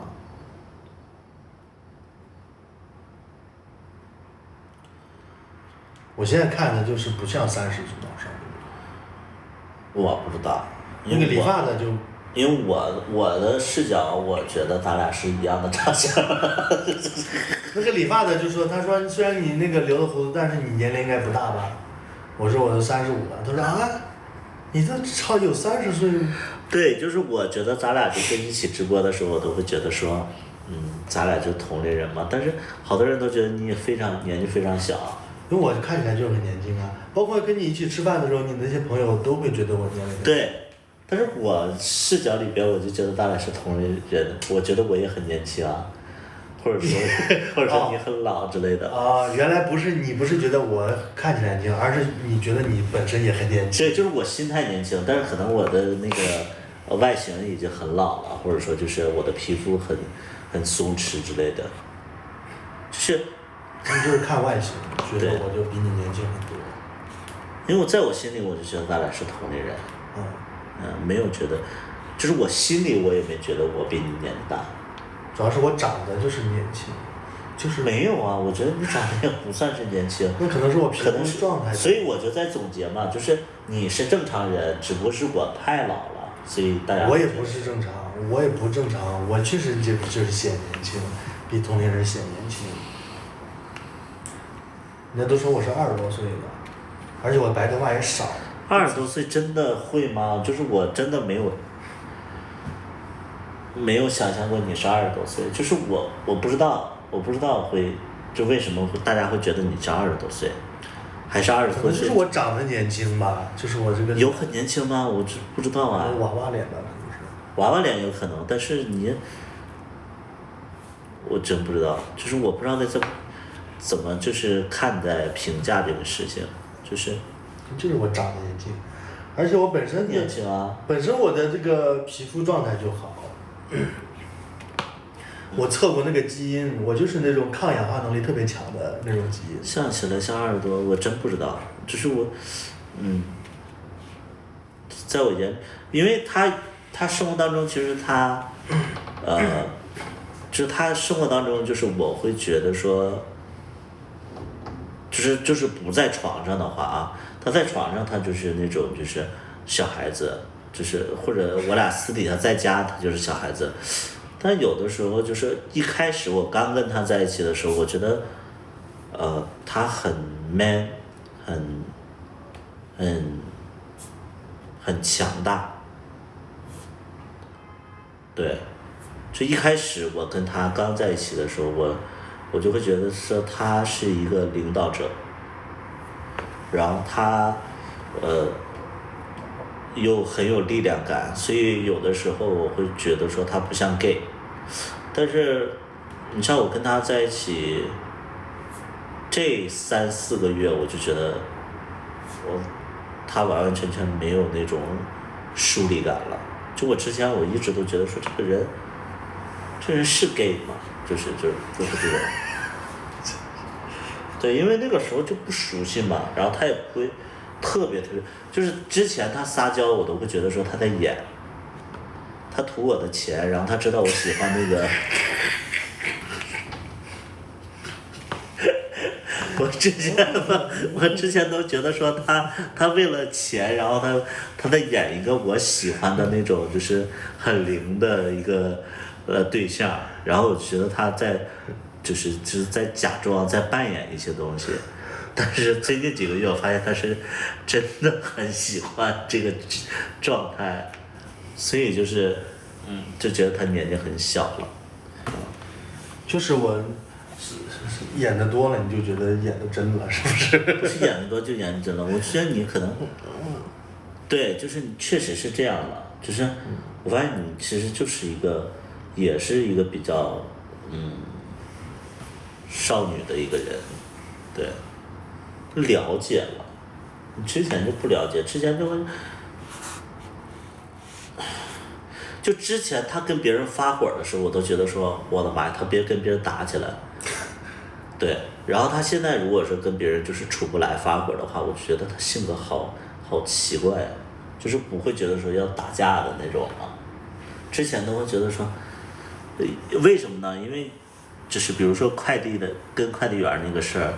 然后我就明显感觉到他是惹事儿，然后但是不想处理的那种感觉，人快递员都杀到家。我不会跟人家起冲突啊。对，他不会冲突，但是我之前我都在想，就是说我之前都觉得说他是一个惹事儿，然后就是也不怕事儿的一个人，现在就发现他惹事儿他就往后躲，然后让我去。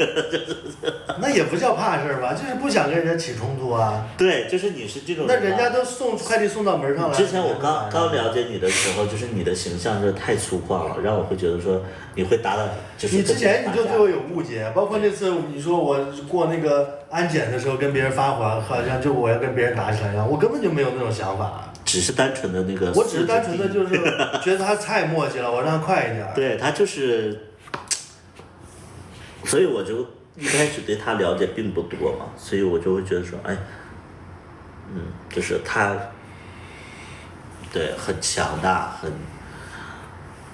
你看一开始我都把我真实的想法告诉你，你是自己不相信而已。对，不相信。你自己非得你自己的角度去揣测。我那个时候就觉得甚至会觉得那个时候我印象当中，我刚跟你在一起的时候，你的手臂特别的粗，像马东锡。我就在幻想，就是说你演一个武将，或者演一个就是那个西装暴徒的那种感觉。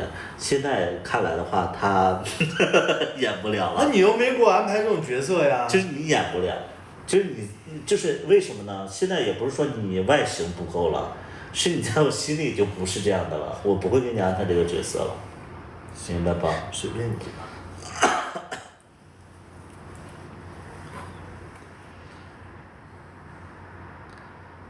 角色是可以培养的，角色是可以培养的，什么意思？我就可以演那种蒙大统领的角色。什么？蒙大统领。蒙大统领，然后呢？我就能演那种角色呀。然后呢？没然后呀。你怎么演？蒙大统领的角色又不需要什么演技。我剧组也没办法让你演蒙大统领啊，我也不会给你整一个古代戏啊。你给我演那个《三体》里的那个警官。那你也演不了啊！你演那种戏份的话，都是要有那个武打戏的，感觉你又不是一个特别，就是你不是专业的演员，你跟别人对打的话，你会伤到别人，麻烦太多了。蒙大统是什么？蒙大统领。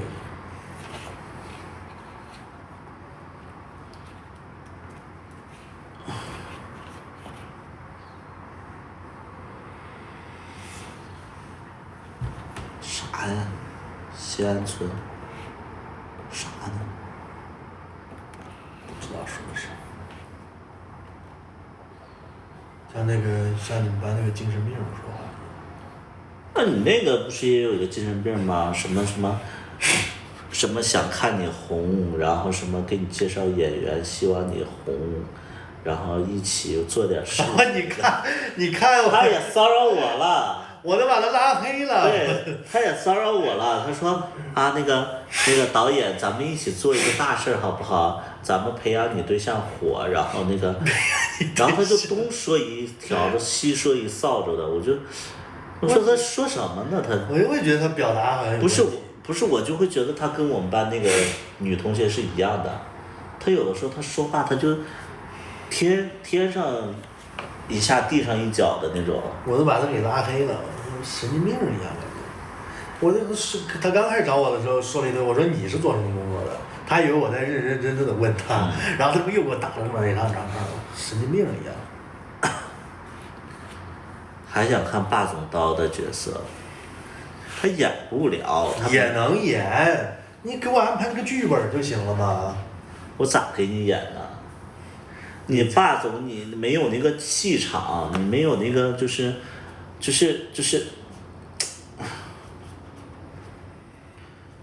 你看那王凯还能演邓云辉这种角色呢？不是你演不了，就是因为你生活当中你没有经历过那种生活。你为什么龙二演的就很自然？因为龙二他过过那种富的生活，你没有过过那种就是特别奢华的生活，所以你不知道就是高消费的人，你就相当于就是因为很多这个东西其实就是你的。你的自信感，你就是没有达到那个生活水准，所以你演不出来。行，你就让我演邱莹莹吧。对，你演邱莹莹是适合的，你不能演 Andy。Stop， please。对。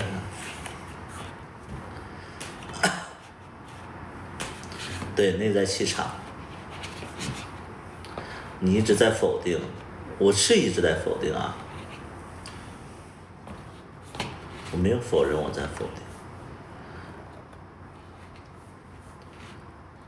定，因为他放不开。是的，就是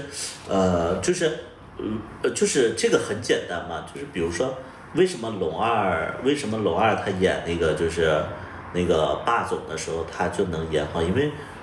其实龙二他经历过，就是他首先对豪车他就了解，或者他开车的那个状态，他就知道怎么，就是他总摸车，或者说他知道这个车，他有驾驭感，他不是会那种，这个东西我怎么解释呢？就是你，就比如说那个阿赞，我让他演一个那个酒吧老板，他演不出来，因为他不知道老板是什么状态，他最高他也就是一个公司的一个就是一个高层，但是他做不到老板那个状态，所以他就是，我觉得演挺好的。没有，他其实演的就是我不是说他演呈现的非常差，实际他演的过程当中，他就是非常不自信且就是他花了很长时间。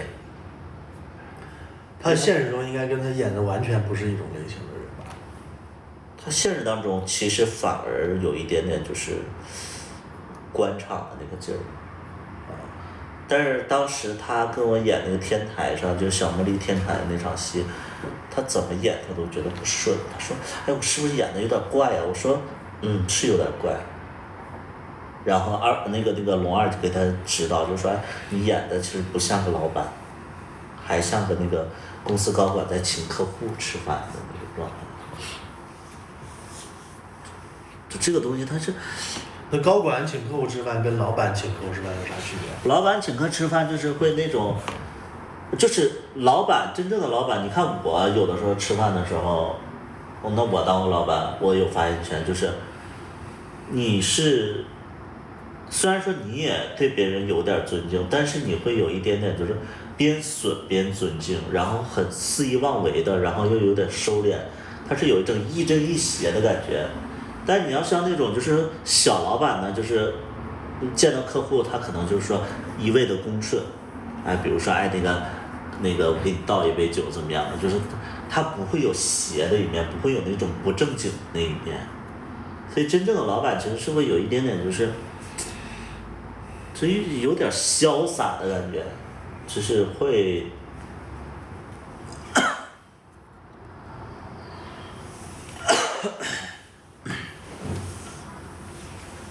反正我看形象是好的，你就会看形象，你会看啥？画面怎么样？因为那个被屏蔽了。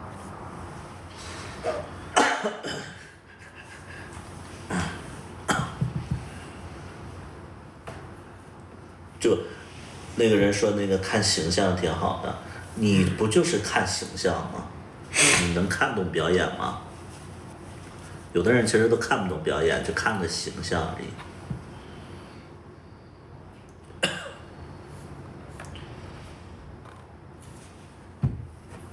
我说又变得更黑了。石板上的酒吧是真实的吗？是真实的。我也黑了。我没有变得更黑哦。看我这个膝盖。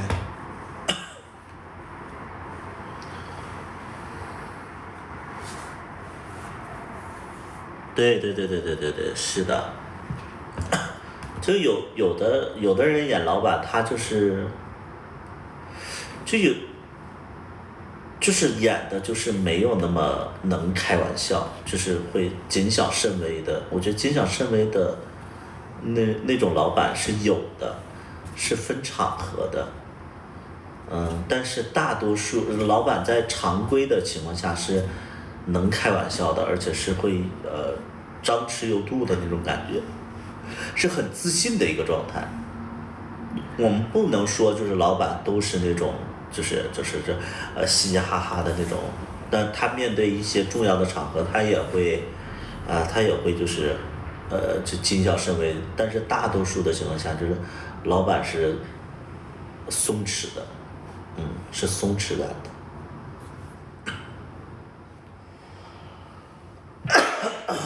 所以就是演老板，其实不是所有人都能演好的。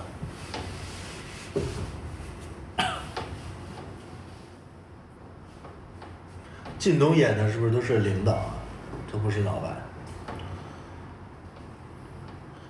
太哈哈哈会失去尊严的，太哈哈哈会失去尊严，啥呀？就把地址是对的吧，后天去深圳出差，您就搜不到这个酒吧了。但那个地址是还是个酒吧，你可以去。太哈哈哈会失去尊严，太哈哈失去尊严那是什么角度？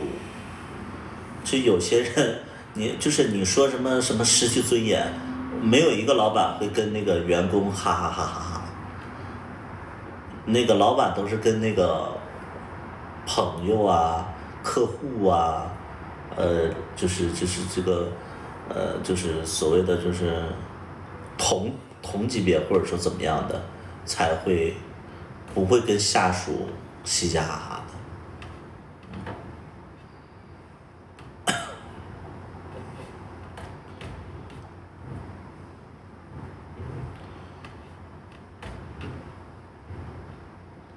酒吧关门了，是的，酒吧关门了。小薇算是老板吗？小薇那种算小老板，所以我觉得你演那个，就是有的人说你不像个霸总，我们从来也没说你是霸总啊，就是一个互联网公司的一个合伙人而已啊。那你其实是演的是对的呀，啊，有的人还说啊那个啊老板怎么可能有年假？一看你们就没创过业。一看就没当过老板，老板怎么不有年假呢？都说了有合伙人，合伙人的意思就是说俩老板的意思是什么呢？就所有的都按正规的流程去走。你如果想休息的话，你必须得休年假，不是说这个就是你们公司就是俩老板，你俩说了算了。那一看就是有些人他弹幕上一看他就知道啊，他可能没有在这种地方生活过，没有这样的经历和体验，所以那个绿豆你演的还是挺准的，对，就没有说他们说那种啊。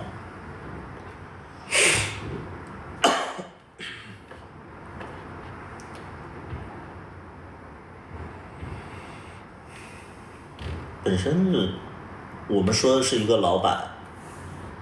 北京的老板基本上都是小老板，没有那种特别大。但是我是 HR 口中的大老板，楼上丰满的大老板。那你像台湾大哥，他休息的话，他也得跟人打好招呼啊，对吧？我怎么可能不打招呼呢？你休息你不跟那个公司人打好招呼？你怎么可能呢？就是你无论大公司小公司，你都要打招呼，你都要说明情况，你得安排工作呀，对不对？一看就没当过老板。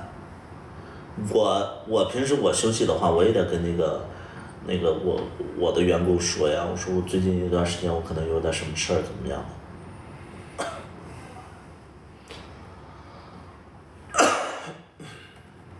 还记得要微信那段，其实俩人都开心。我那会儿开心是因为我表演的时候图图那个表情，就看着就想笑。我们也觉得开心啊。那时候好像是下雨吧？啊，对，没有觉得开心。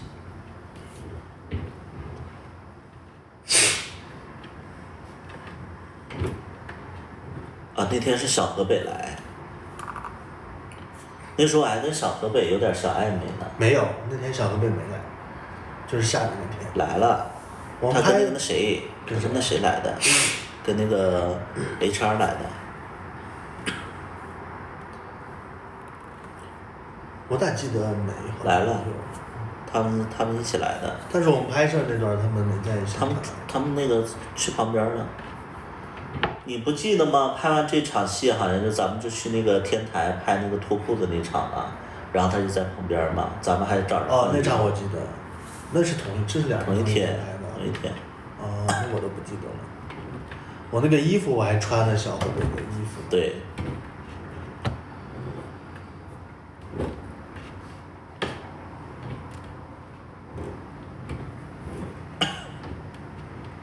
所以你有点不开心吗？那天？没有不开心吧？也没有开心，也没有不开心，就是会觉得下雨了，赶紧拍嘛。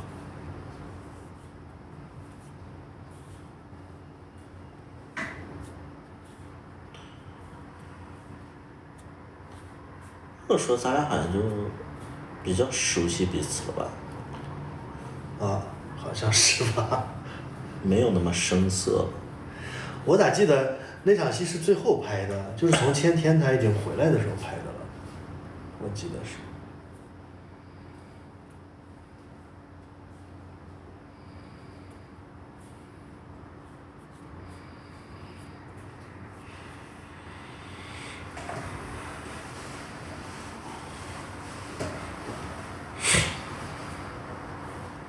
这点就很不易。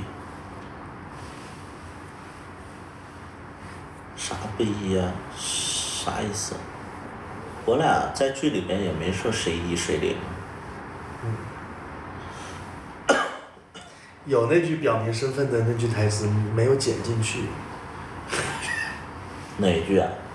就你说你是零，我是一的一句。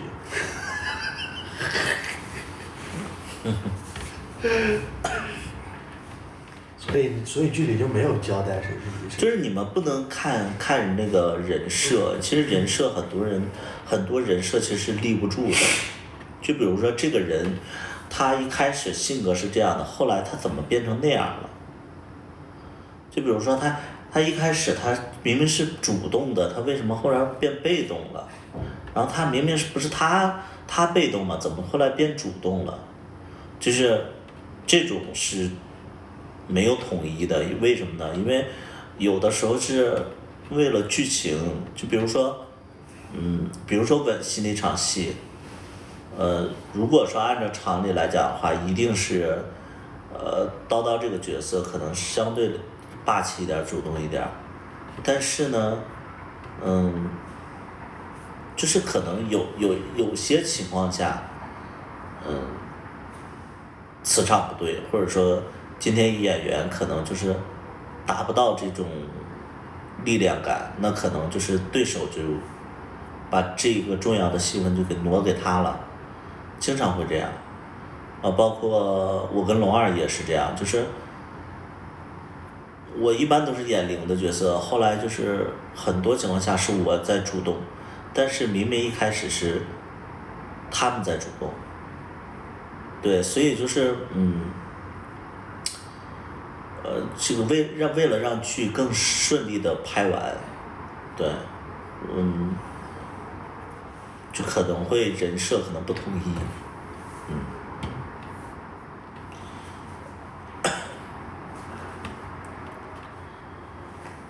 会变卦反攻吗？我之前还会觉得叨叨会反攻，现在觉得不会了。叨叨可能就是首先第一点，我俩已经有默契感了。第二点就是，就是没必要，我觉得。就我觉得他如果反攻的话，也是我俩协商过后的吧。就是了解彼此了，就没有说一定说让谁不舒服啊，就是尽量的，就是有商有量的，让彼此都对，不太会突然什么反攻变化之类的，不太会，应该会协商好吧。就可能过了3年5年之后，我真的就是不想做一了，对，然后我俩感情岌岌可危，然后突然他就做了一回一，我觉得还不错，那可能以后就他做一。你现在是不是就不想做一了？我没有不想做一，我只是会觉得说不想做，很累。你赶紧去挂个男科看一下吧。我很累，我告诉你，是你现在你问问所有人，基本上到30岁、40岁，大家都不想那个啥了。累归累，但是也很爽啊。就是我们的精力没有这么饱满了，就是可能会觉得说很麻烦、很费事儿，还不如自己解决就好了。有的时候不是说不想，不是有的时候不是说不行，是觉得这样这没必要那么麻烦。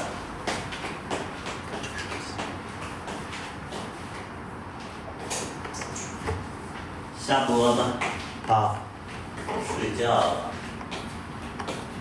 拜拜。几点？哎，还没下呢，马上快10点。哎，终于下。